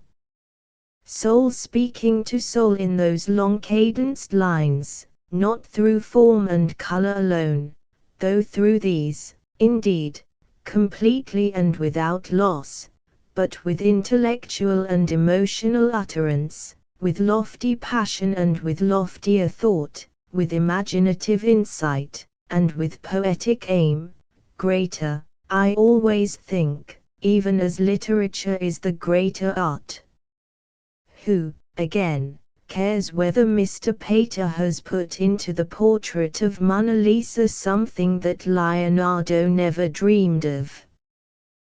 The painter may have been merely the slave of an archaic smile, as some have fancied, but whenever I pass into the cool galleries of the Palace of the Louvre, and stand before that strange figure set in its marble chair in that cirque of fantastic rocks, as in some faint light undersea, I murmur to myself, she is older than the rocks among which she sits, like the vampire, she has been dead many times, and learned the secrets of the grave, and has been a diver in deep seas, and keeps their fallen day about her, and trafficked for strange webs with Eastern merchants, and, as Leda, was the mother of Helen of Troy, and, as Saint Anne, the mother of Mary, and all this has been to her but as the sound of lyres and flutes, and lives only in the delicacy with which it has moulded the changing lineaments, and tinged the eyelids and the hands. And I say to my friend, the presence that thus so strangely rose beside the waters is expressive of what in the ways of 1,000 years man had come to desire, and he answers me, hers is the head upon which all the ends of the world are come and the eyelids are a little weary. And so the picture becomes more wonderful to us than it really is, and reveals to us a secret of which, in truth, it knows nothing, and the music of the mystical prose is as sweet in our ears as was that flute player's music that lent to the lips of La Gioconda those subtle and poisonous curves. Do you ask me what Leonardo would have said had anyone told him of this picture that all the thoughts and experience of the world had etched and moulded therein, that which they had of power to refine and make expressive the outward form, the animalism of Greece, the lust of Rome, the reverie of the Middle Age with its spiritual ambition and imaginative loves, the return of the pagan world, the sins of the Borgias? He would probably have answered that he had contemplated none of these things, but had concerned himself simply with certain arrangements of lines and masses, and with new and curious color harmonies of blue and green. And it is for this very reason that the criticism which I have quoted is criticism of the highest kind. It treats the work of art simply as a starting point for a new creation. It does not confine itself, let us at least suppose so for the moment, to discovering the real intention of the artist and accepting that as final. And in this it is right, for the meaning of any beautiful created thing is, at least, as much in the soul of him who looks at it, as it was in his soul who wrought it. Nay, it is rather the beholder who lends to the beautiful thing its myriad meanings, and makes it marvelous for us, and sets it in some new relation to the age, so that it becomes a vital portion of our lives, and a symbol of what we pray for, or perhaps of what, having prayed for, we fear that we may receive. The longer I study, Ernest, the more clearly I see that the beauty of the visible arts is, as the beauty of music, impressive primarily, and that it may be marred, and indeed often is so, by any excess of intellectual intention on the part of the artist. For when the work is finished it has, as it were, an independent life of its own, and may deliver a message far other than that which was put into its lips to say. Sometimes, when I listen to the overture to Tannhäuser, I seem indeed to see that comely knight treading delicately on the flower-strewn grass, and to hear the voice of Venus calling to him from the caverned hill. But at other times it speaks to me of 1,000 different things, of myself, it may be, and my own life, or of the lives of others whom one has loved and grown weary of loving, or of the passions that man has known, or of the passions that man has not known, and so has sought for. Tonight it may fill one with that amour de l'impossible, which falls like a madness on many who think they live securely and out of reach of harm, so that they sicken suddenly with the poison of unlimited desire, and, in the infinite pursuit of what they may not obtain, grow faint and swoon or stumble. Tomorrow, like the music of which Aristotle and Plato tell us, the noble Dorian music of the Greek, it may perform the office of a physician, and give us an anodyne against pain, and heal the spirit that is wounded, and bring the soul into harmony with all right things. And what is true about music is true about all the arts. Beauty has as many meanings as man has moods. Beauty is the symbol of symbols. Beauty reveals everything, because it expresses nothing.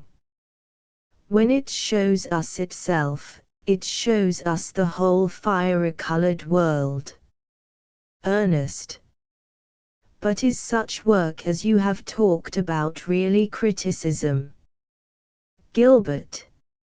It is the highest criticism, for it criticizes not merely the individual work of art, but beauty itself, and fills with wonder a form which the artist may have left void, or not understood, or understood incompletely. Ernest. The highest criticism, then, is more creative than creation, and the primary aim of the critic is to see the object as in itself it really is not. That is your theory, I believe. Gilbert. Yes, that is my theory. To the critic the work of art is simply a suggestion for a new work of his own, that need not necessarily bear any obvious resemblance to the thing it criticizes. The one characteristic of a beautiful form is that one can put into it whatever one wishes, and see in it whatever one chooses to see, and the beauty that gives to creation its universal and aesthetic element, makes the critic a creator in his turn, and whispers of 1,000 different things which were not present in the mind of him who carved the statue or painted the panel or graved the gem. It is sometimes said by those who understand neither the nature of the highest criticism nor the charm of the highest art, that the pictures that the critic loves most to write about are those that belong to the anecdotage of painting, and that deal with scenes taken out of literature or history. But this is not so. Indeed, pictures of this kind are far too intelligible. As a class, they rank with illustrations, and, even considered from this point of view, are failures, as they do not stir the imagination, but set definite bounds to it.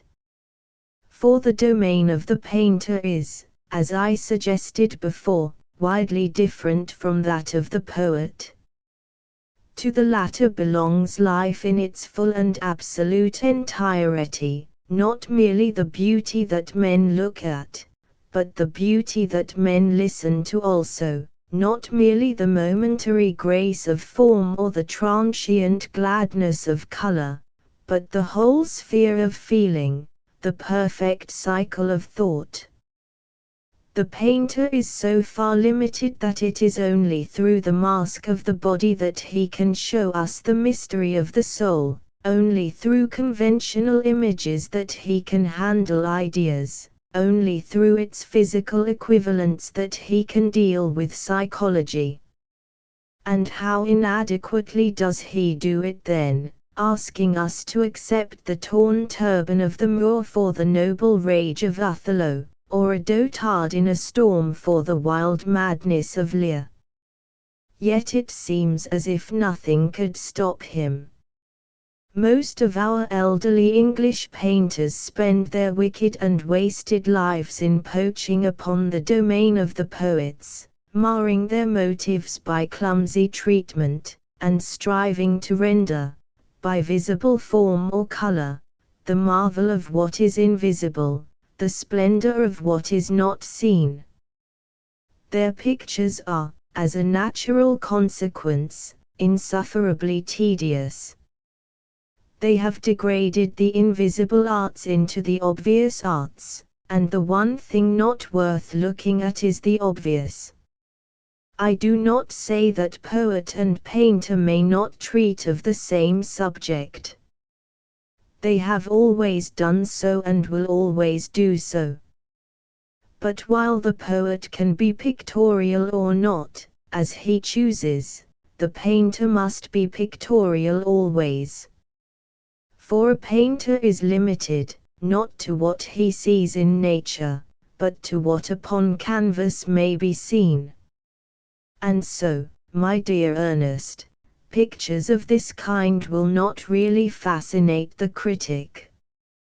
He will turn from them to such works as make him brood and dream and fancy, to works that possess the subtle quality of suggestion, and seem to tell one that even from them there is an escape into a wider world.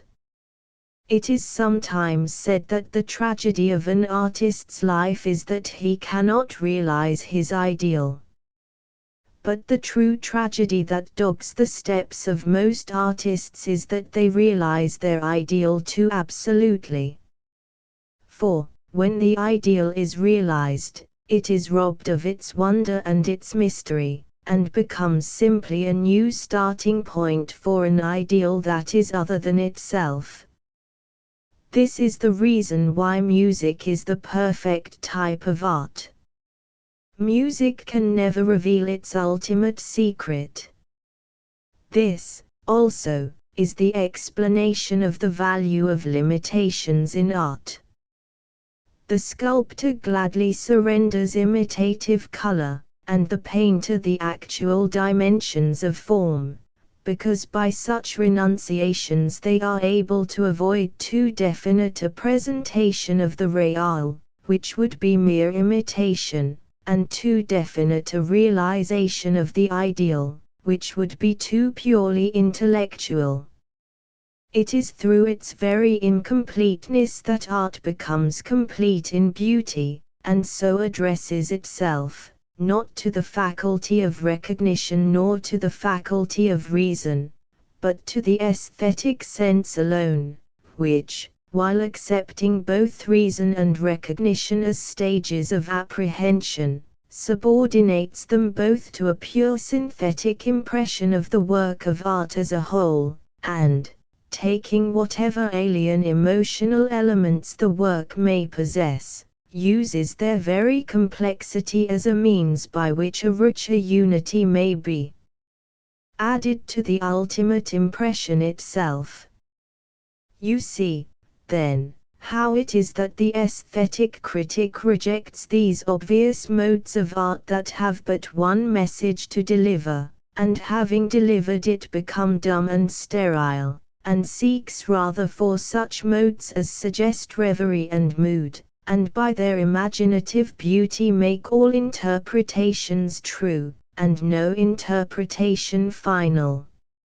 Some resemblance, no doubt, the creative work of the critic will have to the work that has stirred him to creation, but it will be such resemblance as exists, not between nature and the mirror that the painter of landscape or figure may be supposed to hold up to her, but between nature and the work of the decorative artist.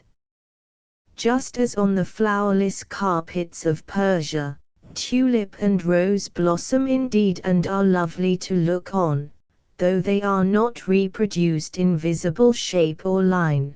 Just as the pearl and purple of the seashell is echoed in the church of Saint Mark at Venice, just as the vaulted ceiling of the wondrous chapel at Ravenna is made gorgeous by the gold and green and sapphire of the peacock's tail, though the birds of Juno fly not across it, so the critic reproduces the work that he criticizes in a mode that is never imitative, and part of whose charm may really consist in the rejection of resemblance, and shows us in this way not merely the meaning but also the mystery of beauty, and, by transforming each art into literature, solves once for all the problem of art's unity.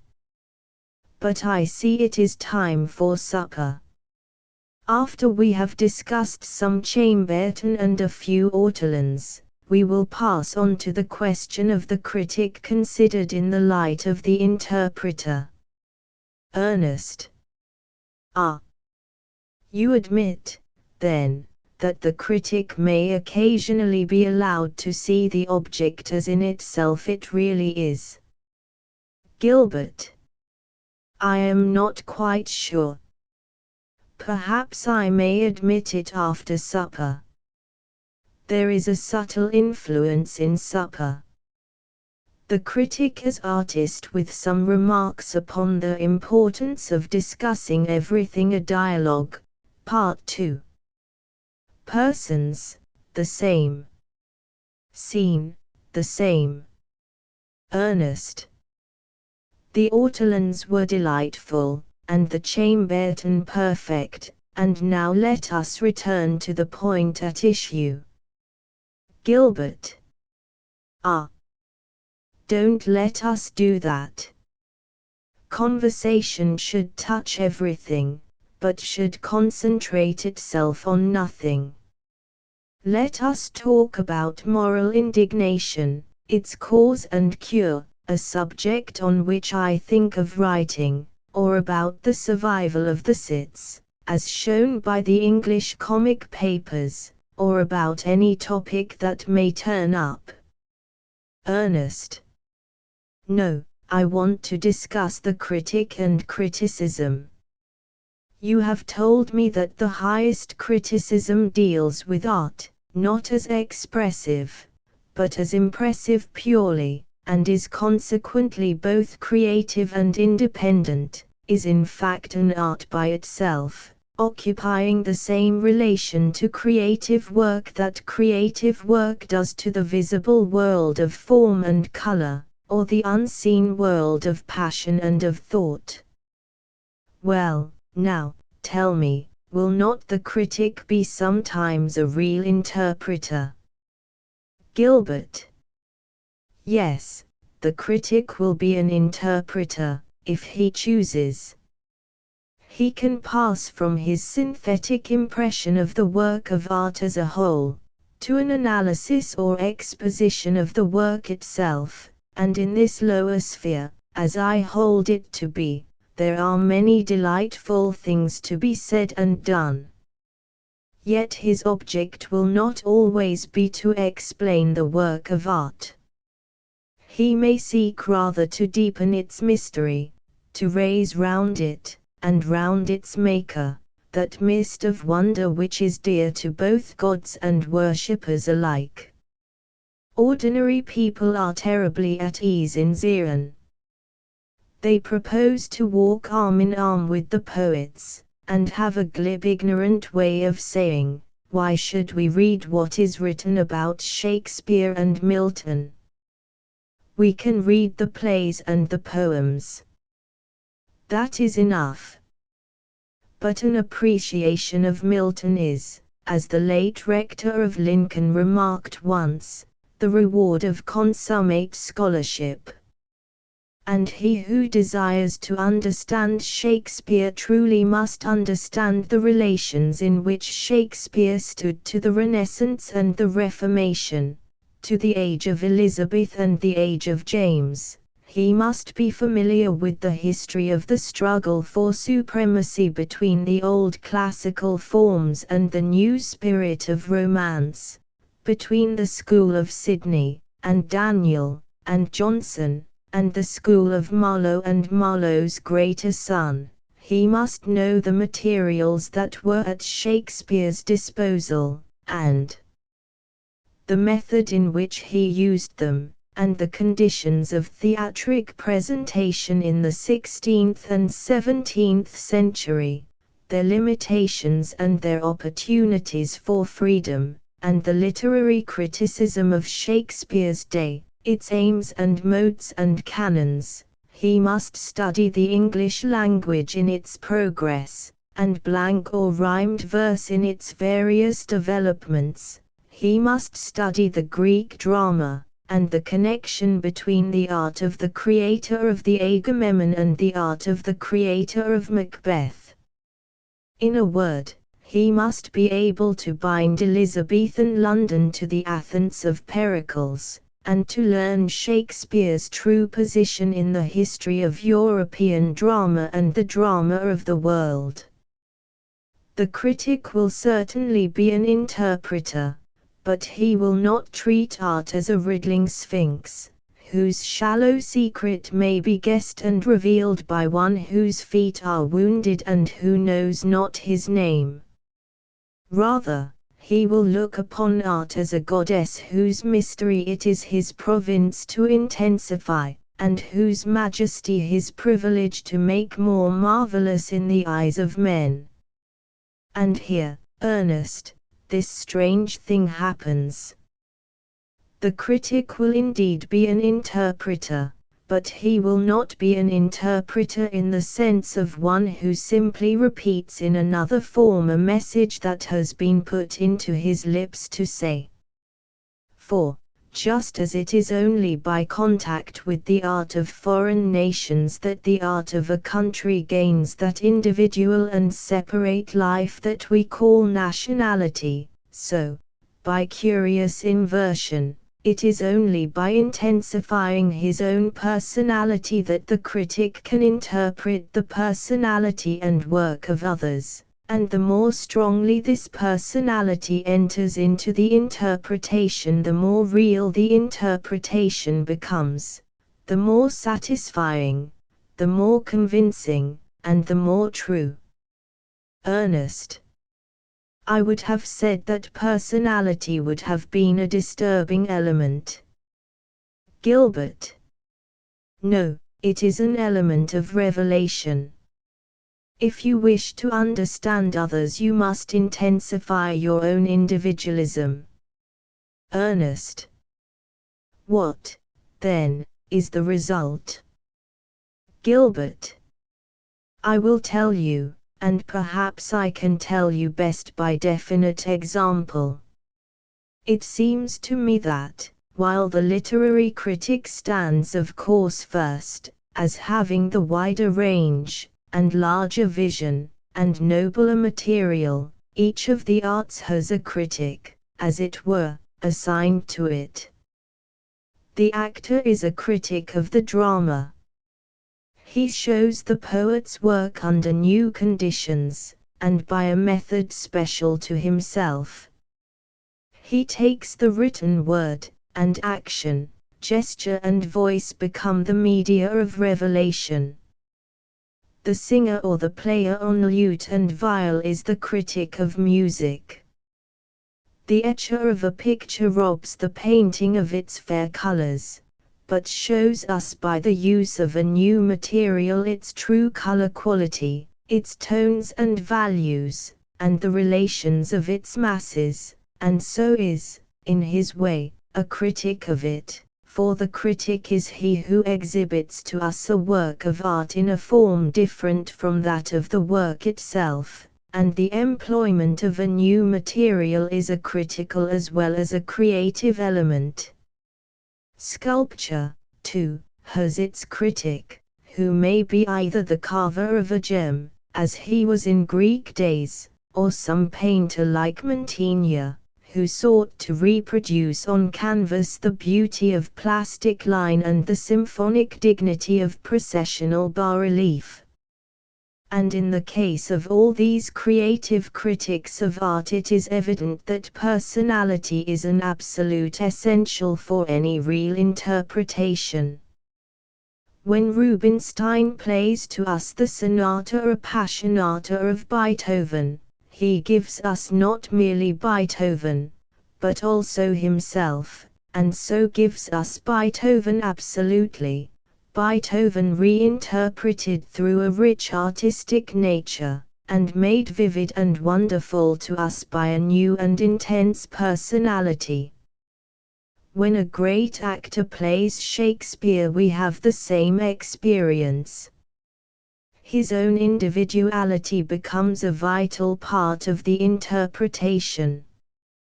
People sometimes say that actors give us their own Hamlets, and not Shakespeare's, and this fallacy, for it is a fallacy, is, I regret to say, repeated by that charming and graceful writer who has lately deserted the turmoil of literature for the peace of the House of Commons, I mean the author of Obiter Dicta. In point of fact, there is no such thing as Shakespeare's Hamlet. If Hamlet has something of the definiteness of a work of art, he has also all the obscurity that belongs to life. There are as many Hamlets as there are melancholies. Ernest. As many Hamlets as there are melancholies. Gilbert. Yes, and as art springs from personality, so it is only to personality that it can be revealed, and from the meeting of the two comes right interpretative criticism. Ernest. The critic, then, considered as the interpreter, will give no less than he receives, and lend as much as he borrows. Gilbert. He will be always showing us the work of art in some new relation to our age. He will always be reminding us that great works of art are living things, are, in fact, the only things that live. So much, indeed, will he feel this, that I am certain that, as civilization progresses and we become more highly organized, the elect spirits of each age, the critical and cultured spirits, will grow less and less interested in actual life, and will seek to gain their impressions almost entirely from what art has touched. For life is terribly deficient in form. Its catastrophes happen in the wrong way and to the wrong people. There is a grotesque horror about its comedies, and its tragedies seem to culminate in farce. One is always wounded when one approaches it. Things last either too long, or not long enough. Ernest. Poor life. Poor human life. Are you not even touched by the tears that the Roman poet tells us are part of its essence? Gilbert. Too quickly touched by them, I fear. For when one looks back upon the life that was so vivid in its emotional intensity, and filled with such fervent moments of ecstasy or of joy, it all seems to be a dream and an illusion. What are the unreal things, but the passions that once burned one like fire? What are the incredible things, but the things that one has faithfully believed? What are the improbable things? The things that one has done oneself. No, Ernest, life cheats us with shadows, like a puppet master. We ask it for pleasure. It gives it to us, with bitterness and disappointment in its train. We come across some noble grief that we think will lend the purple dignity of tragedy to our days, but it passes away from us, and things less noble take its place, and on some grey windy dawn, or odorous eve of silence and of silver, we find ourselves looking with callous wonder, or dull heart of stone, at the tress of gold-flecked hair that we had once so wildly worshipped and so madly kissed. Ernest. Life then is a failure. Gilbert. From the artistic point of view, certainly. And the chief thing that makes life a failure from this artistic point of view is the thing that lends to life its sordid security, the fact that one can never repeat exactly the same emotion. How different it is in the world of art. On a shelf of the bookcase behind you stands the Divine Comedy, and I know that, if I open it at a certain place, I shall be filled with a fierce hatred of someone who has never wronged me, or stirred by a great love for someone whom I shall never see. There is no mood or passion that art cannot give us, and those of us who have discovered her secret can settle beforehand what our experiences are going to be. We can choose our day and select our hour. We can say to ourselves, tomorrow, at dawn, we shall walk with grave Virgil through the valley of the shadow of death, and lo! The dawn finds us in the obscure wood, and the Mantuan stands by our side. We pass through the gate of the legend fatal to hope, and with pity or with joy behold the horror of another world. The hypocrites go by, with their painted faces and their cowls of gilded lead. Out of the ceaseless winds that drive them, the carnal look at us, and we watch the heretic rending his flesh, and the glutton lashed by the rain. We break the withered branches from the tree in the grove of the Harpies, and each dull-hued poisonous twig bleeds with red blood before us, and cries aloud with bitter cries.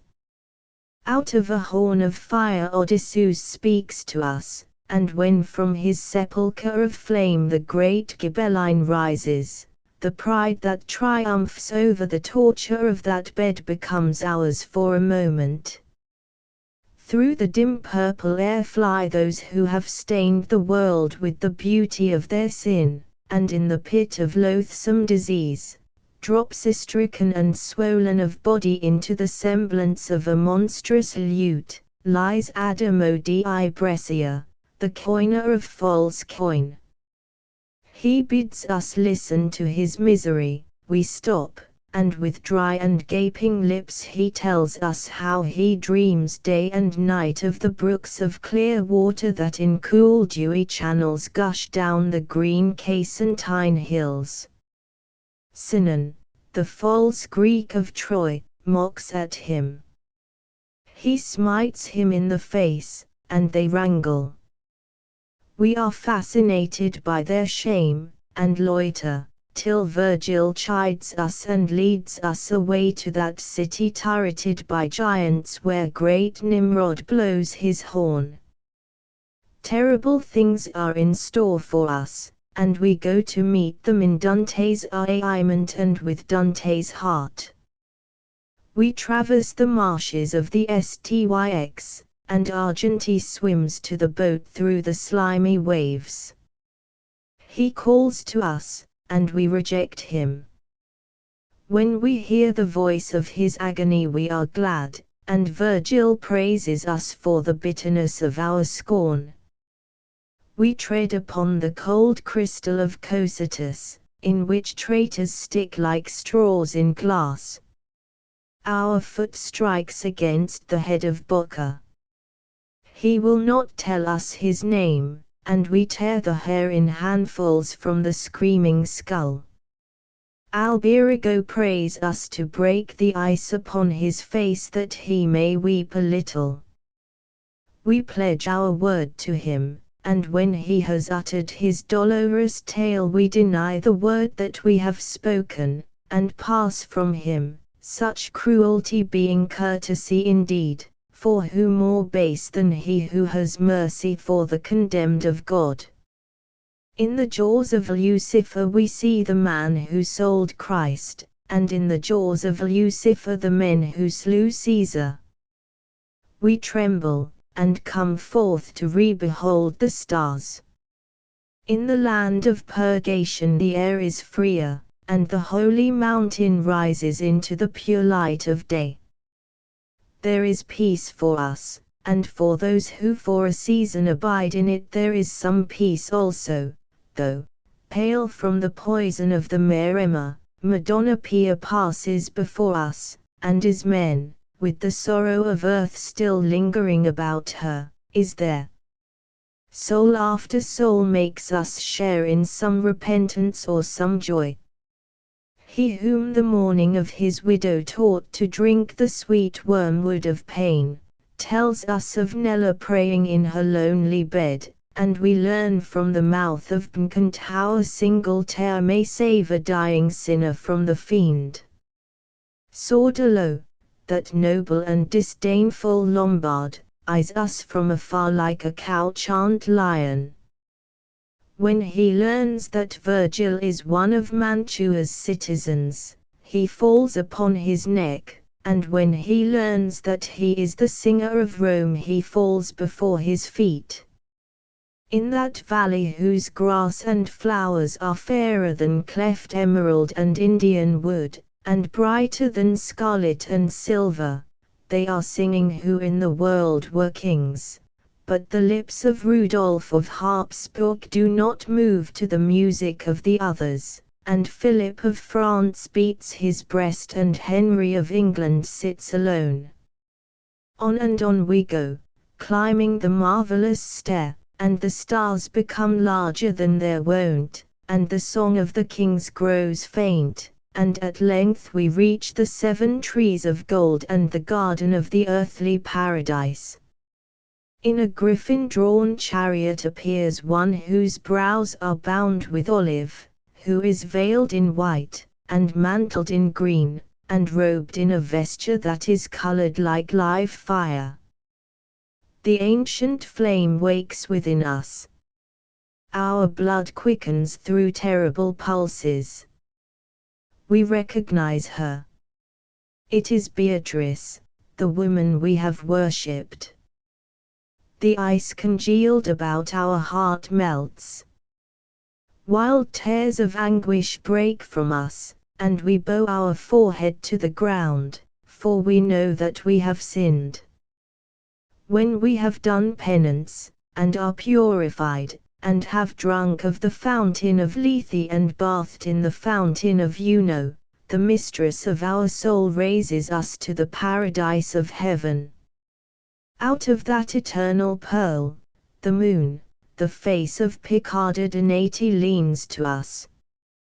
Her beauty troubles us for a moment, and when, like a thing that falls through water, she passes away, we gaze after her with wistful eyes. The sweet planet of Venus is full of lovers. Cuneza, the sister of Iselin, the lady of Sordello's heart, is there, and Fulco, the passionate singer of Provence, who in sorrow for Azale forsook the world, and the Canaanitish harlot whose soul was the first that Christ redeemed. Joachim of Flora stands in the sun, and, in the sun, Aquinas recounts the story of Saint Francis and Bonaventure the story of Saint Dominic. Through the burning rubies of Mars, Cacciagida approaches. He tells us of the arrow that is shot from the bow of exile, and how salt tastes the bread of another, and how steep are the stairs in the house of a stranger. In Saturn the soul sings not, and even she who guides us dare not smile. On a ladder of gold the flames rise and fall. At last, we see the pageant of the mystical rose. Beatrice fixes her eyes upon the face of God to turn them not again. The beatific vision is granted to us, we know the love that moves the sun and all the stars. Yes, we can put the earth back 600 courses and make ourselves one with the great Florentine, kneel at the same altar with him, and share his rapture and his scorn. And if we grow tired of an antique time, and desire to realize our own age in all its weariness and sin, are there not books that can make us live more in one single hour than life can make us live in a score of shameful years? Close to your hand lies a little volume, bound in some Nile green skin that has been powdered with gilded nafars and smoothed with hard ivory. It is the book that Gautier loved, it is Baudelaire's masterpiece. Open it at that sad madrigal that begins Qm import Q2 soit sage. Soit belle. It soit triste. And you will find yourself worshipping sorrow as you have never worshipped joy.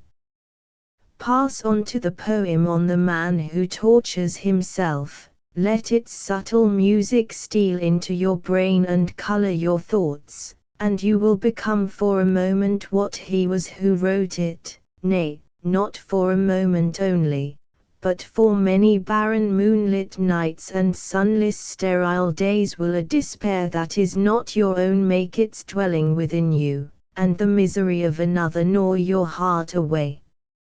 Read the whole book. Suffer it to tell even one of its secrets to your soul, and your soul will grow eager to know more, and will feed upon poisonous honey, and seek to repent of strange crimes of which it is guiltless, and to make atonement for terrible pleasures that it has never known.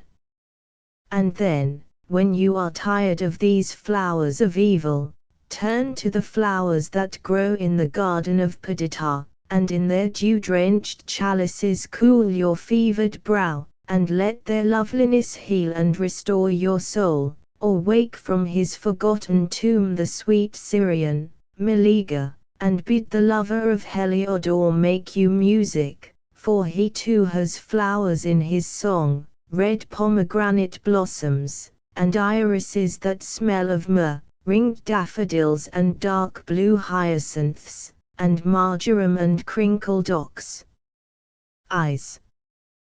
Dear to him was the perfume of the bean field at evening, and dear to him the odorous-eared spikenard that grew on the Syrian hills, and the fresh green thyme, the wine cup's charm. The feet of his love as she walked in the garden were like lilies set upon lilies. Softer than sleep-laden poppy petals were her lips, softer than violets and as scented. The flame-like crocus sprang from the grass to look at her. For her the slim narcissus stored the cool rain, and for her the anemones forgot the Sicilian winds that wooed them. And neither crocus, nor anemone, nor narcissus was as fair as she was. It is a strange thing, this transference of emotion. We sicken with the same maladies as the poets, and the singer lends us his pain. Dead lips have their message for us, and hearts that have fallen to dust can communicate their joy. We run to kiss the bleeding mouth of Fantine, and we follow Manon Court over the whole world. Ours is the love madness of the Tyrian, and the terror of aurists is ours also. There is no passion that we cannot feel, no pleasure that we may not gratify, and we can choose the time of our initiation and the time of our freedom also. Life. Life. Don't let us go to life for our fulfillment or our experience. It is a thing narrowed by circumstances, incoherent in its utterance, and without that fine correspondence of form and spirit which is the only thing that can satisfy the artistic and critical temperament. It makes us pay too high a price for its wares, and we purchase the meanest of its secrets at a cost that is monstrous and infinite. Ernest. Must we go, then, to art for everything? Gilbert. For everything. Because art does not hurt us. The tears that we shed at a play are a type of the exquisite sterile emotions that it is the function of art to awaken. We weep, but we are not wounded. We grieve, but our grief is not bitter. In the actual life of man, sorrow, as Spinoza says somewhere, is a passage to a lesser perfection. But the sorrow with which art fills us both purifies and initiates, if I may quote once more from the great art critic of the Greeks. It is through art, and through art only, that we can realize our perfection, through art, and through art only, that we can shield ourselves from the sordid perils of actual existence. This results not merely from the fact that nothing that one can imagine is worth doing, and that one can imagine everything, but from the subtle law that emotional forces, like the forces of the physical sphere, are limited in extent and energy. One can feel so much, and no more. And how can it matter with what pleasure life tries to tempt one, or with what pain it seeks to maim and mar one's soul, if in the spectacle of the lives of those who have never existed one has found the true secret of joy, and wept away one's tears over their deaths who, like Cordelia and the daughter of Brabantio, can never die. Ernest. Stop a moment. It seems to me that in everything that you have said there is something radically immoral. Gilbert. All art is immoral. Ernest. All art. Gilbert. Yes. For emotion for the Psyche of emotion is the aim of art, and emotion for the Psyche of action is the aim of life, and of that practical organization of life that we call society. Society, which is the beginning and basis of morals, exists simply for the concentration of human energy, and in order to ensure its own continuance and healthy stability it demands, and no doubt rightly demands, of each of its citizens that he should contribute some form of productive labor to the common weal, and toil and travail that the day's work may be done. Society often forgives the criminal, it never forgives the dreamer. The beautiful sterile emotions that art excites in us are hateful in its eyes, and so completely are people dominated by the tyranny of this dreadful social ideal that they are always coming shamelessly up to one at private views and other places that are open to the general public, and saying in a loud stentorian voice, "What are you doing?" whereas "What are you thinking?" is the only question that any single civilized being should ever be allowed to whisper to another. They mean well, no doubt, these honest beaming folk. Perhaps that is the reason why they are so excessively tedious. But someone should teach them that while, in the opinion of society, contemplation is the gravest sin of which any citizen can be guilty, in the opinion of the highest culture it is the proper occupation of man. Ernest. Contemplation. Gilbert.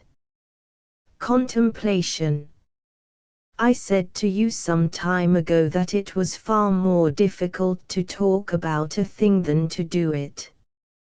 Let me say to you now that to do nothing at all is the most difficult thing in the world, the most difficult and the most intellectual.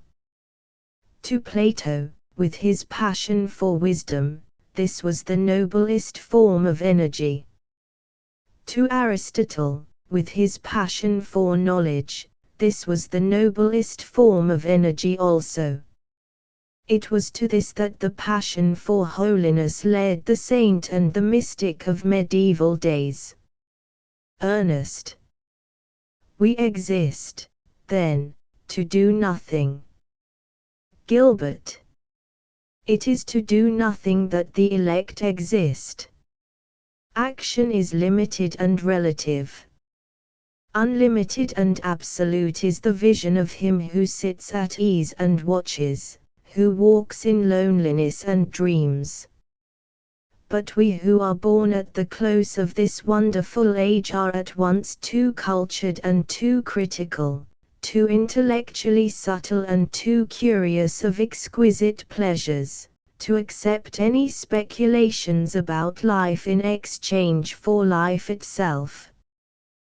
To us the Città Divina is colorless, and the Frutio Dea without meaning. Metaphysics do not satisfy our temperaments, and religious ecstasy is out of date. The world through which the academic philosopher becomes the spectator of all time and of all existence is not really an ideal world, but simply a world of abstract ideas. When we enter it, we starve amidst the chill mathematics of thought. The courts of the city of God are not open to us now. Its gates are guarded by ignorance, and to pass them we have to surrender all that in our nature is most divine. It is enough that our fathers believed. They have exhausted the faith faculty of the species. Their legacy to us is the skepticism of which they were afraid. Had they put it into words, it might not live within us as thought. No, Ernest, no. We cannot go back to the saint. There is far more to be learned from the sinner. We cannot go back to the philosopher, and the mystic leads us astray. Who, as Mr. Pater suggests somewhere, would exchange the curve of a single rose leaf for that formless intangible being which Plato rates so high? What to us is the illumination of Philo, the abyss of Eckhart, the vision of Bohm, the monstrous heaven itself that was revealed to Swedenborg's blinded eyes. Such things are less than the yellow trumpet of one daffodil of the field, far less than the meanest of the visible arts, for, just as nature is matter struggling into mind, so art is mind expressing itself under the conditions of matter, and thus, even in the lowliest of her manifestations, she speaks to both sense and soul alike. To the aesthetic temperament the vague is always repellent. The Greeks were a nation of artists, because they were spared the sense of the infinite. Like Aristotle, like Goethe after he had read Kant, we desire the concrete, and nothing but the concrete can satisfy us. Ernest.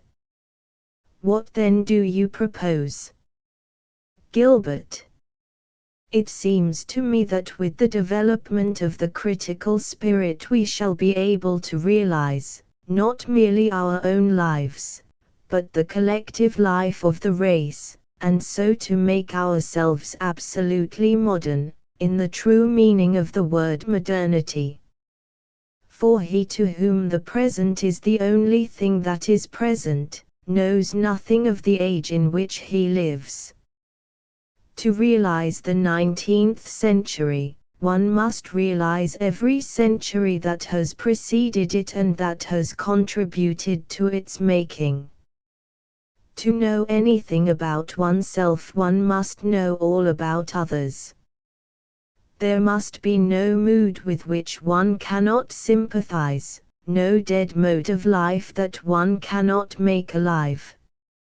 Is this impossible? I think not. By revealing to us the absolute mechanism of all action, and so freeing us from the self-imposed and trammeling burden of moral responsibility, the scientific principle of heredity has become, as it were, the warrant for the contemplative life. It has shown us that we are never less free than when we try to act. It has hemmed us round with the nets of the hunter, and written upon the wall the prophecy of our doom. We may not watch it, for it is within us. We may not see it, save in a mirror that mirrors the soul. It is Nemesis without her mask. It is the last of the fates, and the most terrible. It is the only one of the gods whose real name we know.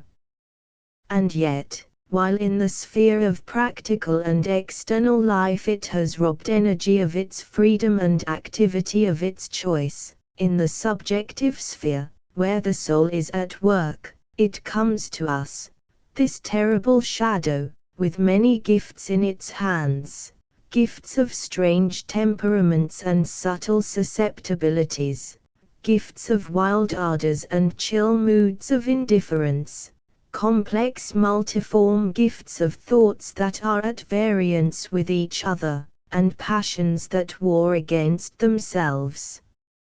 And so, it is not our own life that we live, but the lives of the dead, and the soul that dwells within us is no single spiritual entity, making us personal and individual, created for our service, and entering into us for our joy.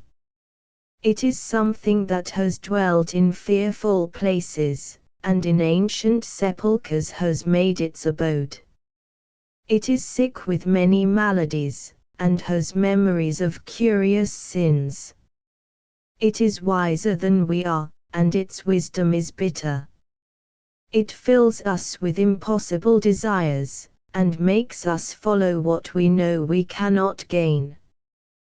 One thing, however, Ernest, it can do for us. It can lead us away from surroundings whose beauty is dimmed to us by the mist of familiarity, or whose ignoble ugliness and sordid claims are marring the perfection of our development. It can help us to leave the age in which we were born, and to pass into other ages, and find ourselves not exiled from their air.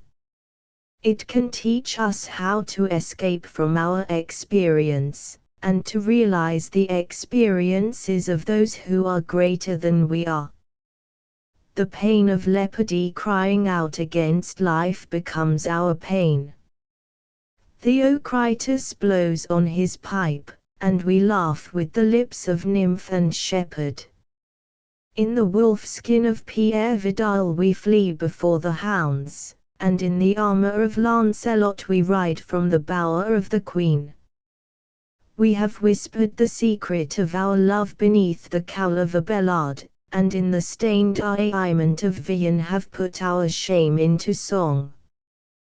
We can see the dawn through Shelley's eyes, and when we wander with Endymion the moon grows amorous of our youth. Ours is the anguish of Etis, and ours the weak rage and noble sorrows of the Dane.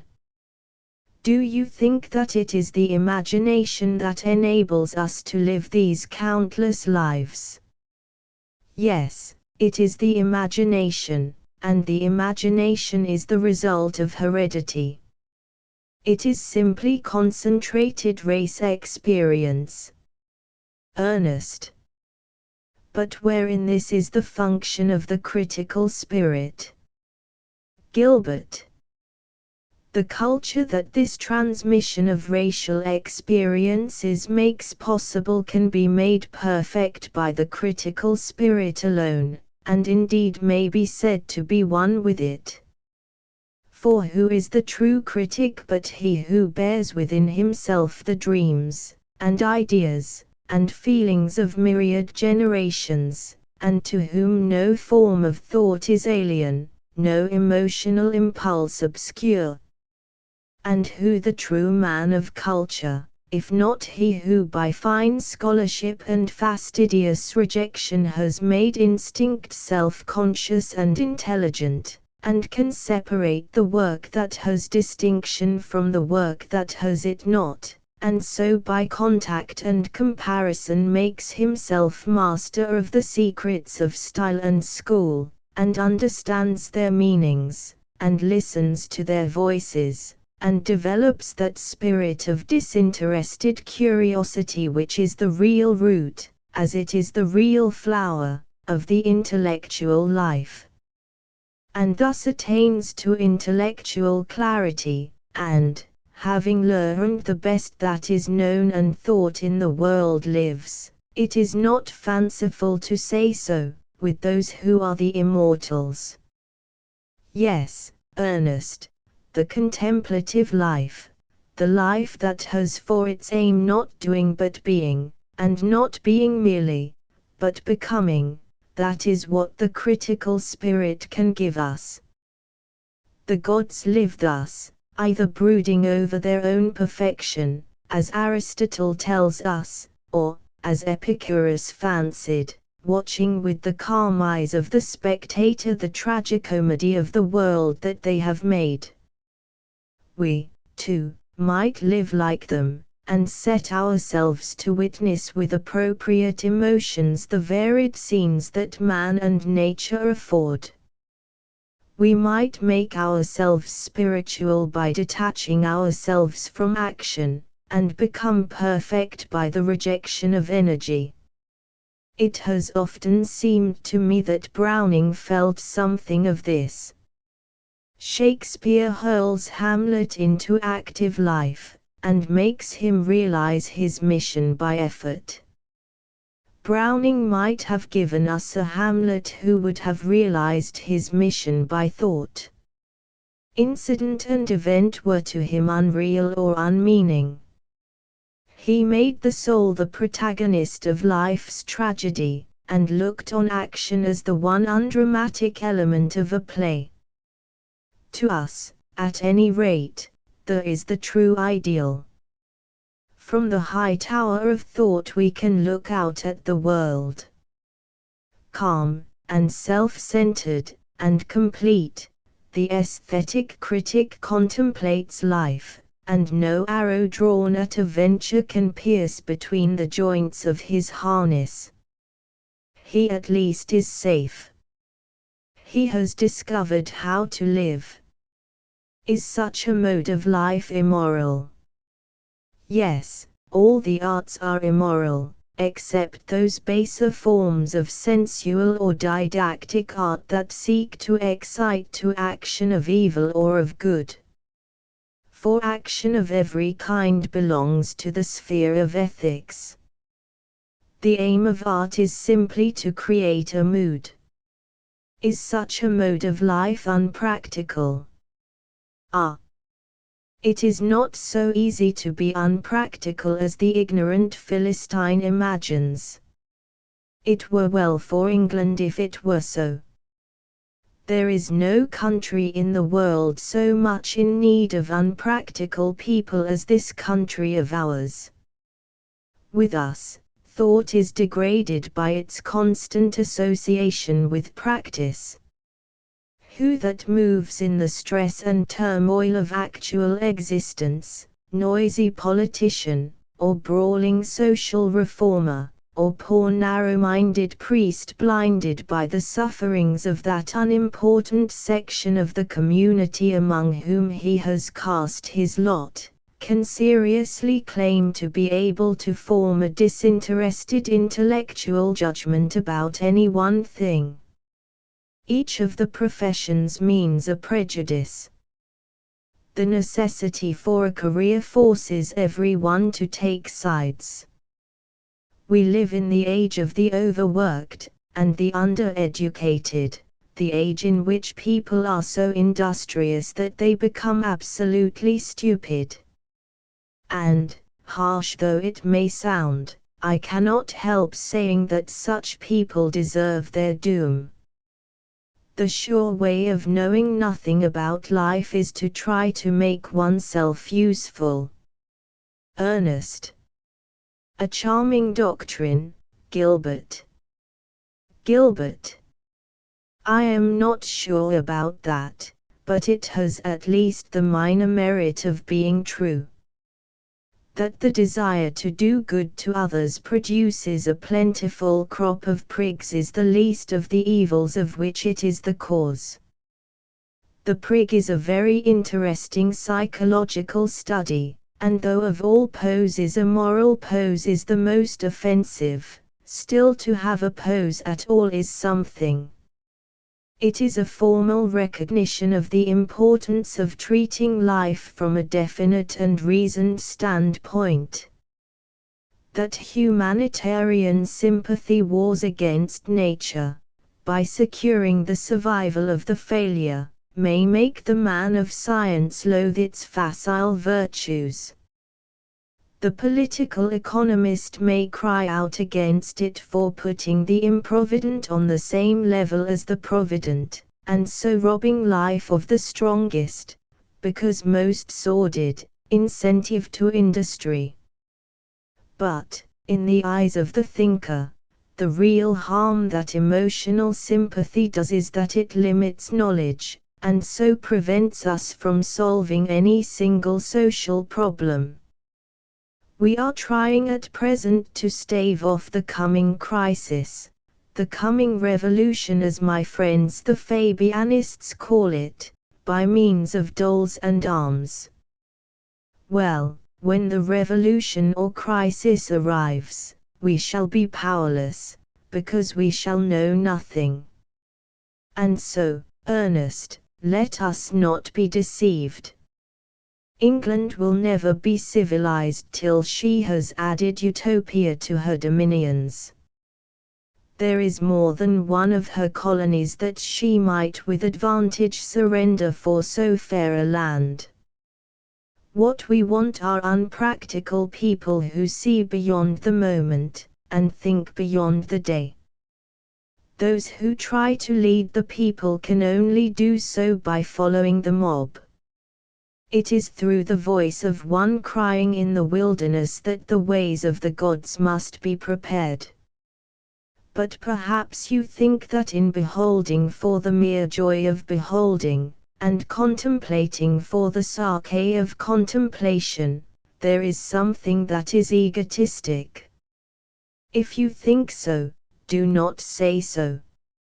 It takes a thoroughly selfish age, like our own, to defy self-sacrifice.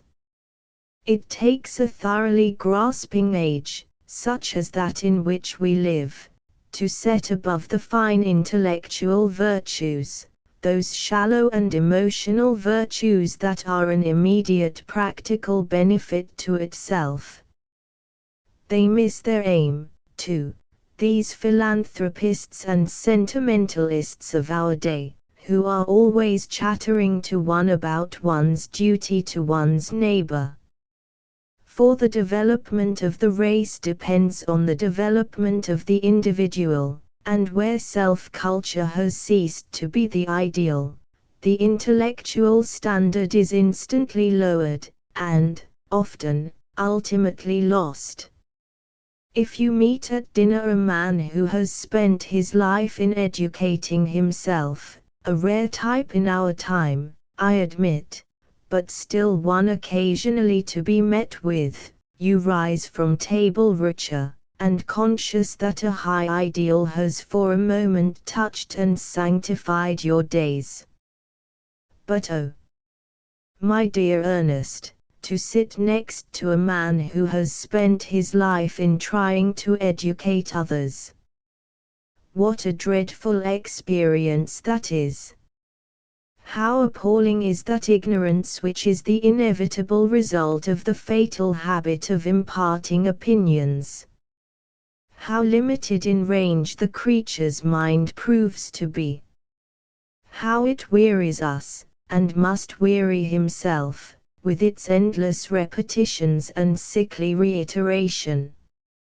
How lacking it is in any element of intellectual growth. In what a vicious circle it always moves. Ernest. You speak with strange feeling, Gilbert. Have you had this dreadful experience, as you call it, lately? Gilbert.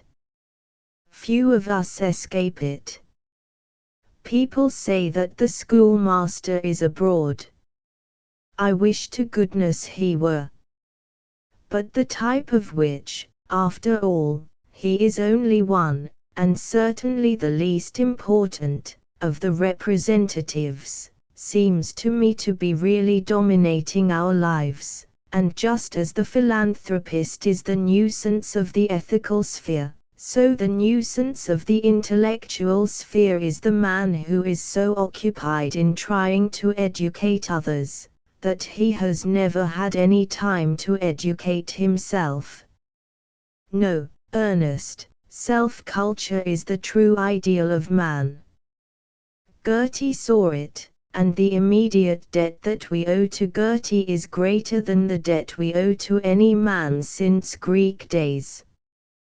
The Greeks saw it, and have left us, as their legacy to modern thought, the conception of the contemplative life as well as the critical method by which alone can that life be truly realized. It was the one thing that made the Renaissance great, and gave us humanism. It is the one thing that could make our own age great also, for the real weakness of England lies, not in incomplete armaments or unfortified coasts, not in the poverty that creeps through sunless lanes, or the drunkenness that brawls in loathsome courts, but simply in the fact that her ideals are emotional and not intellectual. I do not deny that the intellectual ideal is difficult of attainment, still less that it is, and perhaps will be for years to come, unpopular with the crowd. It is so easy for people to have sympathy with suffering. It is so difficult for them to have sympathy with thought.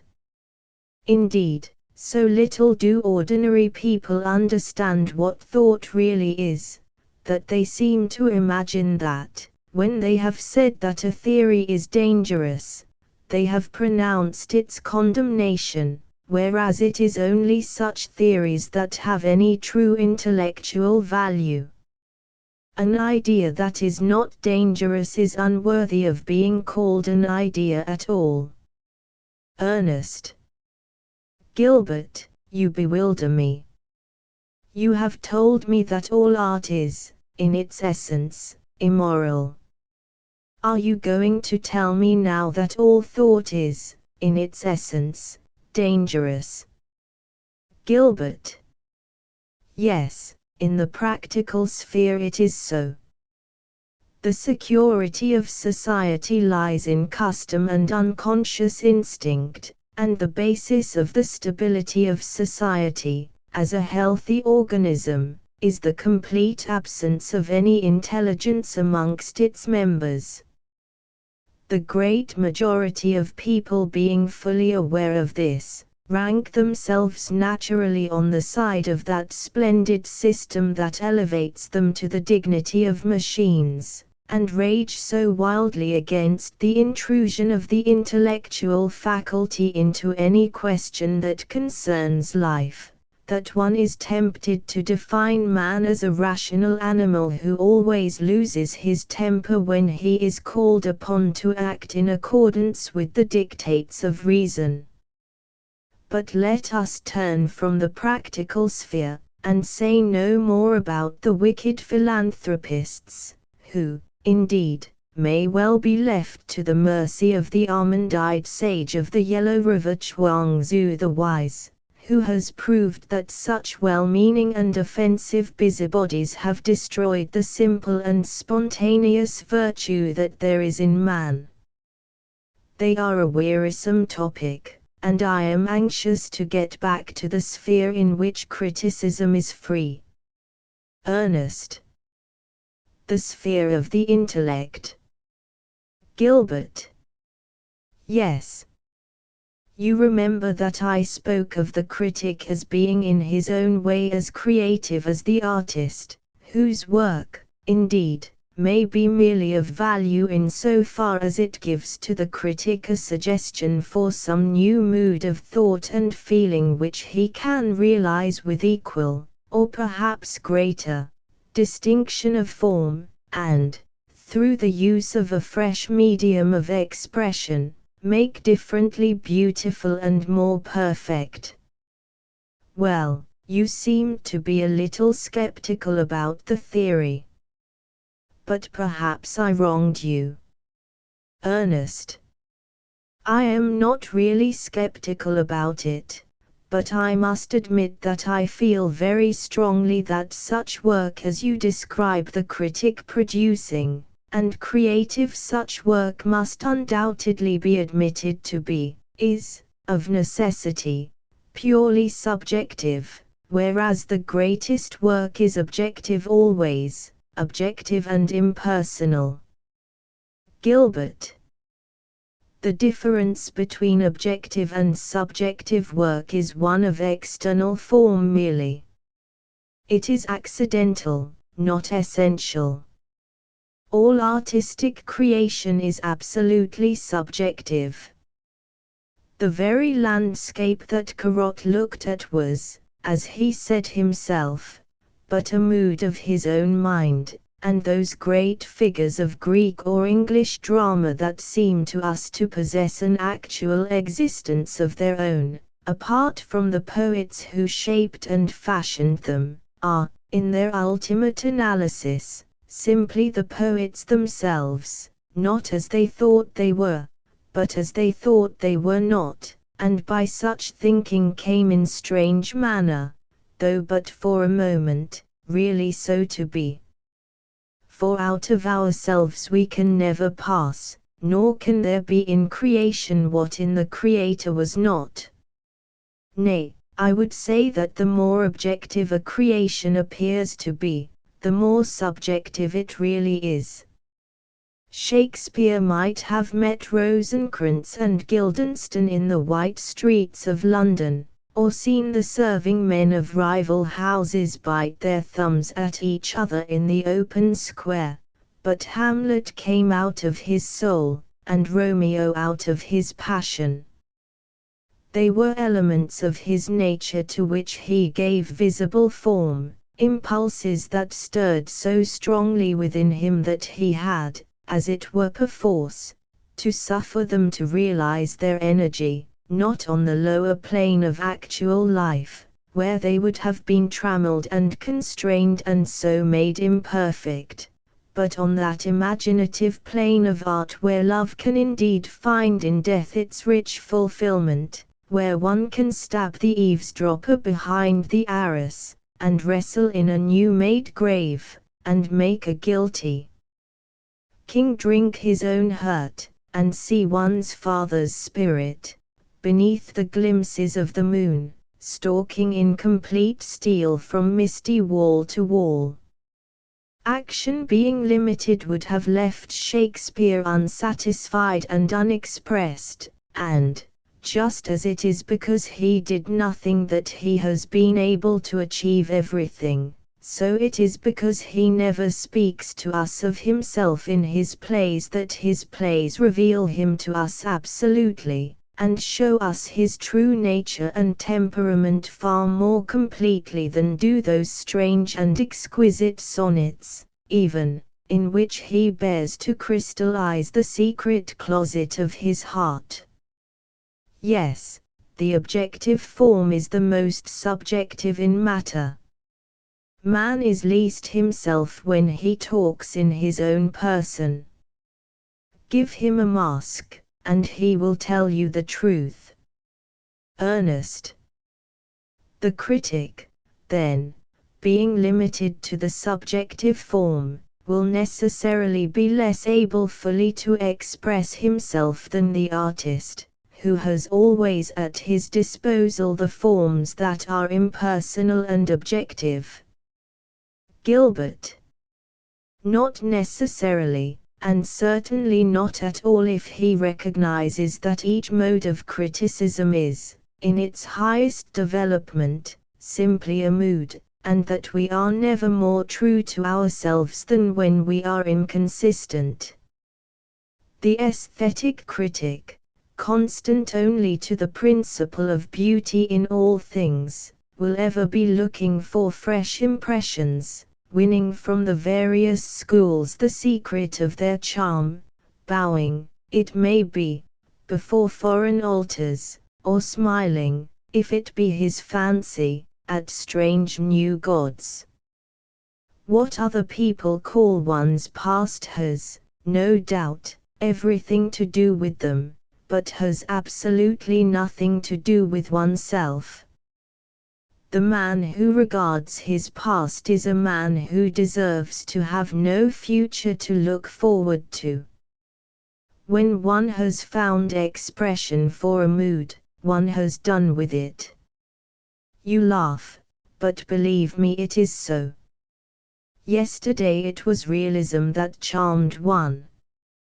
One gained from it that nouveau frisson which it was its aim to produce. One analyzed it, explained it, and wearied of it. At sunset came the luminist in painting, and the symbolist in poetry, and the spirit of medievalism, that spirit which belongs not to time but to temperament, woke suddenly in wounded Russia, and stirred us for a moment by the terrible fascination of pain. Today the cry is for romance, and already the leaves are tremulous in the valley, and on the purple hilltops walks beauty with slim gilded feet. The old modes of creation linger, of course. The artists reproduce either themselves or each other, with wearisome iteration. But criticism is always moving on, and the critic is always developing. Nor, again, is the critic really limited to the subjective form of expression. The method of the drama is his, as well as the method of the epos. He may use dialogue, as he did who set Milton talking to marvel on the nature of comedy and tragedy, and made Sidney and Lord Brooke discourse on letters beneath the Penshaw Stokes, or adopt narration, as Mr. Pater is fond of doing, each of whose imaginary portraits is not that the title of the book presents to us, under the fanciful guise of fiction, some fine and exquisite piece of criticism, one on the painter Watteau, another on the philosophy of Spinoza, a third on the pagan elements of the early Renaissance, and the last, and in some respects the most suggestive, on the source of that Aufklärung, that enlightening which dawned on Germany in the last century, and to which our own culture owes so great a debt. Dialogue, certainly, that wonderful literary form which, from Plato to Lucian, and from Lucian to Giordano Bruno, and from Bruno to that grand old pagan in whom Carlyle took such delight, the creative critics of the world have always employed, can never lose for the thinker its attraction as a mode of expression. By its means he can both reveal and conceal himself, and give form to every fancy, and reality to every mood. By its means he can exhibit the object from each point of view, and show it to us in the round, as a sculptor shows us things, gaining in this manner all the richness and reality of effect that comes from those side issues that are suddenly suggested by the central idea in its progress, and really illumine the idea more completely, or from those felicitous afterthoughts that give a fuller completeness to the central scheme, and yet convey something of the delicate charm of chance. Ernest. By its means, too, he can invent an imaginary antagonist, and convert him when he chooses by some absurdly sophistical argument. Gilbert. Ah! It is so easy to convert others. It is so difficult to convert oneself. To arrive at what one really believes, one must speak through lips different from one's own. To know the truth one must imagine myriads of falsehoods. For what is truth? In matters of religion, it is simply the opinion that has survived. In matters of science, it is the ultimate sensation. In matters of art, it is one's last mood. And you see now, Ernest, that the critic has at his disposal as many objective forms of expression as the artist has. Ruskin put his criticism into imaginative prose, and is superb in his changes and contradictions, and Browning put his into blank verse and made painter and poet yield us their secret, and M. Renan uses dialogue, and Mr. Pater fiction, and Rossetti translated into sonnet music the color of Georgian and the design of Inger's, and his own design and color also, feeling, with the instinct of one who had many modes of utterance, that the ultimate art is literature, and the finest and fullest medium that of words. Ernest. Well, now that you have settled that the critic has at his disposal all objective forms, I wish you would tell me what are the qualities that should characterize the true critic. Gilbert. What would you say they were? Ernest. Well, I should say that a critic should above all things be fair. Gilbert. Ah. Not fair. A critic cannot be fair in the ordinary sense of the word. It is only about things that do not interest one that one can give a really unbiased opinion, which is no doubt the reason why an unbiased opinion is always absolutely valueless. The man who sees both sides of a question is a man who sees absolutely nothing at all. Art is a passion, and, in matters of art, thought is inevitably colored by emotion, and so is fluid rather than fixed, and, depending upon fine moods and exquisite moments, cannot be narrowed into the rigidity of a scientific formula or a theological dogma. It is to the soul that art speaks, and the soul may be made the prisoner of the mind as well as of the body. One should, of course, have no prejudices, but, as a great Frenchman remarked 100 years ago, it is one's business in such matters to have preferences, and when one has preferences one ceases to be fair. It is only an auctioneer who can equally and impartially admire all schools of art. No, fairness is not one of the qualities of the true critic. It is not even a condition of criticism. Each form of art with which we come in contact dominates us for the moment to the exclusion of every other form. We must surrender ourselves absolutely to the work in question, whatever it may be, if we wish to gain its secret.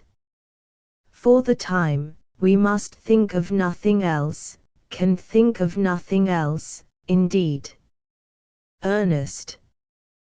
The true critic will be rational, at any rate, will he not? Gilbert. Rational. There are two ways of disliking art, Ernest. One is to dislike it. The other, to like it rationally.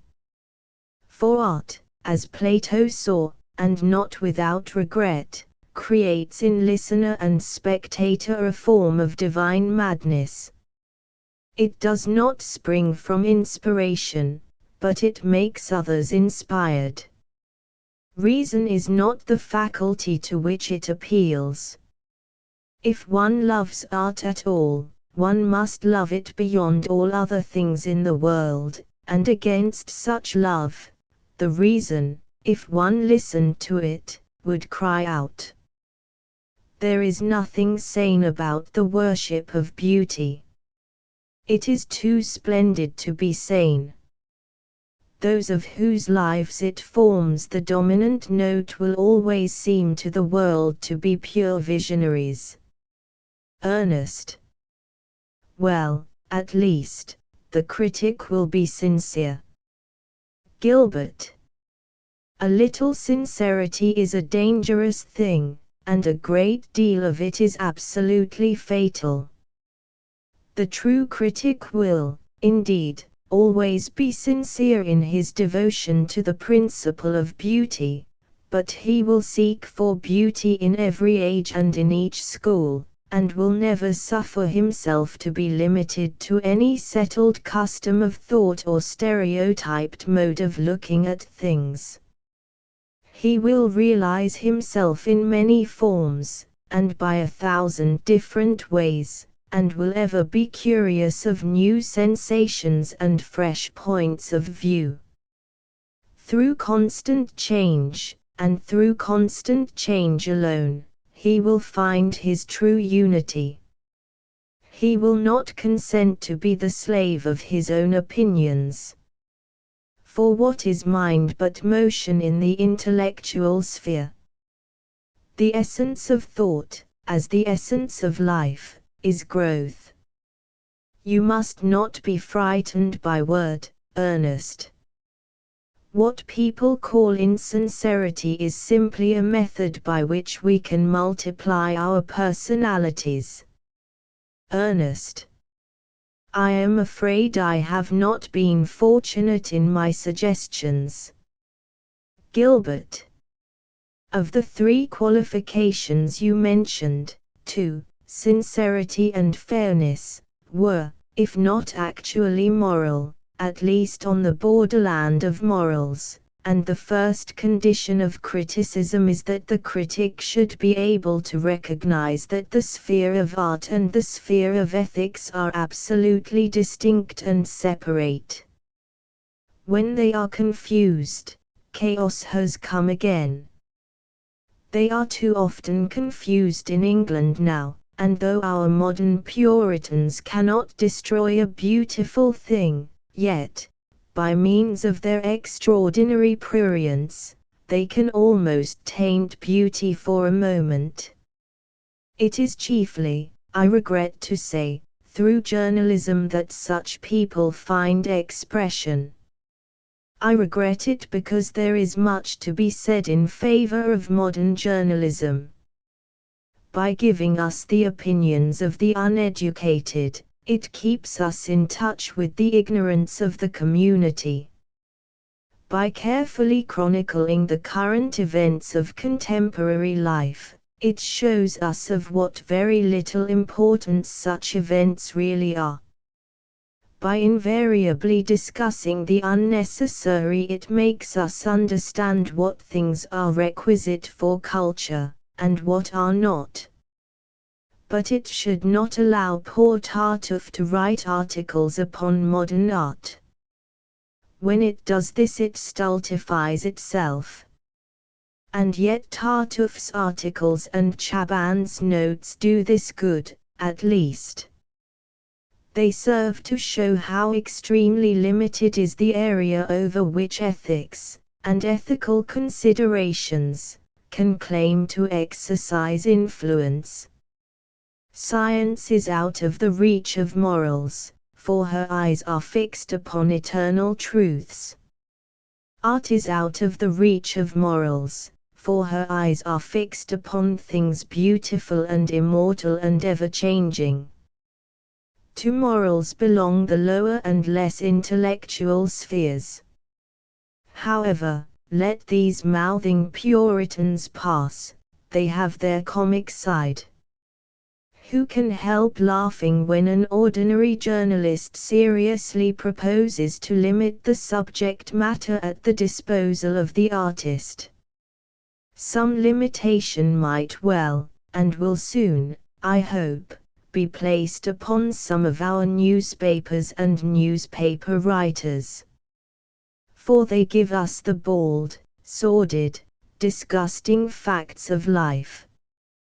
They chronicle, with degrading avidity, the sins of the second-rate, and with the conscientiousness of the illiterate give us accurate and prosaic details of the doings of people of absolutely no interest whatsoever. But the artist, who accepts the facts of life, and yet transforms them into shapes of beauty, and makes them vehicles of pity or of awe, and shows their color element, and their wonder, and their true ethical import also, and builds out of them a world more real than reality itself, and of loftier and more noble import, who shall set limits to him? Not the apostles of that new journalism which is but the old vulgarity writ large. Not the apostles of that new Puritanism, which is but the wine of the hypocrite, and is both writ and spoken badly. The mere suggestion is ridiculous. Let us leave these wicked people, and proceed to the discussion of the artistic qualifications necessary for the true critic. Ernest. And what are they? Tell me yourself. Gilbert. Temperament is the primary requisite for the critic, a temperament exquisitely susceptible to beauty, and to the various impressions that beauty gives us. Under what conditions, and by what means, this temperament is engendered in race or individual, we will not discuss at present. It is sufficient to note that it exists, and that there is in us a beauty sense, separate from the other senses and above them, separate from the reason and of nobler import, separate from the soul and of equal value, a sense that leads some to create, and others, the finer spirits as I think, to contemplate merely. But to be purified and made perfect, this sense requires some form of exquisite environment. Without this it starves, or is dulled. You remember that lovely passage in which Plato describes how a young Greek should be educated, and with what insistence he dwells upon the importance of surroundings, telling us how the lad is to be brought up in the midst of fair sights and sounds, so that the beauty of material things may prepare his soul for the reception of the beauty that is spiritual. Insensibly, and without knowing the reason why, he is to develop that real love of beauty which, as Plato is never weary of reminding us, is the true aim of education. By slow degrees there is to be engendered in him such a temperament as will lead him naturally and simply to choose the good in preference to the bad, and, rejecting what is vulgar and discordant, to follow by fine instinctive taste all that possesses grace and charm and loveliness. Ultimately, in its due course, this taste is to become critical and self-conscious, but at first it is to exist purely as a cultivated instinct, and he who has received this true culture of the inner man will with clear and certain vision perceive the omissions and faults in art or nature, and with a taste that cannot err, while he praises, and finds his pleasure in what is good, and receives it into his soul, and so becomes good and noble, he will rightly blame and hate the bad, now in the days of his youth, even before he is able to know the reason why, and so, when, later on, the critical and self-conscious spirit develops in him, he will recognize and salute it as a friend with whom his education has made him long familiar. I need hardly say, Ernest, how far we in England have fallen short of this ideal, and I can imagine the smile that would illuminate the glossy face of the Philistine if one ventured to suggest to him that the true aim of education was the love of beauty, and that the methods by which education should work were the development of temperament, the cultivation of taste, and the creation of the critical spirit. Yet, even for us, there is left some loveliness of environment, and the dullness of tutors and professors matters very little when one can loiter in the grey cloisters at Magdalen, and listen to some flute-like voice singing in Waynfleet's chapel, or lie in the green meadow, among the strange snake-spotted fritillaries, and watch the sunburnt noon smite to a finer gold the tower's gilded vanes, or wander up the Christ Church staircase beneath the vaulted ceiling's shadowy fans, or pass through the sculptured gateway of Lord's building in the College of St. John. Nor is it merely at Oxford, or Cambridge, that the sense of beauty can be formed and trained and perfected. All over England there is a renaissance of the decorative arts. Ugliness has had its day. Even in the houses of the rich there is taste, and the houses of those who are not rich have been made gracious and comely and sweet to live in. Caliban, poor noisy Caliban, thinks that when he has ceased to make mows at a thing, the thing ceases to exist.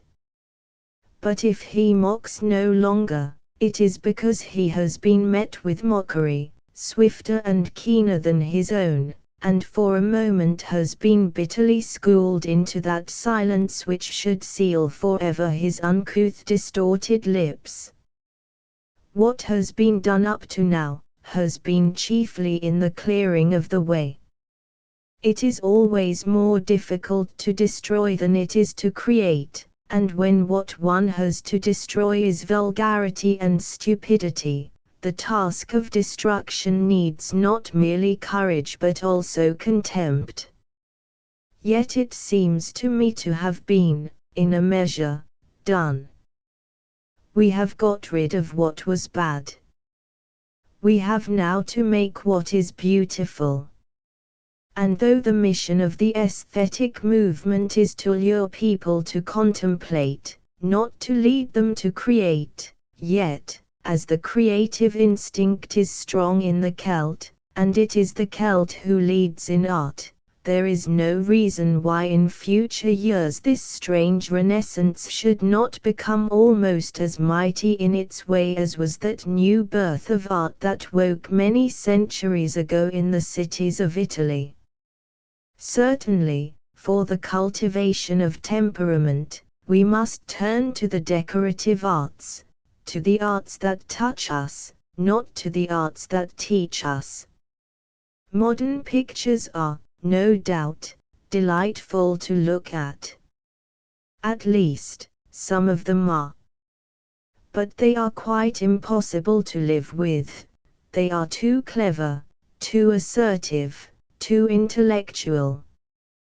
Their meaning is too obvious, and their method too clearly defined. One exhausts what they have to say in a very short time, and then they become as tedious as one's relations. I am very fond of the work of many of the Impressionist painters of Paris and London. Subtlety and distinction have not yet left the school.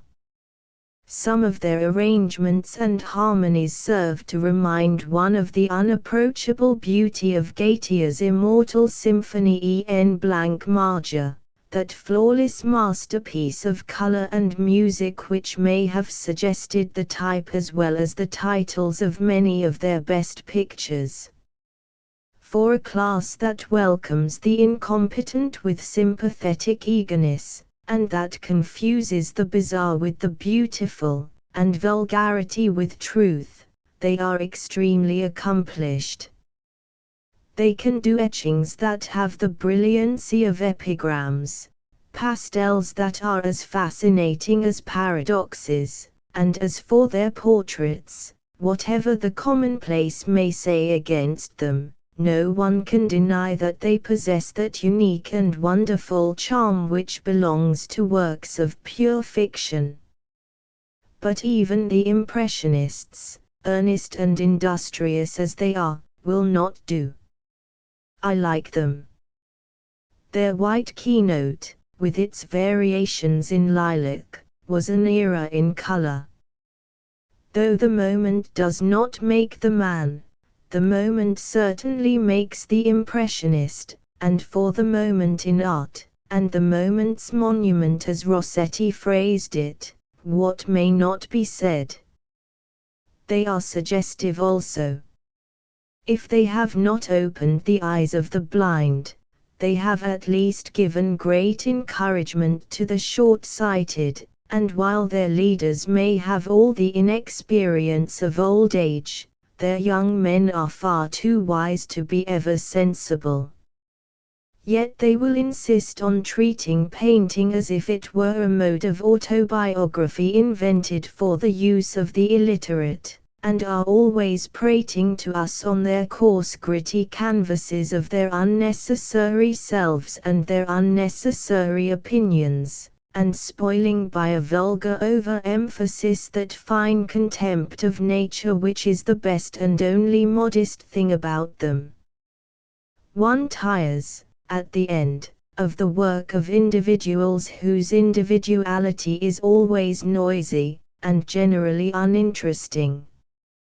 There is far more to be said in favor of that newer school at Paris, the archaicists, as they call themselves, who, refusing to leave the artist entirely at the mercy of the weather, do not find the ideal of art in mere atmospheric effect, but seek rather for the imaginative beauty of design and the loveliness of fair color, and rejecting the tedious realism of those who merely paint what they see, try to see something worth seeing, and to see it not merely with actual and physical vision, but with that nobler vision of the soul which is as far wider in spiritual scope as it is far more splendid in artistic purpose. They, at any rate, work under those decorative conditions that each art requires for its perfection, and have sufficient aesthetic instinct to regret those sordid and stupid limitations of absolute modernity of form which have proved the ruin of so many of the Impressionists. Still, the art that is frankly decorative is the art to live with. It is, of all our visible arts, the one art that creates in us both mood and temperament.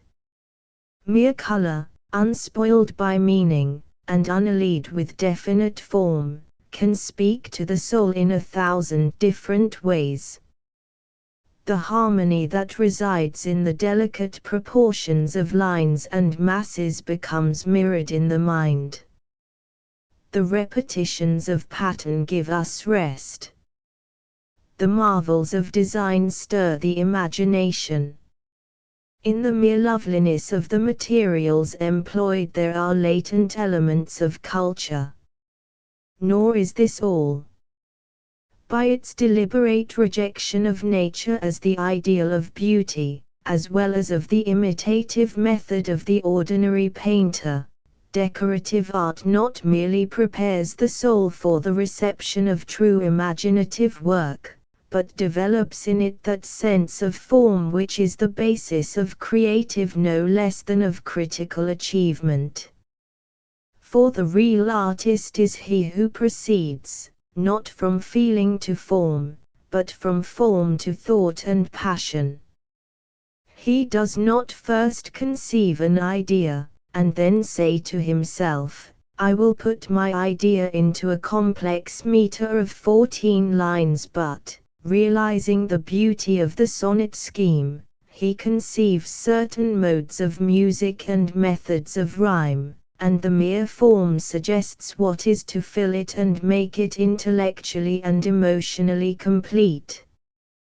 From time to time the world cries out against some charming artistic poet, because, to use its hackneyed and silly phrase, he has nothing to say. But if he had something to say, he would probably say it, and the result would be tedious. It is just because he has no new message, that he can do beautiful work. He gains his inspiration from form, and from form purely, as an artist should. A real passion would ruin him.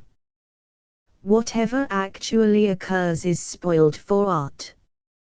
All bad poetry springs from genuine feeling. To be natural is to be obvious, and to be obvious is to be inartistic. Ernest. I wonder, do you really believe what you say? Gilbert. Why should you wonder? It is not merely in art that the body is the soul. In every sphere of life form is the beginning of things. The rhythmic harmonious gestures of dancing convey, Plato tells us, both rhythm and harmony into the mind.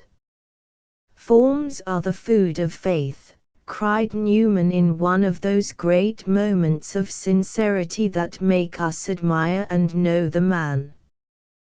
He was right, though he may not have known how terribly right he was. The creeds are believed, not because they are rational, but because they are repeated. Yes, form is everything. It is the secret of life. Find expression for a sorrow, and it will become dear to you. Find expression for a joy, and you intensify its ecstasy. Do you wish to love? Use love's litany, and the words will create the yearning from which the world fancies that they spring. Have you a grief that corrodes your heart? Steep yourself in the language of grief, learn its utterance from Prince Hamlet and Queen Constance, and you will find that mere expression is a mode of consolation, and that form, which is the birth of passion, is also the death of pain. And so, to return to the sphere of art, it is form that creates not merely the critical temperament, but also the aesthetic instinct, that unerring instinct that reveals to one all things under their conditions of beauty. Start with the worship of form, and there is no secret in art that will not be revealed to you, and remember that in criticism, as in creation, temperament is everything, and that it is, not by the time of their production, but by the temperaments to which they appeal, that the schools of art should be historically grouped. Ernest, your theory of education is delightful. But what influence will your critic, brought up in these exquisite surroundings, possess? Do you really think that any artist is ever affected by criticism? Gilbert, the influence of the critic will be the mere fact of his own existence. He will represent the flawless type. In him the culture of the century will see itself realized. You must not ask of him to have any aim other than the perfecting of himself. The demand of the intellect, as has been well said, is simply to feel itself alive. The critic may, indeed, desire to exercise influence, but, if so, he will concern himself not with the individual, but with the age, which he will seek to wake into consciousness, and to make responsive, creating in it new desires and appetites, and lending it his larger vision and his nobler moods. The actual art of today will occupy him less than the art of tomorrow, far less than the art of yesterday, and as for this or that person at present toiling away, what do the industrious matter? They do their best, no doubt, and consequently we get the worst from them. It is always with the best intentions that the worst work is done. And besides, my dear Ernest, when a man reaches the age of 40, or becomes a Royal Academician, or is elected a member of the Athenaeum Club, or is recognized as a popular novelist, whose books are in great demand at suburban railway stations, one may have the amusement of exposing him, but one cannot have the pleasure of reforming him. And this is, I dare say, very fortunate for him, for I have no doubt that reformation is a much more painful process than punishment, is indeed punishment in its most aggravated and moral form, a fact which accounts for our entire failure as a community to reclaim that interesting phenomenon who is called the confirmed criminal. Ernest, but may it not be that the poet is the best judge of poetry, and the painter of painting? Each art must appeal primarily to the artist who works in it. His judgment will surely be the most valuable. Gilbert, the appeal of all art is simply to the artistic temperament. Art does not address herself to the specialist. Her claim is that she is universal, and that in all her manifestations she is one. Indeed, so far from its being true that the artist is the best judge of art, a really great artist can never judge of other people's work at all, and can hardly, in fact, judge of his own. That very concentration of vision that makes a man an artist, limits by its sheer intensity his faculty of fine appreciation. The energy of creation hurries him blindly onto his own goal. The wheels of his chariot raise the dust as a cloud around him. The gods are hidden from each other. They can recognize their worshippers. That is all. Ernest. You say that a great artist cannot recognize the beauty of work different from his own. Gilbert. It is impossible for him to do so. Wordsworth saw in Endymion merely a pretty piece of paganism, and Shelley, with his dislike of actuality, was deaf to Wordsworth's message, being repelled by its form, and Byron, that great passionate human incomplete creature, could appreciate neither the poet of the cloud nor the poet of the lake, and the wonder of Keats was hidden from him. The realism of Euripides was hateful to Sophocles. Those droppings of warm tears had no music for him. Milton, with his sense of the grand style, could not understand the method of Shakespeare, any more than could Sir Joshua the method of Gainsborough. Bad artists always admire each other's work. They call it being large-minded and free from prejudice. But a truly great artist cannot conceive of life being shown, or beauty fashioned, under any conditions other than those that he has selected. Creation employs all its critical faculty within its own sphere. It may not use it in the sphere that belongs to others. It is exactly because a man cannot do a thing that he is the proper judge of it. Ernest. Do you really mean that? Gilbert. Yes, for creation limits, while contemplation widens the vision. Ernest. But what about technique? Surely each art has its separate technique. Gilbert. Certainly, each art has its grammar and its materials. There is no mystery about either, and the incompetent can always be correct. But, while the laws upon which art rests may be fixed and certain, to find their true realization they must be touched by the imagination into such beauty that they will seem an exception, each one of them. Technique is really personality. That is the reason why the artist cannot teach it, why the pupil cannot learn it, and why the aesthetic critic can understand it. To the great poet, there is only one method of music, his own. To the great painter, there is only one manner of painting, that which he himself employs. The aesthetic critic, and the aesthetic critic alone, can appreciate all forms and modes. It is to him that art makes her appeal. Ernest.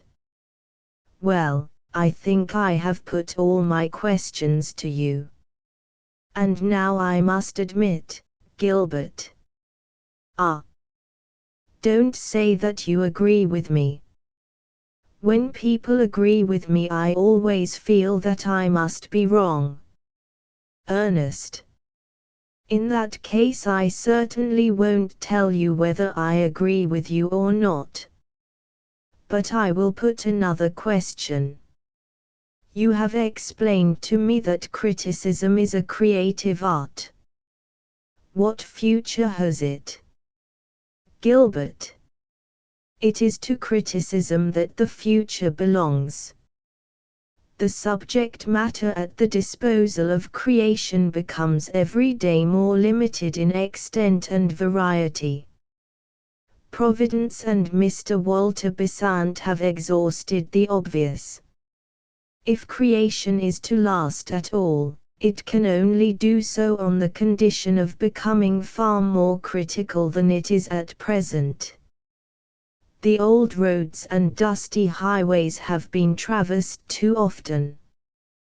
Their charm has been worn away by plodding feet, and they have lost that element of novelty or surprise which is so essential for romance.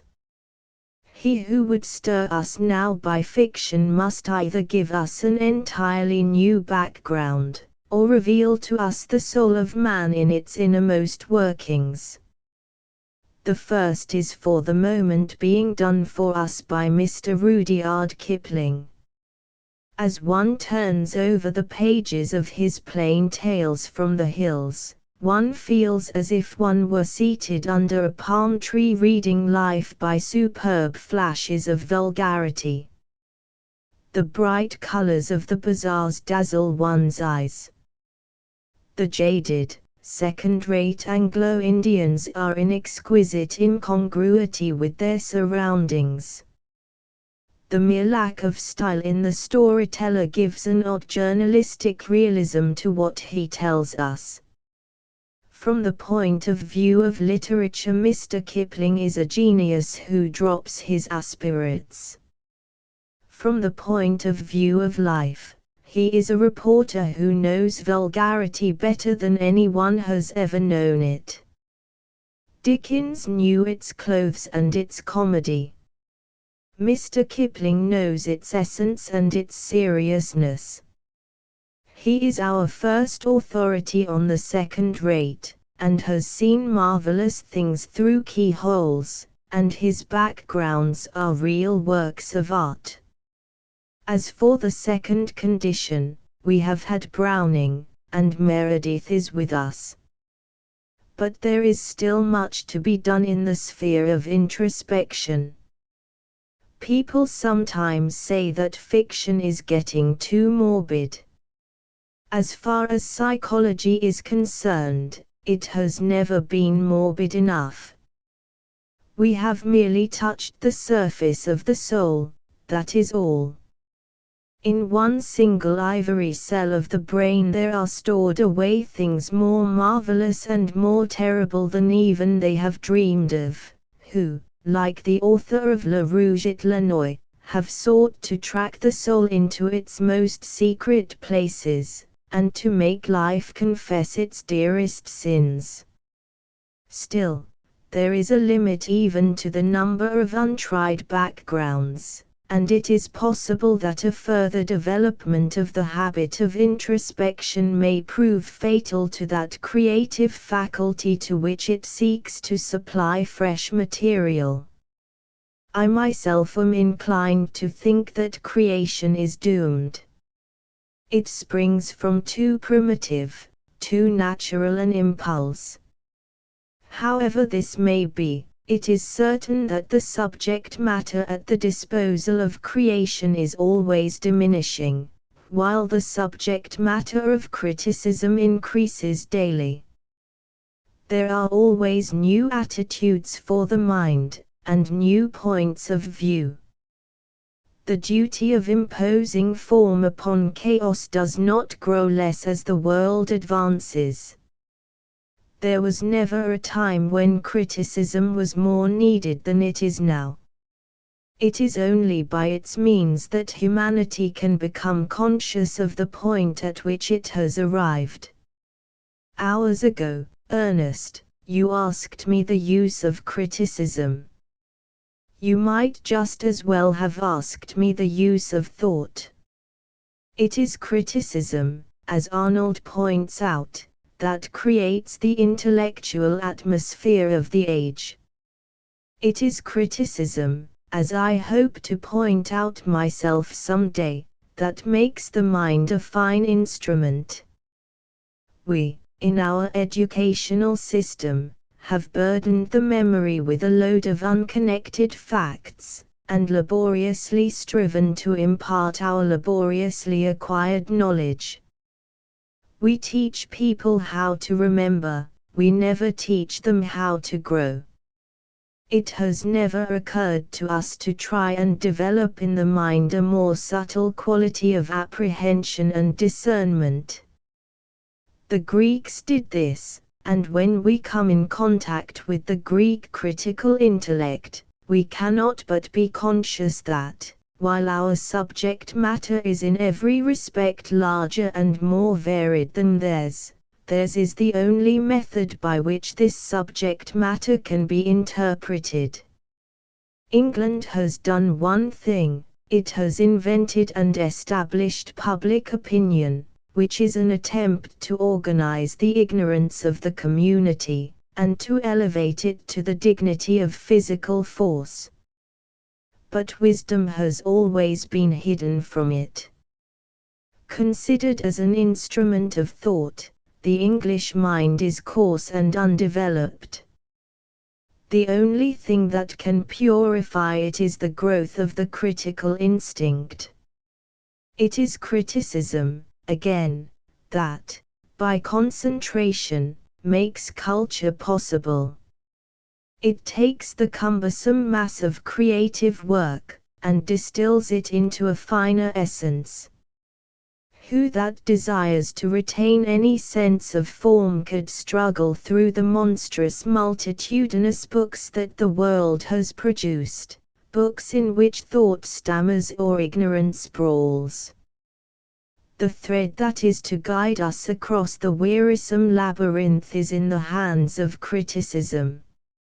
Nay more, where there is no record, and history is either lost, or was never written, criticism can recreate the past for us from the very smallest fragment of language or art, just as surely as the man of science can from some tiny bone, or the mere impress of a foot upon a rock, recreate for us the winged dragon or Titan lizard that once made the earth shake beneath its tread, can call Behemoth out of his cave, and make Leviathan swim once more across the startled sea. Prehistoric history belongs to the philological and archaeological critic. It is to him that the origins of things are revealed. The self-conscious deposits of an age are nearly always misleading. Through philological criticism alone we know more of the centuries of which no actual record has been preserved, than we do of the centuries that have left us their scrolls. It can do for us what can be done neither by physics nor metaphysics. It can give us the exact science of mind in the process of becoming. It can do for us what history cannot do. It can tell us what man thought before he learned how to write. You have asked me about the influence of criticism. I think I have answered that question already, but there is this also to be said. It is criticism that makes us cosmopolitan. The Manchester School tried to make men realize the brotherhood of humanity, by pointing out the commercial advantages of peace. It sought to degrade the wonderful world into a common marketplace for the buyer and the seller. It addressed itself to the lowest instincts, and it failed.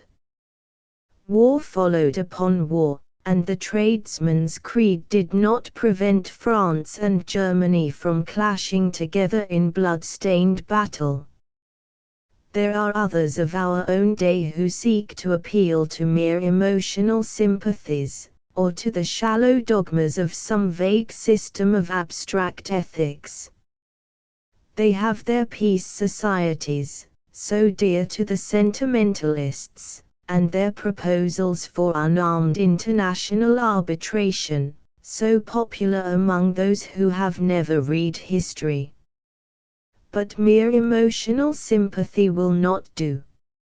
It is too variable, and too closely connected with the passions, and a board of arbitrators who, for the general welfare of the race, are to be deprived of the power of putting their decisions into execution, will not be of much avail. There is only one thing worse than injustice, and that is justice without her sword in her hand. When right is not might, it is evil. No, the emotions will not make us cosmopolitan, any more than the greed for gain could do so. It is only by the cultivation of the habit of intellectual criticism that we shall be able to rise superior to race prejudices. Goethe, you will not misunderstand what I say, was a German of the Germans. He loved his country, no man more so. Its people were dear to him, and he led them. Yet, when the iron hoof of Napoleon trampled upon vineyard and cornfield, his lips were silent. How can one write songs of hatred without hating, he said to Eckermann, and how could I, to whom culture and barbarism are alone of importance, hate a nation which is among the most cultivated of the earth and to which I owe so great a part of my own cultivation. This note, sounded in the modern world by Goethe first, will become, I think, the starting point for the cosmopolitanism of the future. Criticism will annihilate race prejudices, by insisting upon the unity of the human mind in the variety of its forms. If we are tempted to make war upon another nation, we shall remember that we are seeking to destroy an element of our own culture, and possibly its most important element. As long as war is regarded as wicked, it will always have its fascination. When it is looked upon as vulgar, it will cease to be popular. The change will of course be slow, and people will not be conscious of it. They will not say we will not war against France because her prose is perfect, but because the prose of France is perfect. They will not hate the land. Intellectual criticism will bind Europe together in bonds far closer than those that can be forged by shopman or sentimentalist. It will give us the peace that springs from understanding. Nor is this all. It is criticism that, recognizing no position as final, and refusing to bind itself by the shallow shibboleths of any sect or school, creates that serene philosophic temper which loves truth for its own sake, and loves it not the less because it knows it to be unattainable. How little we have of this temper in England, and how much we need it. The English mind is always in a rage. The intellect of the race is wasted in the sordid and stupid quarrels of second-rate politicians or third-rate theologians. It was reserved for a man of science to show us the supreme example of that sweet reasonableness of which Arnold spoke so wisely, and, alas, to so little effect. The author of The Origin of Species had, at any rate, the philosophic temper. If one contemplates the ordinary pulpits and platforms of England, one can but feel the contempt of Julian, or the indifference of Montaigne. We are dominated by the fanatic, whose worst vice is his sincerity. Anything approaching to the free play of the mind is practically unknown amongst us. People cry out against the sinner, yet it is not the sinful, but the stupid, who are our shame. There is no sin except stupidity. Ernest. Ah! What an antinomian you are! Gilbert. The artistic critic, like the mystic, is an antinomian always. To be good, according to the vulgar standard of goodness, is obviously quite easy. It merely requires a certain amount of sordid terror, a certain lack of imaginative thought, and a certain low passion for middle-class respectability. Aesthetics are higher than ethics. They belong to a more spiritual sphere. To discern the beauty of a thing is the finest point to which we can arrive. Even a color sense is more important, in the development of the individual, than a sense of right and wrong. Aesthetics, in fact, are to ethics in the sphere of conscious civilization, what, in the sphere of the external world, sexual is to natural selection. Ethics, like natural selection, make existence possible. Aesthetics, like sexual selection, make life lovely and wonderful, fill it with new forms, and give it progress, and variety and change.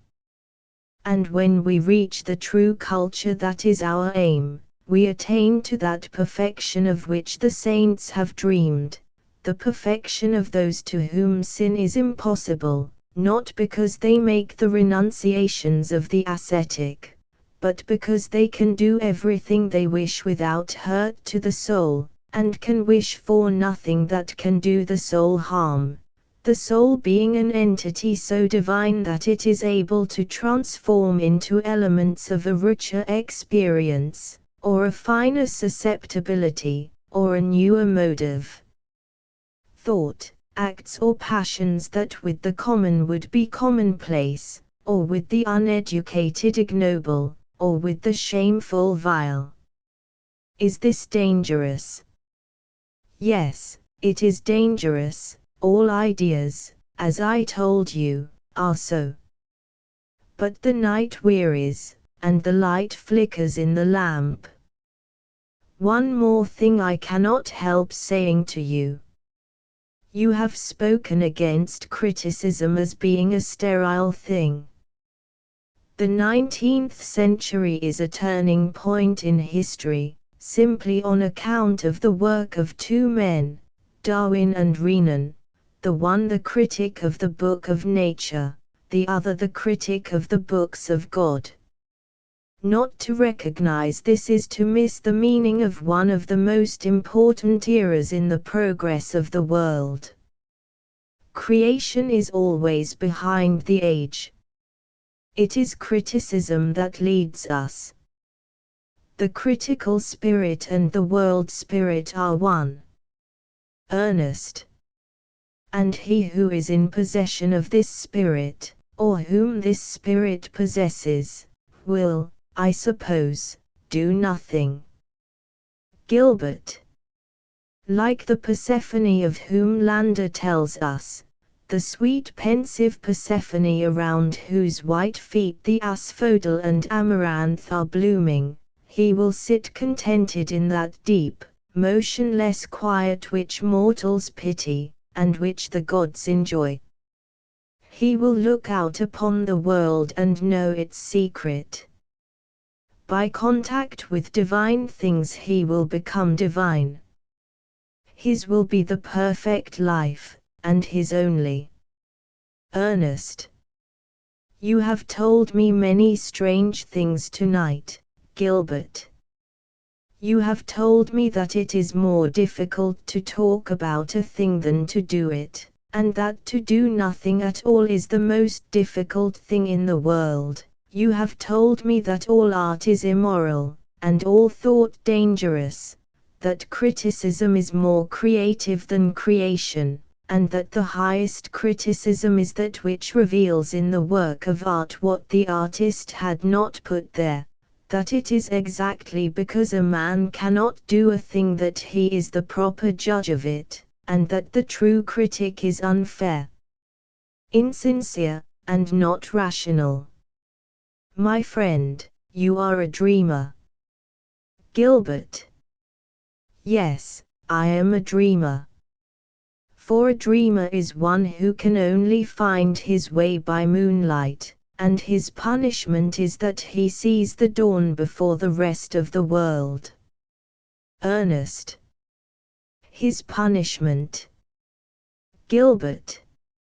And his reward. But, see, it is dawn already. Draw back the curtains and open the windows wide. How cool the morning air is! Piccadilly lies at our feet like a long riband of silver. A faint purple mist hangs over the park, and the shadows of the white houses are purple. It is too late to sleep. Let us go down to Covent Garden and look at the roses. Come. I am tired of thought.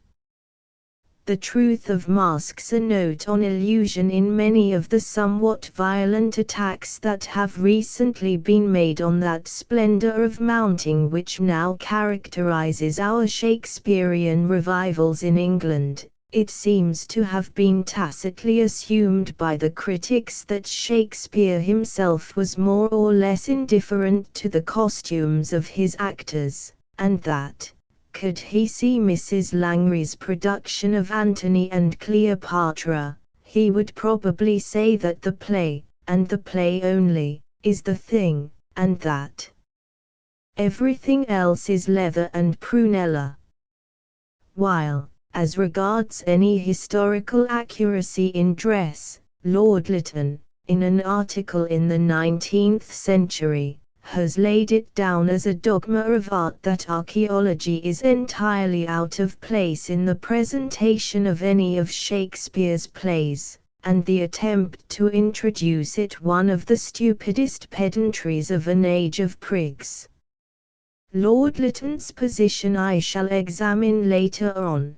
But, as regards the theory that Shakespeare did not busy himself much about the costume wardrobe of his theatre, anybody who cares to study Shakespeare's method will see that there is absolutely no dramatist of the French, English, or Athenian stage who relies so much for his illusionist effects on the dress of his actors as Shakespeare does himself. Knowing how the artistic temperament is always fascinated by beauty of costume, he constantly introduces into his plays masks and dances, purely for the sake of the pleasure which they give the eye, and we have still his stage directions for the three great processions in Henry VIII. Directions which are characterized by the most extraordinary elaborateness of detail down to the collars of SS and the pearls in Anne Boleyn's hair.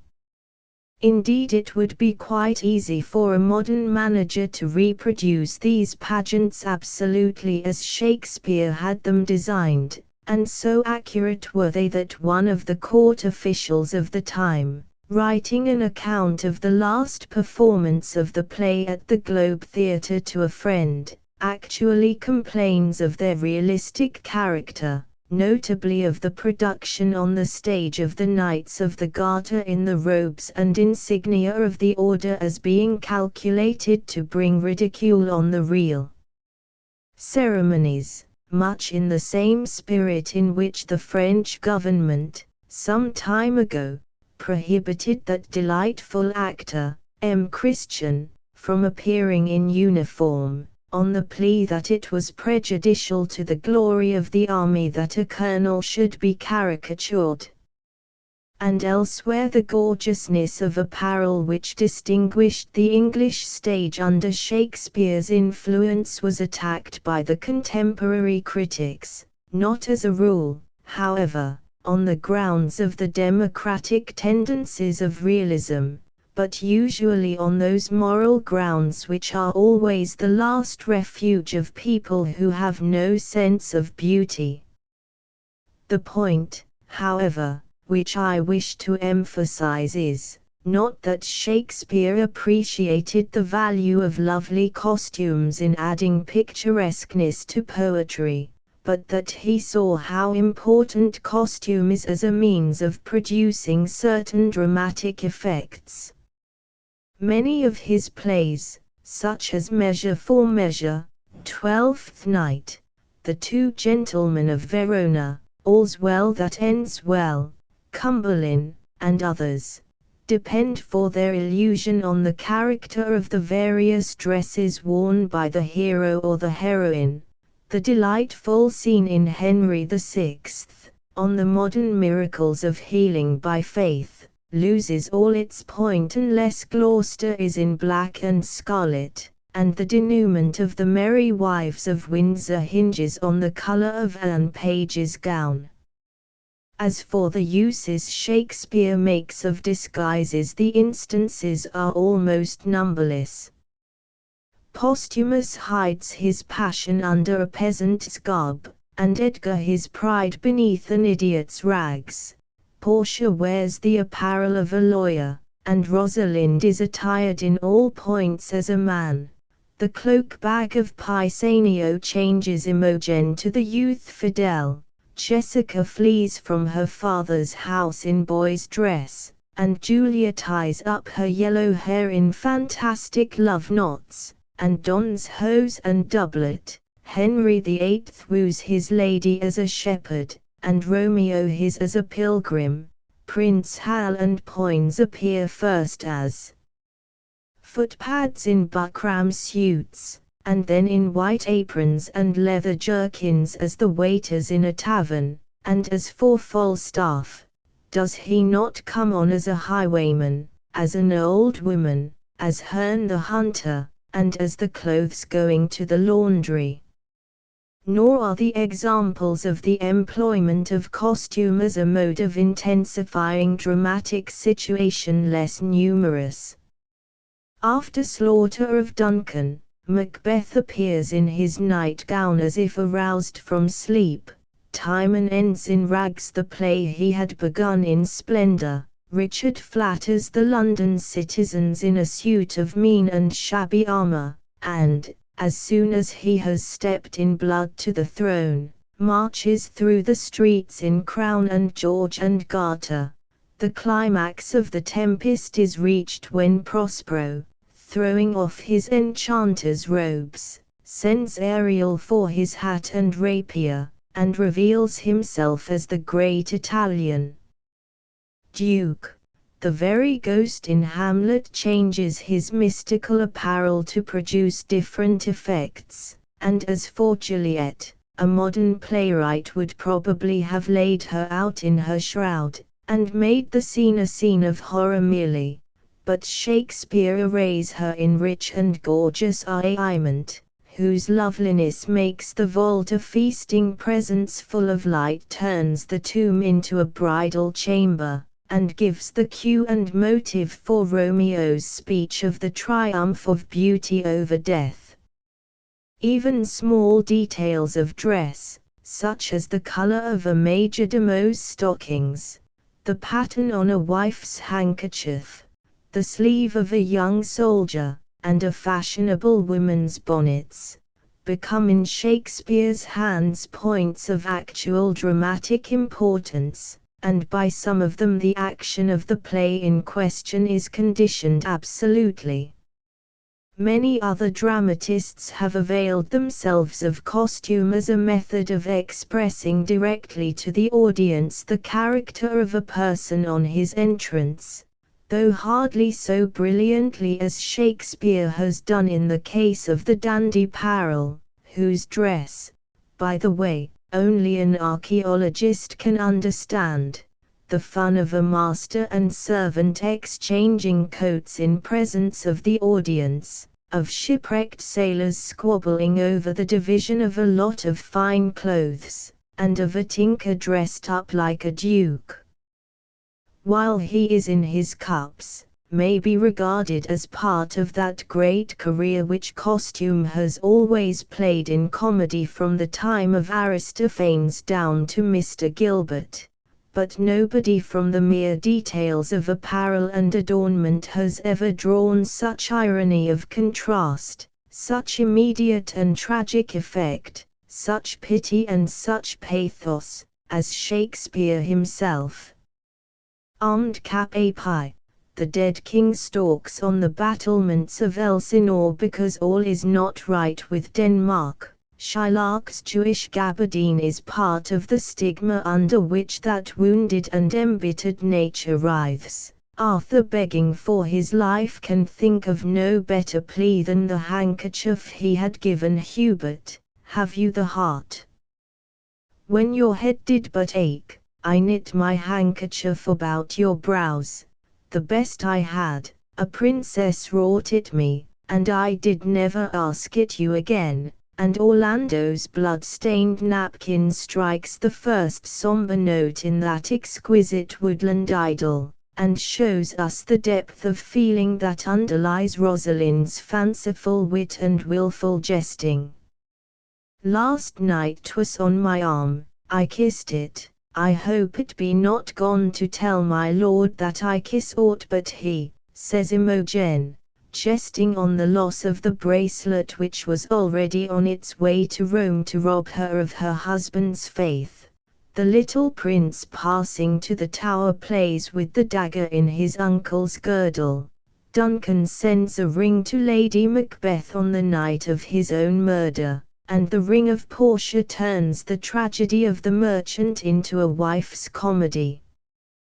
The great rebel York dies with a paper crown on his head. Hamlet's black suit is a kind of colour motive in the piece, like the morning of the chime in the Cid, and the climax of Antony's speech is the production of Caesar's cloak. I remember the first time ever Caesar put it on. 'Twas on a summer's evening, in his tent, the day he overcame the Nerei. Look, in this place ran Cassius' dagger through, see what a rent the envious Casca made, through this the well-beloved Brutus stabbed. Kind souls, what, weep you when you but behold our Caesar's vesture wounded? The flowers which Ophelia carries with her in her madness are as pathetic as the violets that blossom on a grave. The effect of Lear's wandering on the heath is intensified beyond words by his fantastic attire, and when Clayton, stung by the taunt of that simile which his sister draws from her husband's arraignment, arrays himself in that husband's very garb to work upon her the deed of shame, we feel that there is nothing in the whole of modern French realism, nothing even in Thais Requin, that masterpiece of horror, which for terrible and tragic significance can compare with this strange scene in Cumberland. In the actual dialogue also some of the most vivid passages are those suggested by costume. Rosalind's dost thou think, though I am caparisoned like a man, I have a doublet and hose in my disposition. Constance's grief fills the place of my absent child, stuffs out his vacant garments with his form, and the quick sharp cry of Elizabeth, "Ah! Cut my lace asunder," are only a few of the many examples one might quote. One of the finest effects I have ever seen on the stage was Salvini, in the last act of Lear, tearing the plume from Kent's cap and applying it to Cordelia's lips when he came to the line, "This feather stirs, she lives." Mr. Booth, whose Lear had many noble qualities of passion, plucked, I remember, some fur from his archaeologically incorrect ermine for the same business, but Salvini's was the finer effect of the two, as well as the truer. And those who saw Mr. Irving in the last act of Richard III have not, I am sure, forgotten how much the agony and terror of his dream was intensified, by contrast, through the calm and quiet that preceded it, and the delivery of such lines as "What, is my beaver easier than it was? And all my armor laid into my tent." Look that my staves be sound and not too heavy, lines which had a double meaning for the audience, remembering the last words which Richard's mother called after him as he was marching to Bosworth. Therefore take with thee my most grievous curse, which in the day of battle tire thee more than all the complete armour that thou wearest. As regards the resources which Shakespeare had at his disposal, it is to be remarked that, while he more than once complains of the smallness of the stage on which he has to produce big historical plays, and of the want of scenery which obliges him to cut out many effective open-air incidents, he always writes as a dramatist who had at his disposal a most elaborate theatrical wardrobe, and who could rely on the actors taking pains about their make-up. Even now it is difficult to produce such a play as the Comedy of Errors, and to the picturesque accident of Miss Ellen Terry's brother resembling herself we owe the opportunity of seeing Twelfth Night adequately performed. Indeed, to put any play of Shakespeare's on the stage, absolutely as he himself wished it to be done, requires the services of a good property man, a clever wig maker, a costumier with a sense of color and a knowledge of textures, a master of the methods of making up, a fencing master, a dancing master, and an artist to direct personally the whole production. For he is most careful to tell us the dress and appearance of each character. Rossini abhorra la realite, says Auguste Vacquerie somewhere, il n'est pas s'occuper de son costume. Si l'on s'en rapporte auxiliary indications du poète, Agamemnon serait vêtu d'un sceptre et qu'il d'un épée. But with Shakespeare it is very different. He gives us directions about the costumes of Perdita, Florizel, Autolycus, the witches in Macbeth, and the apothecary in Romeo and Juliet, several elaborate descriptions of his fat knight, and a detailed account of the extraordinary garb in which Petruchio is to be married. Rosalind, he tells us, is tall, and is to carry a spear and a little dagger. Celia is smaller, and is to paint her face brown so as to look sunburnt. The children who play at fairies in Windsor Forest are to be dressed in white and green, a compliment, by the way, to Queen Elizabeth, whose favourite colours they were, and in white, with green garlands and gilded visors. The angels are to come to Catherine in Kimbolton. Bottom is in homespun. Lysander is distinguished from Oberon by his wearing an Athenian dress, and Lance has holes in his boots. The Duchess of Gloucester stands in a white sheet with her husband in mourning beside her. The motley of the Fool, the scarlet of the Cardinal, and the French lilies broidered on the English coats, are all made occasion for jest or taunt in the dialogue.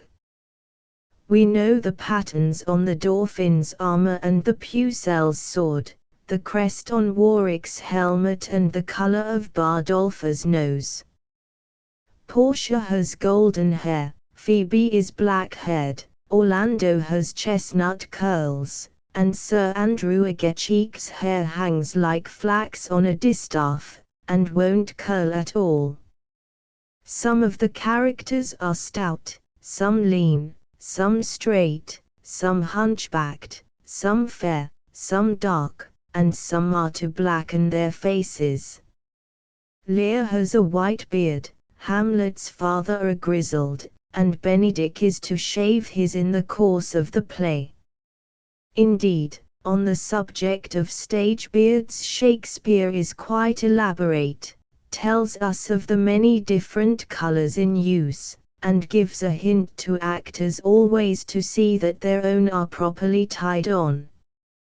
There is a dance of reapers in rye straw hats, and of rustics in hairy coats like satyrs, a mask of Amazons, a mask of Russians, and a classical mask, several immortal scenes over a weaver in an ass's head, a riot over the colour of a coat which it takes the Lord Mayor of London to quell, and a scene between an infuriated husband and his wife's milliner about the slashing of a sleeve. As for the metaphors Shakespeare draws from dress, and the aphorisms he makes on it, his hits at the costume of his age, particularly at the ridiculous size of the ladies' bonnets, and the many descriptions of the mundus muliebri, from the long of Autolycus in the Winter's Tale down to the account of the Duchess of Milan's gown in Much Ado About Nothing, they are far too numerous to quote, though it may be worthwhile to remind people that the whole of the philosophy of clothes is to be found in Lear's scene with Edgar, a passage which has the advantage of brevity and style over the grotesque wisdom and somewhat mouthing metaphysics of Sartor Resartus. But I think that from what I have already said it is quite clear that Shakespeare was very much interested in costume. I do not mean in that shallow sense by which it has been concluded from his knowledge of deeds and daffodils that he was the Blackstone and Paxton of the Elizabethan age, but that he saw that costume could be made at once impressive of a certain effect on the audience and expressive of certain types of character, and is one of the essential factors of the means which a true illusionist has at his disposal. Indeed, to him the deformed figure of Richard was of as much value as Juliet's loveliness. He sets the serge of the radical beside the silks of the lord, and sees the stage effects to be got from each. He has as much delight in Caliban as he has in Ariel, in rags as he has in cloth of gold, and recognizes the artistic beauty of ugliness.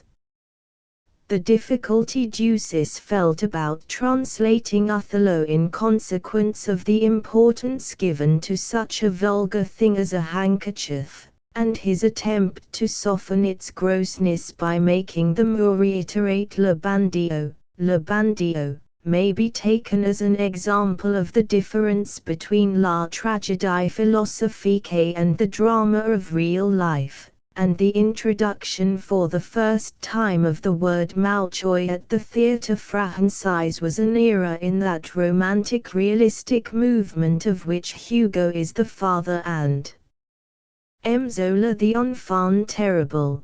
Just as the classicism of the earlier part of the century was emphasized by Talma's refusal to play Greek heroes any longer in a powdered periwig, one of the many instances, by the way, of that desire for archaeological accuracy in dress which has distinguished the great actors of our age. In criticizing the importance given to money in La Comédie Humaine, Théophile Gautier says that Balzac may claim to have invented a new hero in fiction, le héros métallique. Of Shakespeare it may be said he was the first to see the dramatic value of doublets, and that a climax may depend on a crinoline.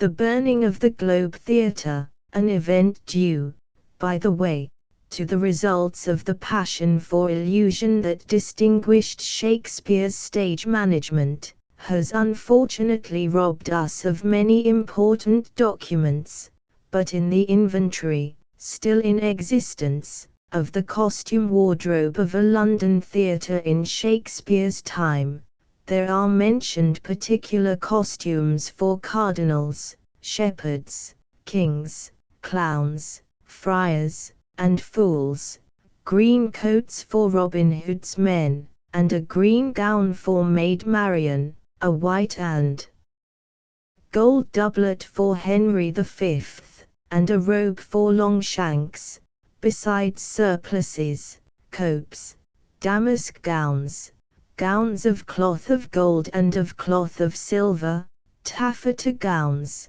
calico gowns, velvet coats, satin coats, frieze coats, jerkins of yellow leather and of black leather, red suits, grey suits, French Pierrot suits, a robe for to go invisible which seems inexpensive at £3, 10s, and 4 incomparable fardingales, all of which show a desire to give every character an appropriate dress.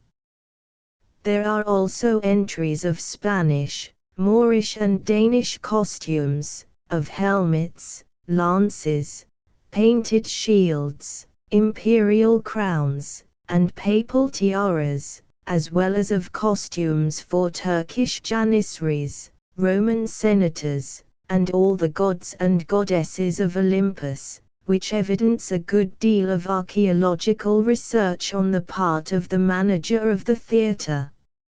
It is true that there is a mention of a bodice for Eve, but probably the Donny of the play was after the fall. Indeed, anybody who cares to examine the age of Shakespeare will see that archaeology was one of its special characteristics. After that revival of the classical forms of architecture which was one of the notes of the Renaissance, and the printing at Venice and elsewhere of the masterpieces of Greek and Latin literature, had come naturally an interest in the ornamentation and costume of the antique world. Nor was it for the learning that they could acquire, but rather for the loveliness that they might create, that the artists studied these things. The curious objects that were being constantly brought to light by excavations were not left to moulder in a museum, for the contemplation of a callous curator, and the ennui of a policeman bored by the absence of crime. They were used as motives for the production of a new art, which was to be not beautiful merely, but also strange. In Fescher tells us that in 1485 some workmen digging on the Appian Way came across an old Roman sarcophagus inscribed with the name Julia, daughter of Claudius. On opening the coffer they found within its marble womb the body of a beautiful girl of about 15 years of age, preserved by the embalmer's skill from corruption and the decay of time.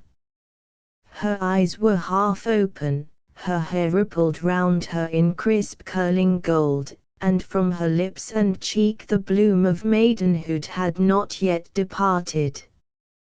Borne back to the capital, she became at once the center of a new cult, and from all parts of the city crowded pilgrims to worship at the wonderful shrine, till the Pope, fearing lest those who had found the secret of beauty in a pagan tomb might forget what secrets Judea's rough and rock-hewn sepulchre contained, had the body conveyed away by night, and in secret buried. Legend though it may be, yet the story is none the less valuable as showing us the attitude of the Renaissance towards the antique world.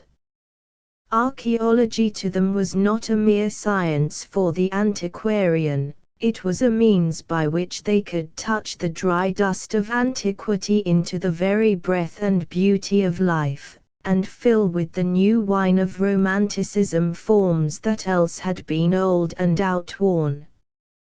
From the pulpit of Nicola Pisano down to Mantegna's Triumph of Caesar and the Service Cellini designed for King Francis, the influence of this spirit can be traced, nor was it confined merely to the immobile arts, the arts of arrested movement, but its influence was to be seen also in the great Greco-Roman masques which were the constant amusement of the gay courts of the time, and in the public pomps and processions with which the citizens of big commercial towns were wont to greet the princes that chanced to visit them, pageants, by the way, which were considered so important that large prints were made of them and published, a fact which is a proof of the general interest at the time in matters of such kind.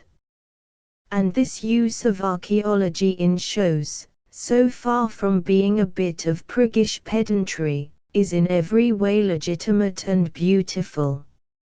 For the stage is not merely the meeting place of all the arts, but is also the return of art to life.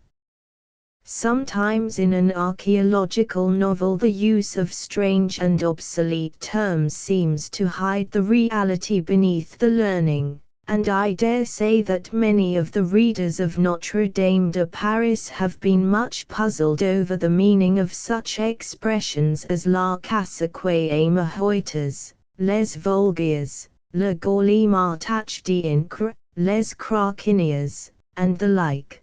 But with the stage how different it is. The ancient world wakes from its sleep, and history moves as a pageant before our eyes, without obliging us to have recourse to a dictionary or an encyclopedia for the perfection of our enjoyment. Indeed, there is not the slightest necessity that the public should know the authorities for the mounting of any piece. From such materials, for instance, as the disc of Theodosius, materials with which the majority of people are probably not very familiar, Mr. E. W. Godwin, one of the most artistic spirits of this century in England, created the marvelous loveliness of the first act of Claudian, and showed us the life of Byzantium in the 4th century. Not by a dreary lecture and a set of grimy casts, not by a novel which requires a glossary to explain it, but by the visible presentation before us of all the glory of that great town. And while the costumes were true to the smallest points of color and design, yet the details were not assigned that abnormal importance which they must necessarily be given in a piecemeal lecture, but were subordinated to the rules of lofty composition and the unity of artistic effect. Mr. Symonds, speaking of that great picture of Mantegna's, now in Hampton Court, says that the artist has converted an antiquarian motive into a theme for melodies of line. The same could have been said with equal justice of Mr. Godwin's scene. Only the foolish called it pedantry, only those who would neither look nor listen spoke of the passion of the play being killed by its paint. It was in reality a scene not merely perfect in its picturesqueness, but absolutely dramatic also, getting rid of any necessity for tedious descriptions, and showing us, by the color and character of Claudian's dress, and the dress of his attendants, the whole nature and life of the man, from what school of philosophy he affected, down to what horses he backed on the turf. And indeed archaeology is only really delightful when transfused into some form of art. I have no desire to underrate the services of laborious scholars, but I feel that the use Keats made of Lempriere's dictionary is of far more value to us than Professor Max Muller's treatment of the same mythology as a disease of language. Better endymion than any theory, however sound, or, as in the present instance, unsound, of an epidemic among adjectives. And who does not feel that the chief glory of Piranesi's book on vases is that it gave Keats the suggestion for his ode on a Grecian urn? Art, and art only, can make archaeology beautiful, and the theatric art can use it most directly and most vividly, for it can combine in one exquisite presentation the illusion of actual life with the wonder of the unreal world.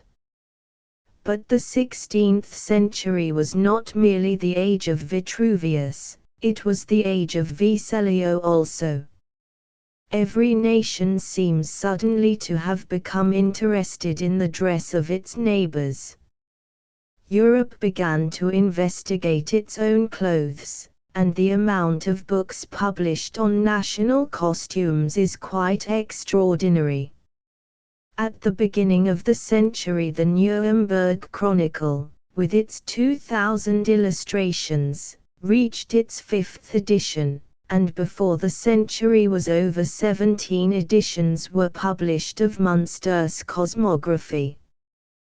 Besides these two books there were also the works of Michael Collins, of Hans Weigel, of Amann, and of Veselio himself, all of them well illustrated, some of the drawings in Veselio being probably from the hand of Titian.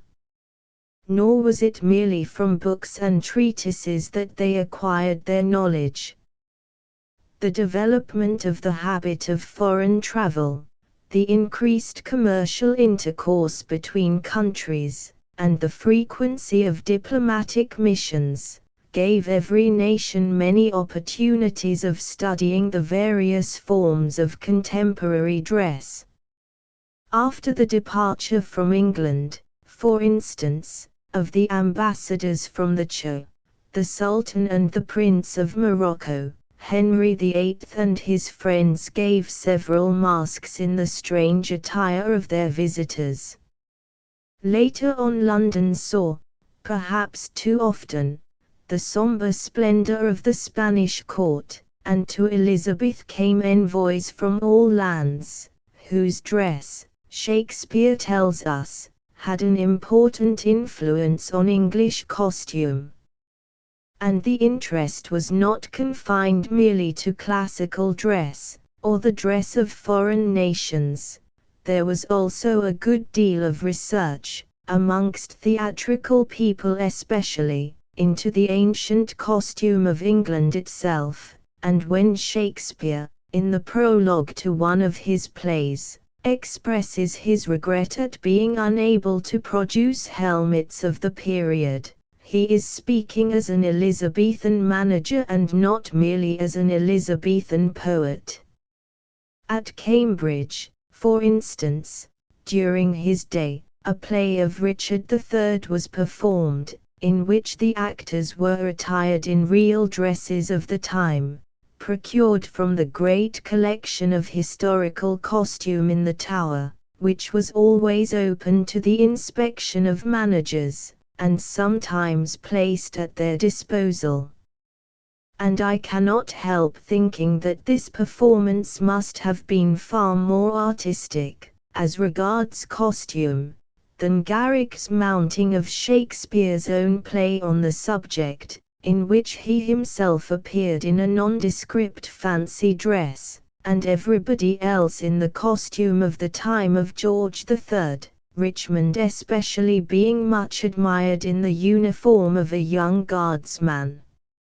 For what is the use to the stage of that archaeology which has so strangely terrified the critics, but that it, and it alone, can give us the architecture and apparel suitable to the time in which the action of the play passes.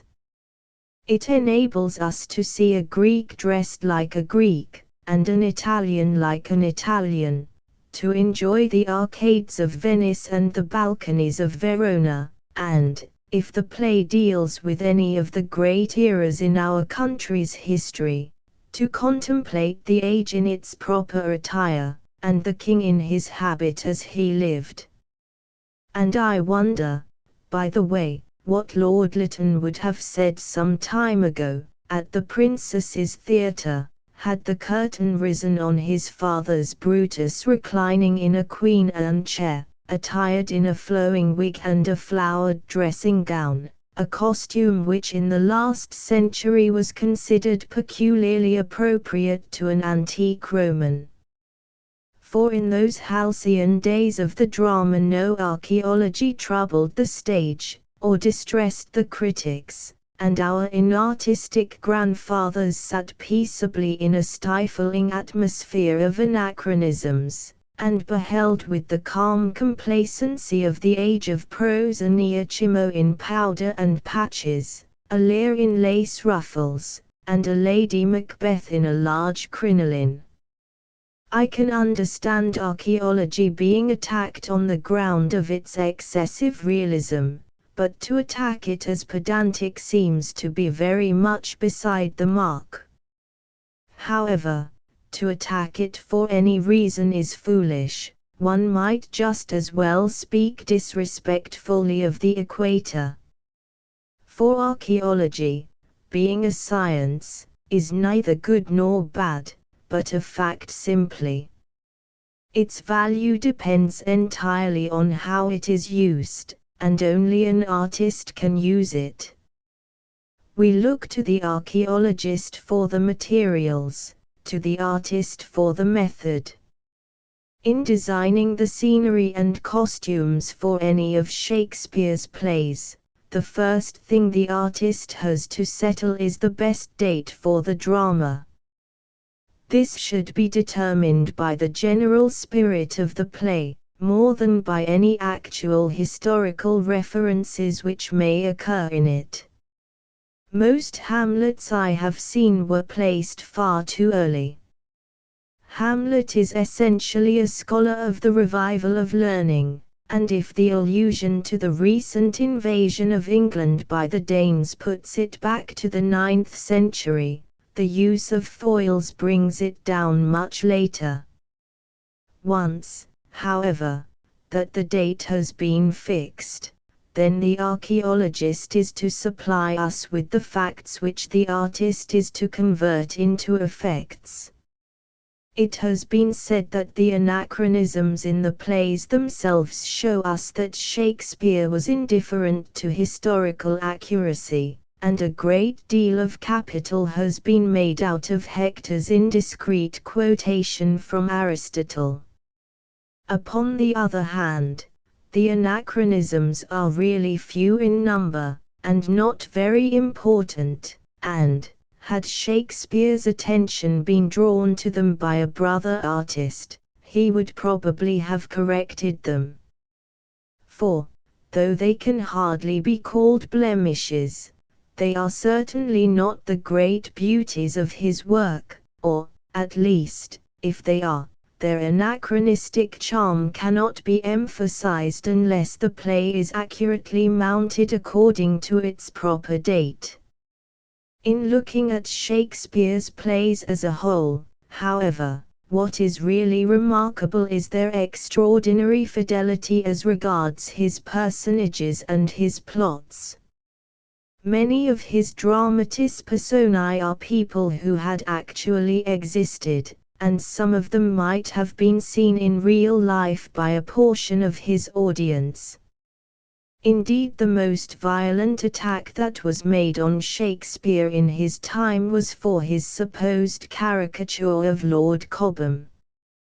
As for his plots, Shakespeare constantly draws them either from authentic history, or from the old ballads and traditions which served as history to the Elizabethan public, and which even now no scientific historian would dismiss as absolutely untrue. And not merely did he select fact instead of fancy as the basis of much of his imaginative work, but he always gives to each play the general character, the social atmosphere, in a word, of the age in question. Stupidity he recognizes as being one of the permanent characteristics of all European civilizations, so he sees no difference between a London mob of his own day and a Roman mob of pagan days, between a silly watchman in Messina and a silly justice of the peace in Windsor. But when he deals with higher characters, with those exceptions of each age which are so fine that they become its types, he gives them absolutely the stamp and seal of their time. Virgilia is one of those Roman wives on whose tomb was written de me mancit, Lanam fecit as surely as Juliet is the romantic girl of the Renaissance. He is even true to the characteristics of race. Hamlet has all the imagination and irresolution of the northern nations, and the Princess Catherine is as entirely French as the heroine of De Vaucan's. Harry V is a pure Englishman, and Othello a true Moor. Again, when Shakespeare treats of the history of England from the 14th to the 16th centuries, it is wonderful how careful he is to have his facts perfectly right. Indeed, he follows Holinshed with curious fidelity. The incessant wars between France and England are described with extraordinary accuracy down to the names of the besieged towns, the ports of landing and embarkation, the sites and dates of the battles, the titles of the commanders on each side, and the lists of the killed and wounded. And as regards the civil wars of the Roses, we have many elaborate genealogies of the 7 sons of Edward III. The claims of the rival houses of York and Lancaster to the throne are discussed at length, and if the English aristocracy will not read Shakespeare as a poet, they should certainly read him as a sort of early peerage. There is hardly a single title in the Upper House, with the exception of course of the uninteresting titles assumed by the law lords, which does not appear in Shakespeare, along with many details of family history, creditable and discreditable. Indeed, if it be really necessary that the school board children should know all about the Wars of the Roses, they could learn their lessons just as well out of Shakespeare as out of shilling primers, and learn them, I need not say, far more pleasurably. Even in Shakespeare's own day this use of his plays was recognized. The historical plays teach history to those who cannot read it in the chronicles, says Hayward in a tract about the stage. And yet I am sure that 16th-century chronicles were much more delightful reading than 19th-century primers are. Of course, the aesthetic value of Shakespeare's plays does not, in the slightest degree, depend on their facts, but on their truth, and truth is independent of facts always, inventing or selecting them at pleasure. But still, Shakespeare's use of facts is a most interesting part of his method of work, and shows us his attitude towards the stage, and his relations to the great art of illusion.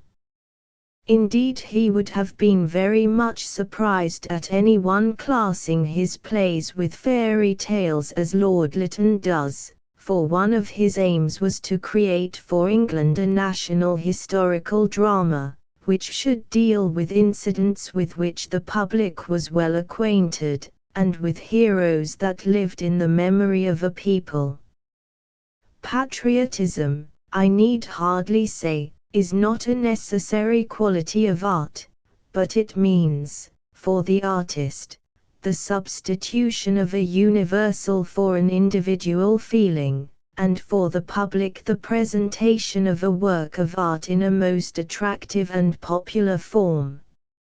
It is worth noticing that Shakespeare's first and last successes were both historical plays. It may be asked, what has this to do with Shakespeare's attitude towards costume?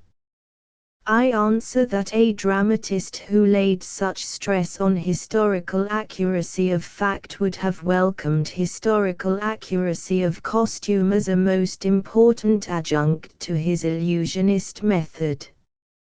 And I have no hesitation in saying that he did so.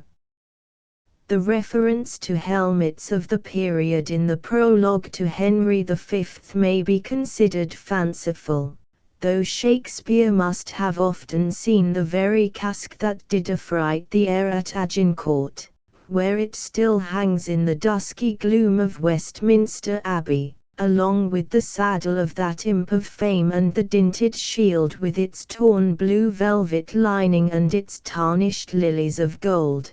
But the use of military tabards in Henry VI is a bit of pure archaeology, as they were not worn in the 16th century, and the king's own tabard, I may mention, was still suspended over his tomb in St. George's Chapel, Windsor, in Shakespeare's day. For, up to the time of the unfortunate triumph of the Philistines in 1645, the chapels and cathedrals of England were the great national museums of archaeology, and in them were kept the armor and attire of the heroes of English history. A good deal was of course preserved in the Tower, and even in Elizabeth's day tourists were brought there to see such curious relics of the past as Charles Brandon's huge lance, which is still, I believe, the admiration of our country visitors. But the cathedrals and churches were, as a rule, selected as the most suitable shrines for the reception of the historic antiquities.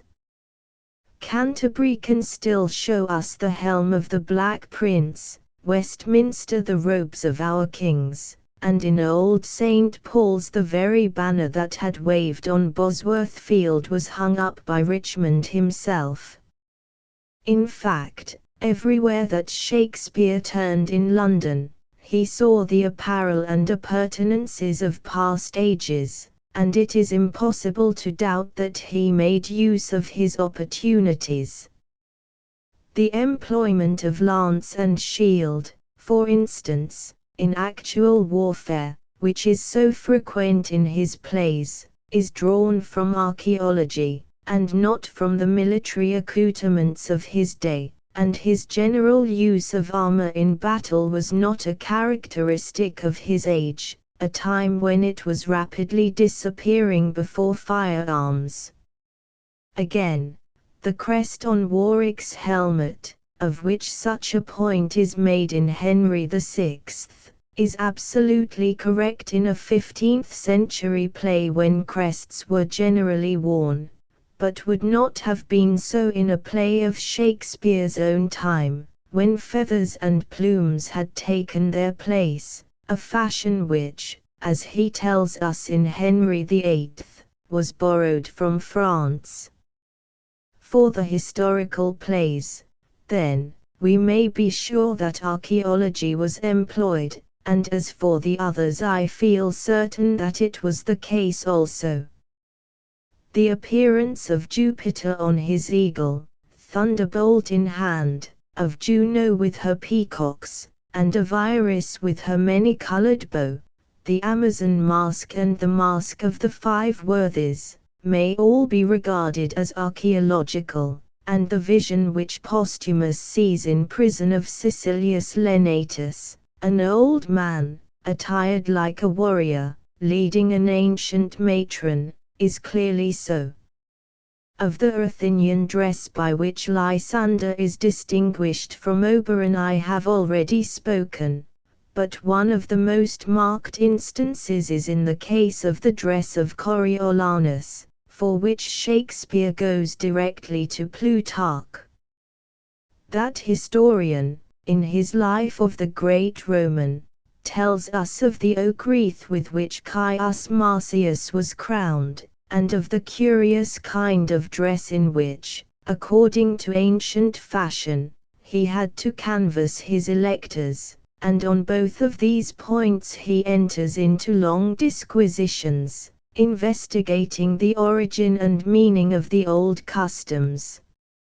Shakespeare, in the spirit of the true artist, accepts the facts of the antiquarian and converts them into dramatic and picturesque effects. Indeed, the gown of humility, the wolvish gown as Shakespeare calls it, is the central note of the play. There are other cases I might quote, but this one is quite sufficient for my purpose, and it is evident from it at any rate that, in mounting a play in the accurate costume of the time, according to the best authorities, we are carrying out Shakespeare's own wishes and method. Even if it were not so, there is no more reason that we should continue any imperfections which may be supposed to have characterized Shakespeare's stage mounting than that we should have Juliet played by a young man, or give up the advantage of changeable scenery. A great work of dramatic art should not merely be made expressive of modern passion by means of the actor, but should be presented to us in the form most suitable to the modern spirit. Racine produced his Roman plays in Louis Quator's dress on a stage crowded with spectators, but we require different conditions for the enjoyment of his art. Perfect accuracy of detail, for the sake of perfect illusion, is necessary for us. What we have to see is that the details are not allowed to usurp the principal place. They must be subordinate always to the general motive of the play. But subordination in art does not mean disregard of truth, it means conversion of fact into effect, and assigning to each detail its proper relative value. Les petits détails de l'histoire de vie domestique, says Hugo, doivent être scrupuleusement étudiés et reproduits par le poète, mais uniquement comme des moyens d'acquoiter la réalité de l'ensemble, et de faire pénétrer jusque dans les coins les plus obscurs de l'œuvre cette vie générale et puissante au milieu de laquelle les personnages sont plus vrais, et les catastrophes, par conséquent, plus poignants. Tout doit être subordonné ci but l'homme sur le premier plan, le reste au fond. This passage is interesting as coming from the first great French dramatist who employed archaeology on the stage, and whose plays, though absolutely correct in detail, are known to all for their passion, not for their pedantry, for their life, not for their learning. It is true that he has made certain concessions in the case of the employment of curious or strange expressions. Ruy Blas talks of M. de Prigo as Sujet du Roi instead of Noble du Roi, and Angelo Malipari speaks of La Croix Rouge instead of La Croix de Gules. But they are concessions made to the public, or rather to a section of it. J'en offre tout mes excuses auxiliary spectateurs intelligence, he says in a note to one of the plays. Esperance question un seigneur Venetian pour dire tout bonnement son peril son blason sur le théâtre. C'est un progrès qui viendra. And, though the description of the crest is not couched in accurate language, still the crest itself was accurately right. It may, of course, be said that the public do not notice these things. Upon the other hand, it should be remembered that art has no other aim but her own perfection, and proceeds simply by her own laws, and that the play which Hamlet describes as being caviar to the general is a play he highly praises. Besides, in England, at any rate, the public have undergone a transformation.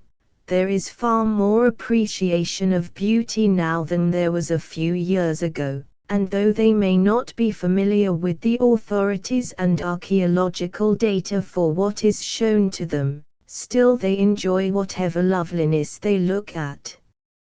and this is the important thing. Better to take pleasure in a rose than to put its root under a microscope.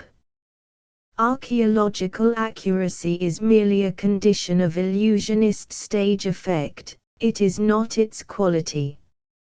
And Lord Lytton's proposal that the dresses should merely be beautiful without being accurate is founded on a misapprehension of the nature of costume, and of its value on the stage. This value is twofold, picturesque and dramatic. The former depends on the color of the dress, the latter on its design and character.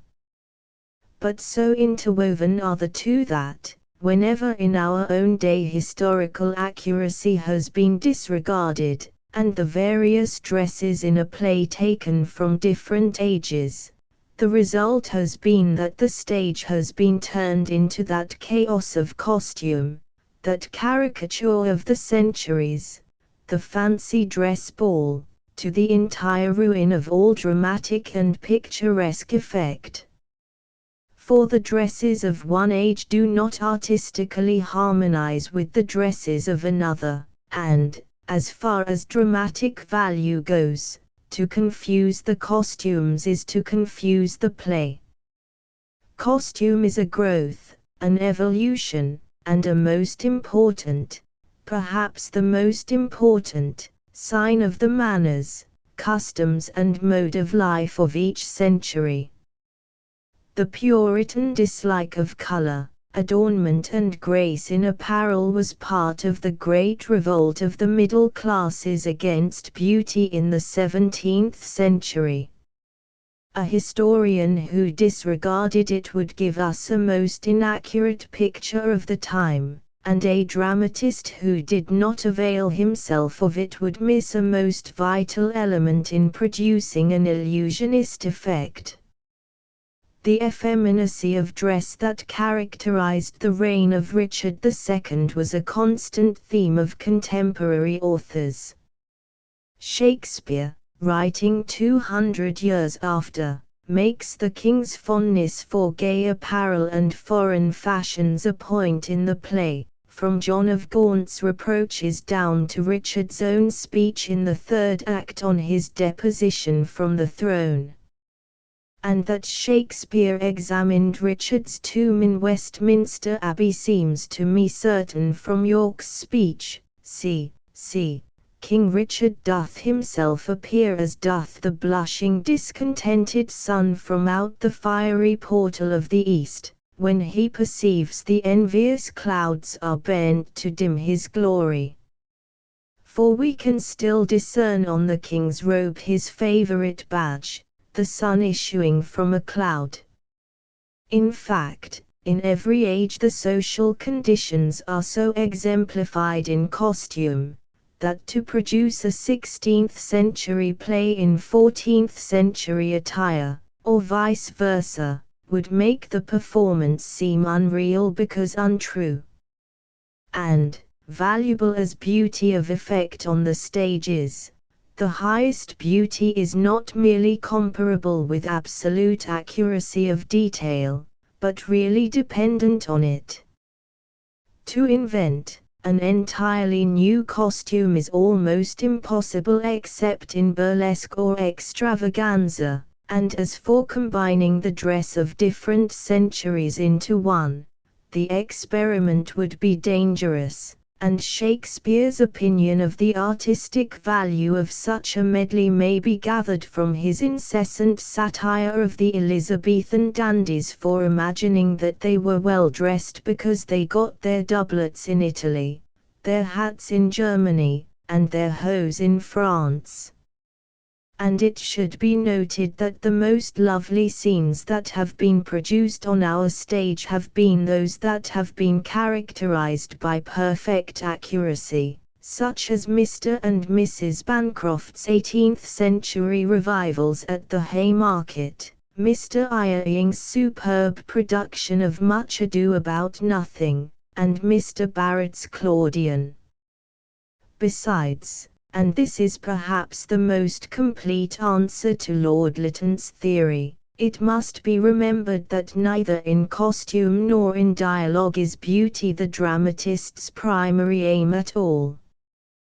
The true dramatist aims first at what is characteristic, and no more desires that all his personages should be beautifully attired than he desires that they should all have beautiful natures or speak beautiful English. The true dramatist, in fact, shows us life under the conditions of art, not art in the form of life. The Greek dress was the loveliest dress the world has ever seen, and the English dress of the last century one of the most monstrous, yet we cannot costume a play by Sheridan as we would costume a play by Sophocles. For, as Polonius says in his excellent lecture, a lecture to which I am glad to have the opportunity of expressing my obligations, one of the first qualities of apparel is its expressiveness. And the affected style of dress in the last century was the natural characteristic of a society of affected manners and affected conversation, a characteristic which the realistic dramatist will highly value down to the smallest detail of accuracy, and the materials for which he can get only from archaeology. But it is not enough that a dress should be accurate, it must be also appropriate to the stature and appearance of the actor, and to his supposed condition, as well as to his necessary action in the play.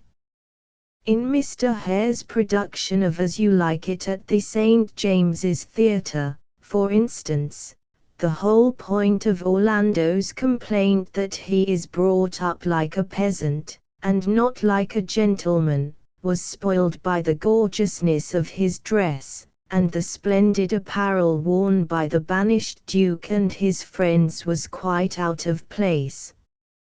Mr. Lewis Wingfield's explanation that the sumptuary laws of the period necessitated their doing so, is, I am afraid, hardly sufficient. Outlaws, lurking in a forest and living by the chase, are not very likely to care much about ordinances of dress. They were probably attired like Robin Hood's men, to whom, indeed, they are compared in the course of the play. And that their dress was not that of wealthy noblemen may be seen by Orlando's words when he breaks in upon them. He mistakes them for robbers, and is amazed to find that they answer him in courteous and gentle terms. Lady Archibald Campbell's production, under Mr. E. W. Godwin's direction, of the same play in Combe Wood was, as regards mounting, far more artistic. At least it seemed so to me. The Duke and his companions were dressed in serge tunics, leathern jerkins, high boots and gauntlets, and wore biker kit hats and hoods. And as they were playing in a real forest, they found, I am sure, their dresses extremely convenient. To every character in the play was given a perfectly appropriate attire, and the brown and green of their costumes harmonized exquisitely with the ferns through which they wandered, the trees beneath which they lay, and the lovely English landscape that surrounded the pastoral players. The perfect naturalness of the scene was due to the absolute accuracy and appropriateness of everything that was worn. Nor could archaeology have been put to a severer test, or come out of it more triumphantly. The whole production showed once for all that, unless a dress is archaeologically correct, and artistically appropriate, it always looks unreal, unnatural, and theatrical in the sense of artificial. Nor, again, is it enough that there should be accurate and appropriate costumes of beautiful colors, there must be also beauty of color on the stage as a whole, and as long as the background is painted by one artist, and the foreground figures independently designed by another, there is the danger of a want of harmony in the scene as a picture. For each scene the color scheme should be settled as absolutely as for the decoration of a room, and the textures which it is proposed to use should be mixed and remixed in every possible combination, and what is discordant removed. Then, as regards the particular kinds of colors, the stage is often too glaring, partly through the excessive use of hot, violent reds, and partly through the costumes looking too new. Shabbiness, which in modern life is merely the tendency of the lower orders towards tone, is not without its artistic value, and modern colors are often much improved by being a little faded. Blue also is too frequently used. It is not merely a dangerous color to wear by gaslight, but it is really difficult in England to get a thoroughly good blue. The fine Chinese blue, which we all so much admire, takes 2 years to dye, and the English public will not wait so long for a color. Peacock blue, of course, has been employed on the stage, notably at the Lyceum, with great advantage, but all attempts at a good light blue, or good dark blue, which I have seen have been failures. The value of black is hardly appreciated. It was used effectively by Mr. Irving in Hamlet as the central note of a composition, but as a tone-giving neutral its importance is not recognized. And this is curious, considering the general color of the dress of a century in which, as Baudelaire says, nous célébrons tous quelque enterrement. The archaeologist of the future will probably point to this age as the time when the beauty of black was understood, but I hardly think that, as regards stage mounting or house decoration, it really is. Its decorative value is, of course, the same as that of white or gold. It can separate and harmonize colors. In modern plays the black frock coat of the hero becomes important in itself, and should be given a suitable background. But it rarely is. Indeed, the only good background for a play in modern dress which I have ever seen was the dark grey and cream white scene of the first act of The Princess George's in Mrs. Langry's production. As a rule, the hero is smothered in bric-a-brac and palm trees, lost in the gilded abyss of Louis Quator's furniture, or reduced to a mere midge in the midst of marqueterie, whereas the background should always be kept as a background, and color subordinated to effect. This, of course, can only be done when there is one single mind directing the whole production. The facts of art are diverse, but the essence of artistic effect is unity. Monarchy, anarchy, and republicanism may contend for the government of nations, but a theatre should be in the power of a cultured despot. There may be division of labor, but there must be no division of mind. Whoever understands the costume of an age understands of necessity its architecture and its surroundings also, and it is easy to see from the chairs of a century whether it was a century of crinolines or not. In fact, in art there is no specialism, and a really artistic production should bear the impress of one master, and one master only, who not merely should design and arrange everything, but should have complete control over the way in which each dress is to be worn. Mademoiselle Mars, in the first production of Hernani, absolutely refused to call her lover Mon Lion, unless she was allowed to wear a little fashionable toque then much in vogue on the boulevards, and many young ladies on our own stage insist to the present day on wearing stiff starched petticoats under Greek dresses, to the entire ruin of all delicacy of line and fold. But these wicked things should not be allowed. And there should be far more dress rehearsals than there are now. Actors such as Mr. Forbes Robertson, Mr. Conway, Mr. George Alexander, and others, not to mention older artists, can move with ease and elegance in the attire of any century. But there are not a few who seem dreadfully embarrassed about their hands if they have no side pockets, and who always wear their dresses as if they were costumes. Costumes, of course, they are to the designer, but dresses they should be to those that wear them. And it is time that a stop should be put to the idea, very prevalent on the stage, that the Greeks and Romans always went about bareheaded in the open air, a mistake the Elizabethan managers did not fall into, for they gave hoods as well as gowns to their Roman senators.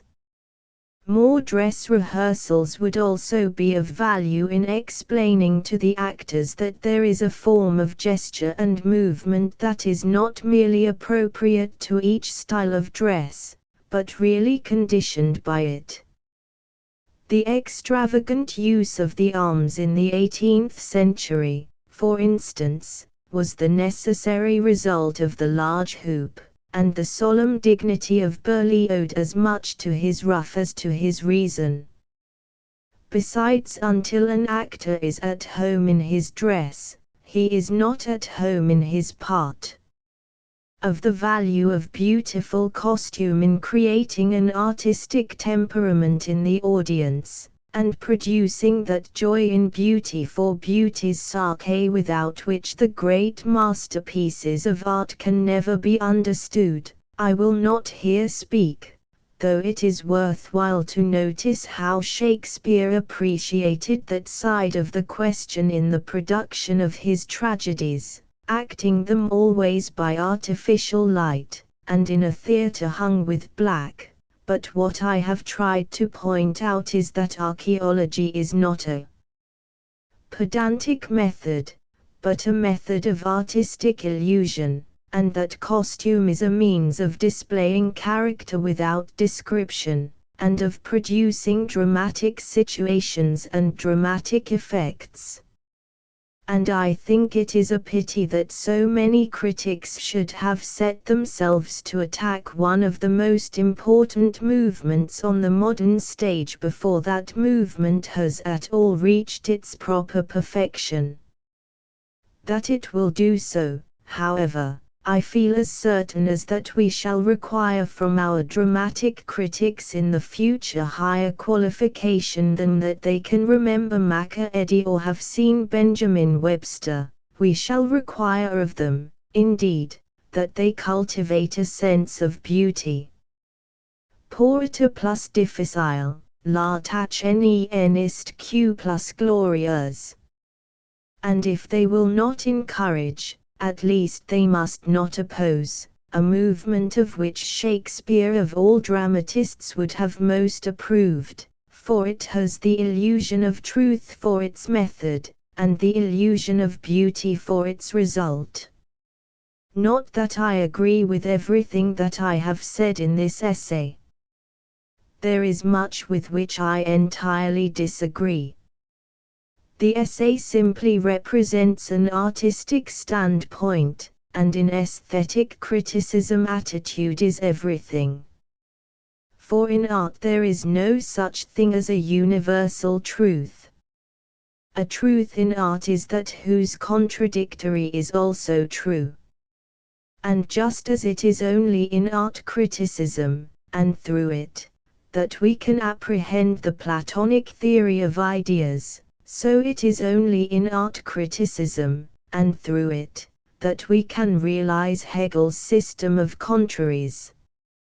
The truths of metaphysics are the truths of masks. Asterisk asterisk asterisk end of the Project Gutenberg ebook intentions asterisk asterisk asterisk updated editions will replace the previous one, the old editions will be renamed.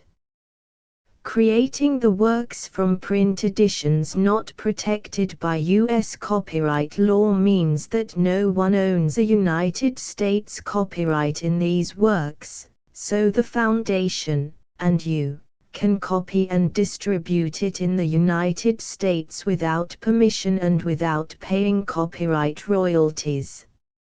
Special rules, set forth in the general terms of use part of this license, apply to copying and distributing Project Gutenberg trademark symbol electronic works to protect the Project Gutenberg trademark symbol concept and trademark. Project Gutenberg is a registered trademark, and may not be used if you charge for an ebook, except by following the terms of the trademark license, including paying royalties for use of the Project Gutenberg trademark. If you do not charge anything for copies of this ebook, complying with the trademark license is very easy. You may use this ebook for nearly any purpose such as creation of derivative works, reports, performances and research. Project Gutenberg ebooks may be modified and printed and given away. You may do practically anything in the United States with ebooks not protected by U.S. copyright law. Redistribution is subject to the trademark license, especially commercial redistribution. Start. Full license. The full Project Gutenberg license. Please read this before you distribute or use this work to protect the Project Gutenberg trademark symbol mission of promoting the free distribution of electronic works. By using or distributing this work, or any other work associated in any way with the phrase Project Gutenberg, you agree to comply with all the terms of the full Project Gutenberg trademark symbol license available with this file or online at www.gutenberg.org/license. Section 1. General Terms of Use and Redistributing Project Gutenberg Trademark Symbol Electronic Works 1.0. By reading or using any part of this Project Gutenberg trademark symbol electronic work, you indicate that you have read, understand, agree to and accept all the terms of this license and intellectual property, trademark/copyright, agreement. If you do not agree to abide by all the terms of this agreement, you must cease using and return or destroy all copies of Project Gutenberg trademark symbol electronic works in your possession. If you paid a fee for obtaining a copy of or access to a Project Gutenberg trademark symbol electronic work and you do not agree to be bound by the terms of this agreement, you may obtain a refund from the person or entity to whom you paid the fee as set forth in paragraph 1.e.8. 1.b Project Gutenberg is a registered trademark. It may only be used on or associated in any way with an electronic work by people who agree to be bound by the terms of this agreement. There are a few things that you can do with most Project Gutenberg trademark symbol electronic works even without complying with the full terms of this agreement. See paragraph 1.c below. There are a lot of things you can do with Project Gutenberg trademark symbol electronic works if you follow the terms of this agreement and help preserve free future access to Project Gutenberg trademark symbol electronic works. See paragraph 1.e below. 1.c. The Project Gutenberg Literary Archive Foundation, the foundation or PGLAF, owns a compilation copyright in the collection of Project Gutenberg trademark symbol electronic works. Nearly all the individual works in the collection are in the public domain in the United States.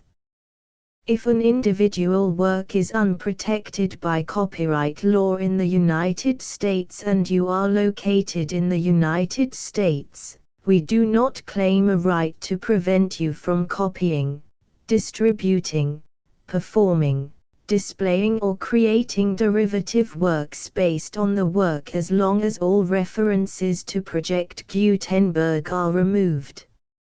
Of course, we hope that you will support the Project Gutenberg trademark symbol mission of promoting free access to electronic works by freely sharing Project Gutenberg trademark symbol works in compliance with the terms of this agreement for keeping the Project Gutenberg trademark symbol name associated with the work.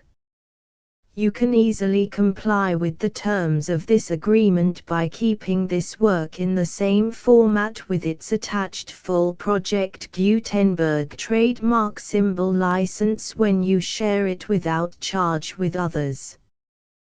1.d. The copyright laws of the place where you are located also govern what you can do with this work. Copyright laws in most countries are in a constant state of change.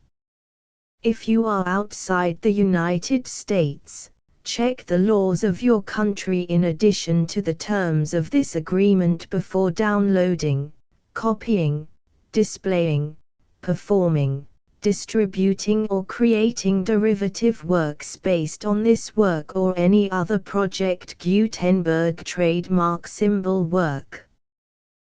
The Foundation makes no representations concerning the copyright status of any work in any country other than the United States. 1.e Unless you have removed all references to Project Gutenberg, 1.e.1. The following sentence, with active links to, or other immediate access to, the full Project Gutenberg trademark symbol license must appear prominently whenever any copy of a Project Gutenberg trademark symbol work, any work on which the phrase Project Gutenberg appears, or with which the phrase Project Gutenberg is associated, is accessed, displayed, performed, viewed, copied or distributed. This ebook is for the use of anyone anywhere in the United States and most other parts of the world at no cost and with almost no restrictions whatsoever. You may copy it, give it away or reuse it under the terms of the Project Gutenberg license included with this ebook or online at www.gutenberg.org. If you are not located in the United States, you will have to check the laws of the country where you are located before using this ebook. 1.e.2. If an individual Project Gutenberg trademark symbol electronic work is derived from texts not protected by U.S. copyright law, does not contain a notice indicating that it is posted with permission of the copyright holder, the work can be copied and distributed to anyone in the United States without paying any fees or charges. If you are redistributing or providing access to a work with the phrase Project Gutenberg associated with or appearing on the work, You must comply either with the requirements of paragraphs 1.e.1 through 1.e.7 or obtain permission for the use of the work and the Project Gutenberg trademark symbol trademark as set forth in paragraphs 1.e.8 or 1.e.9. 1.e.3.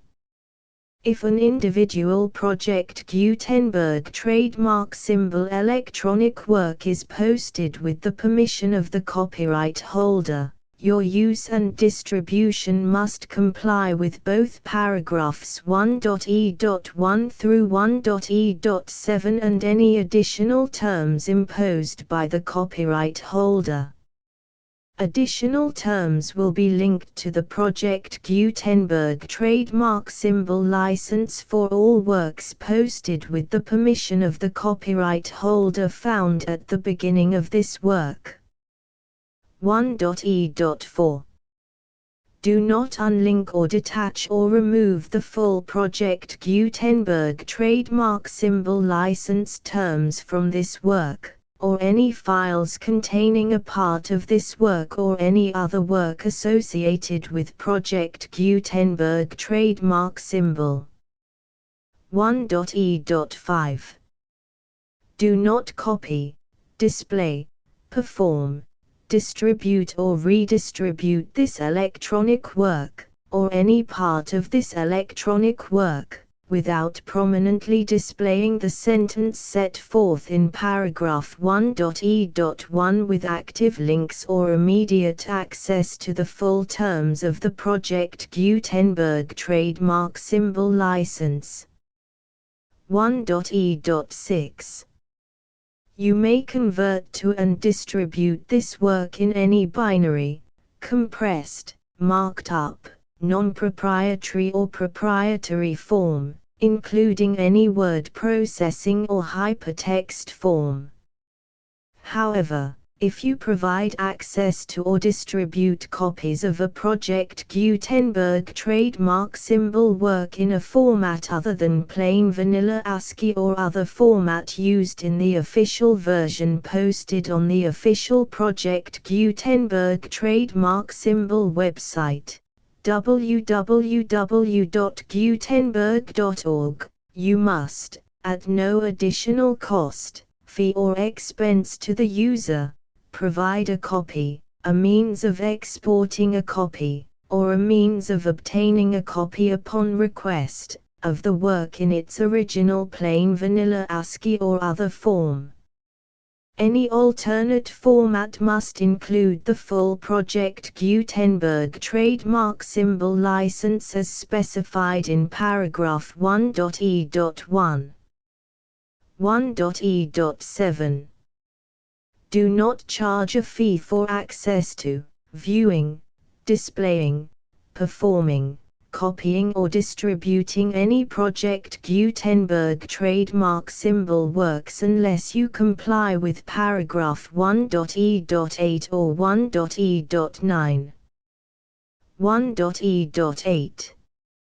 You may charge a reasonable fee for copies of or providing access to or distributing Project Gutenberg trademark symbol electronic works provided that you pay a royalty fee of 20% of the gross profits you derive from the use of Project Gutenberg trademark symbol works calculated using the method you already use to calculate your applicable taxes. The fee is owed to the owner of the Project Gutenberg trademark symbol trademark, but he has agreed to donate royalties under this paragraph to the Project Gutenberg Literary Archive Foundation. Royalty payments must be paid within 60 days following each date on which you prepare, or are legally required to prepare, your periodic tax returns. Royalty payments should be clearly marked as such and sent to the Project Gutenberg Literary Archive Foundation at the address specified in Section 4, Information about donations to the Project Gutenberg Literary Archive Foundation. You provide a full refund of any money paid by a user who notifies you in writing, or by email, within 30 days of receipt that S/he does not agree to the terms of the full Project Gutenberg trademark symbol license. You must require such a user to return or destroy all copies of the works possessed in a physical medium and discontinue all use of and all access to other copies of Project Gutenberg trademark symbol works. You provide, in accordance with paragraph 1.f.3, a full refund of any money paid for a work or a replacement copy, if a defect in the electronic work is discovered and reported to you within 90 days of receipt of the work. You comply with all other terms of this agreement for free distribution of Project Gutenberg trademark symbol works. 1.e.9. If you wish to charge a fee or distribute a Project Gutenberg trademark symbol electronic work or group of works on different terms than are set forth in this agreement, you must obtain permission in writing from the Project Gutenberg Literary Archive Foundation, the manager of the Project Gutenberg trademark symbol trademark. Contact the Foundation as set forth in Section 3 below. 1.f1.f.1 Project Gutenberg volunteers and employees expend considerable effort to identify, do copyright research on, transcribe and proofread works not protected by U.S. copyright law in creating the Project Gutenberg trademark symbol collection. Despite these efforts, Project Gutenberg trademark symbol electronic works, and the medium on which they may be stored, may contain defects such as, but not limited to, incomplete, inaccurate or corrupt data, transcription errors, a copyright or other intellectual property infringement, a defective or damaged disk or other medium, a computer virus, or computer codes that damage or cannot be read by your equipment. 1.f.2 Limited warranty, disclaimer of damages, except for the right of replacement or refund described in paragraph 1.f.3, the Project Gutenberg Literary Archive Foundation, the owner of the Project Gutenberg trademark symbol trademark, and any other party distributing a Project Gutenberg trademark symbol electronic work under this agreement, disclaim all liability to you for damages, costs and expenses, including legal fees. You agree that you have no remedies for negligence, strict liability, breach of warranty or breach of contract except those provided in paragraph 1.f.3. You agree that the Foundation, the trademark owner, and any distributor under this agreement will not be liable to you for actual, direct, indirect, consequential, punitive or incidental damages even if you give notice of the possibility of such damage. 1.f.3 Limited right of replacement or refund. If you discover a defect in this electronic work within 90 days of receiving it, you can receive a refund of the money, if any, you paid for it by sending a written explanation to the person you received the work from. If you received the work on a physical medium, you must return the medium with your written explanation. The person or entity that provided you with the defective work may elect to provide a replacement copy in lieu of a refund. If you received the work electronically, the person or entity providing it to you may choose to give you a second opportunity to receive the work electronically in lieu of a refund. If the second copy is also defective, you may demand a refund in writing without further opportunities to fix the problem. 1.f.4 Except for the limited right of replacement or refund set forth in paragraph 1.f.3, this work is provided to you as is, with no other warranties of any kind, express or implied, including but not limited to warranties of merchantability or fitness for any purpose. 1.f.5 Some states do not allow disclaimers of certain implied warranties or the exclusion or limitation of certain types of damages. If any disclaimer or limitation set forth in this agreement violates the law of the state applicable to this agreement, the agreement shall be interpreted to make the maximum disclaimer or limitation permitted by the applicable state law. The invalidity or unenforceability of any provision of this agreement shall not void the remaining provisions.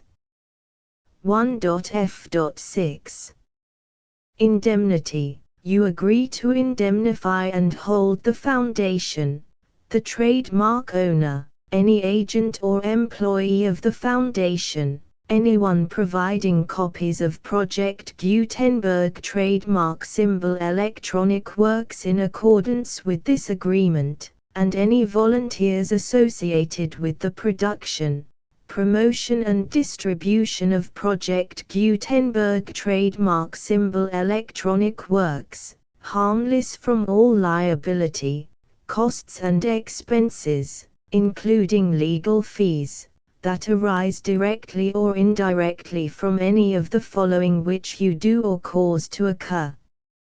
A. Distribution of this or any Project Gutenberg trademark symbol work. B. Alteration, modification, or additions or deletions to any Project Gutenberg trademark symbol work, and C. Any defect you cause. Section 2.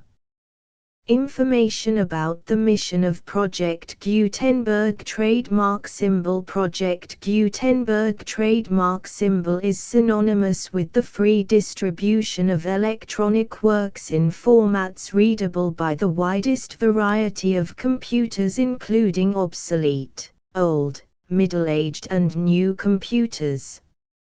It exists because of the efforts of hundreds of volunteers and donations from people in all walks of life. Volunteers and financial support to provide volunteers with the assistance they need are critical to reaching Project Gutenberg trademark symbol's goals and ensuring that the Project Gutenberg trademark symbol collection will remain freely available for generations to come. In 2001, the Project Gutenberg Literary Archive Foundation was created to provide a secure and permanent future for Project Gutenberg trademark symbol and future generations. To learn more about the Project Gutenberg Literary Archive Foundation and how your efforts and donations can help, see sections 3 and 4 and the Foundation information page at www.gutenberg.org. Section 3. Information about the Project Gutenberg Literary Archive Foundation. The Project Gutenberg Literary Archive Foundation is a non-profit 501(c)(3) educational corporation organized under the laws of the state of Mississippi and granted tax-exempt status by the Internal Revenue Service. The Foundation's IN or Federal Tax Identification Number is 64-6221541. Contributions to the Project Gutenberg Literary Archive Foundation are tax-deductible to the full extent permitted by U.S. federal laws and your state's laws. The Foundation's business office is located at 809 North 1500 West, Salt Lake City, UT 84116, 801-596-1887. Email contact links and up-to-date contact information can be found at the Foundation's website and official page at www.gutenberg.org/contact section 4. Information about donations to the Project Gutenberg Literary Archive Foundation. Project Gutenberg trademark symbol depends upon and cannot survive without widespread public support and donations to carry out its mission of increasing the number of public domain and licensed works that can be freely distributed in machine-readable form accessible by the widest array of equipment including outdated equipment. Many small donations, $1 to $5,000, are particularly important to maintaining tax-exempt status with the IRS. The Foundation is committed to complying with the laws regulating charities and charitable donations in all 50 states of the United States. Compliance requirements are not uniform and it takes a considerable effort, much paperwork and many fees to meet and keep up with these requirements. We do not solicit donations in locations where we have not received written confirmation of compliance. To send donations or determine the status of compliance for any particular state, visit www.gutenberg.org/donate. While we cannot and do not solicit contributions from states where we have not met the solicitation requirements, we know of no prohibition against accepting unsolicited donations from donors in such states who approach us with offers to donate. International donations are gratefully accepted, but we cannot make any statements concerning tax treatment of donations received from outside the United States. U.S. laws alone swamp our small staff. Please check the Project Gutenberg web pages for current donation methods and addresses. Donations are accepted in a number of other ways including checks, online payments and credit card donations. To donate, please visit www.gutenberg.org/donate. Section 5.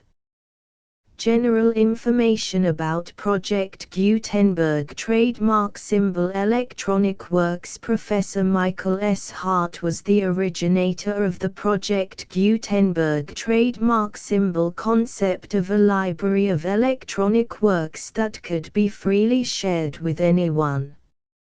For 40 years, he produced and distributed Project Gutenberg trademark symbol ebooks with only a loose network of volunteer support.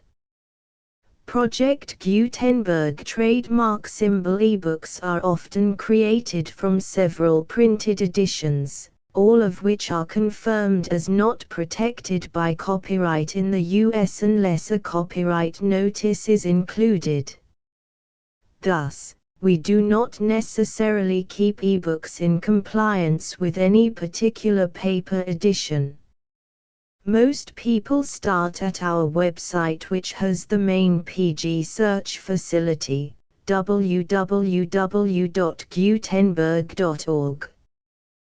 This website includes information about Project Gutenberg trademark symbol, including how to make donations to the Project Gutenberg Literary Archive Foundation, how to help produce our new ebooks, and how to subscribe to our email newsletter to hear about new ebooks.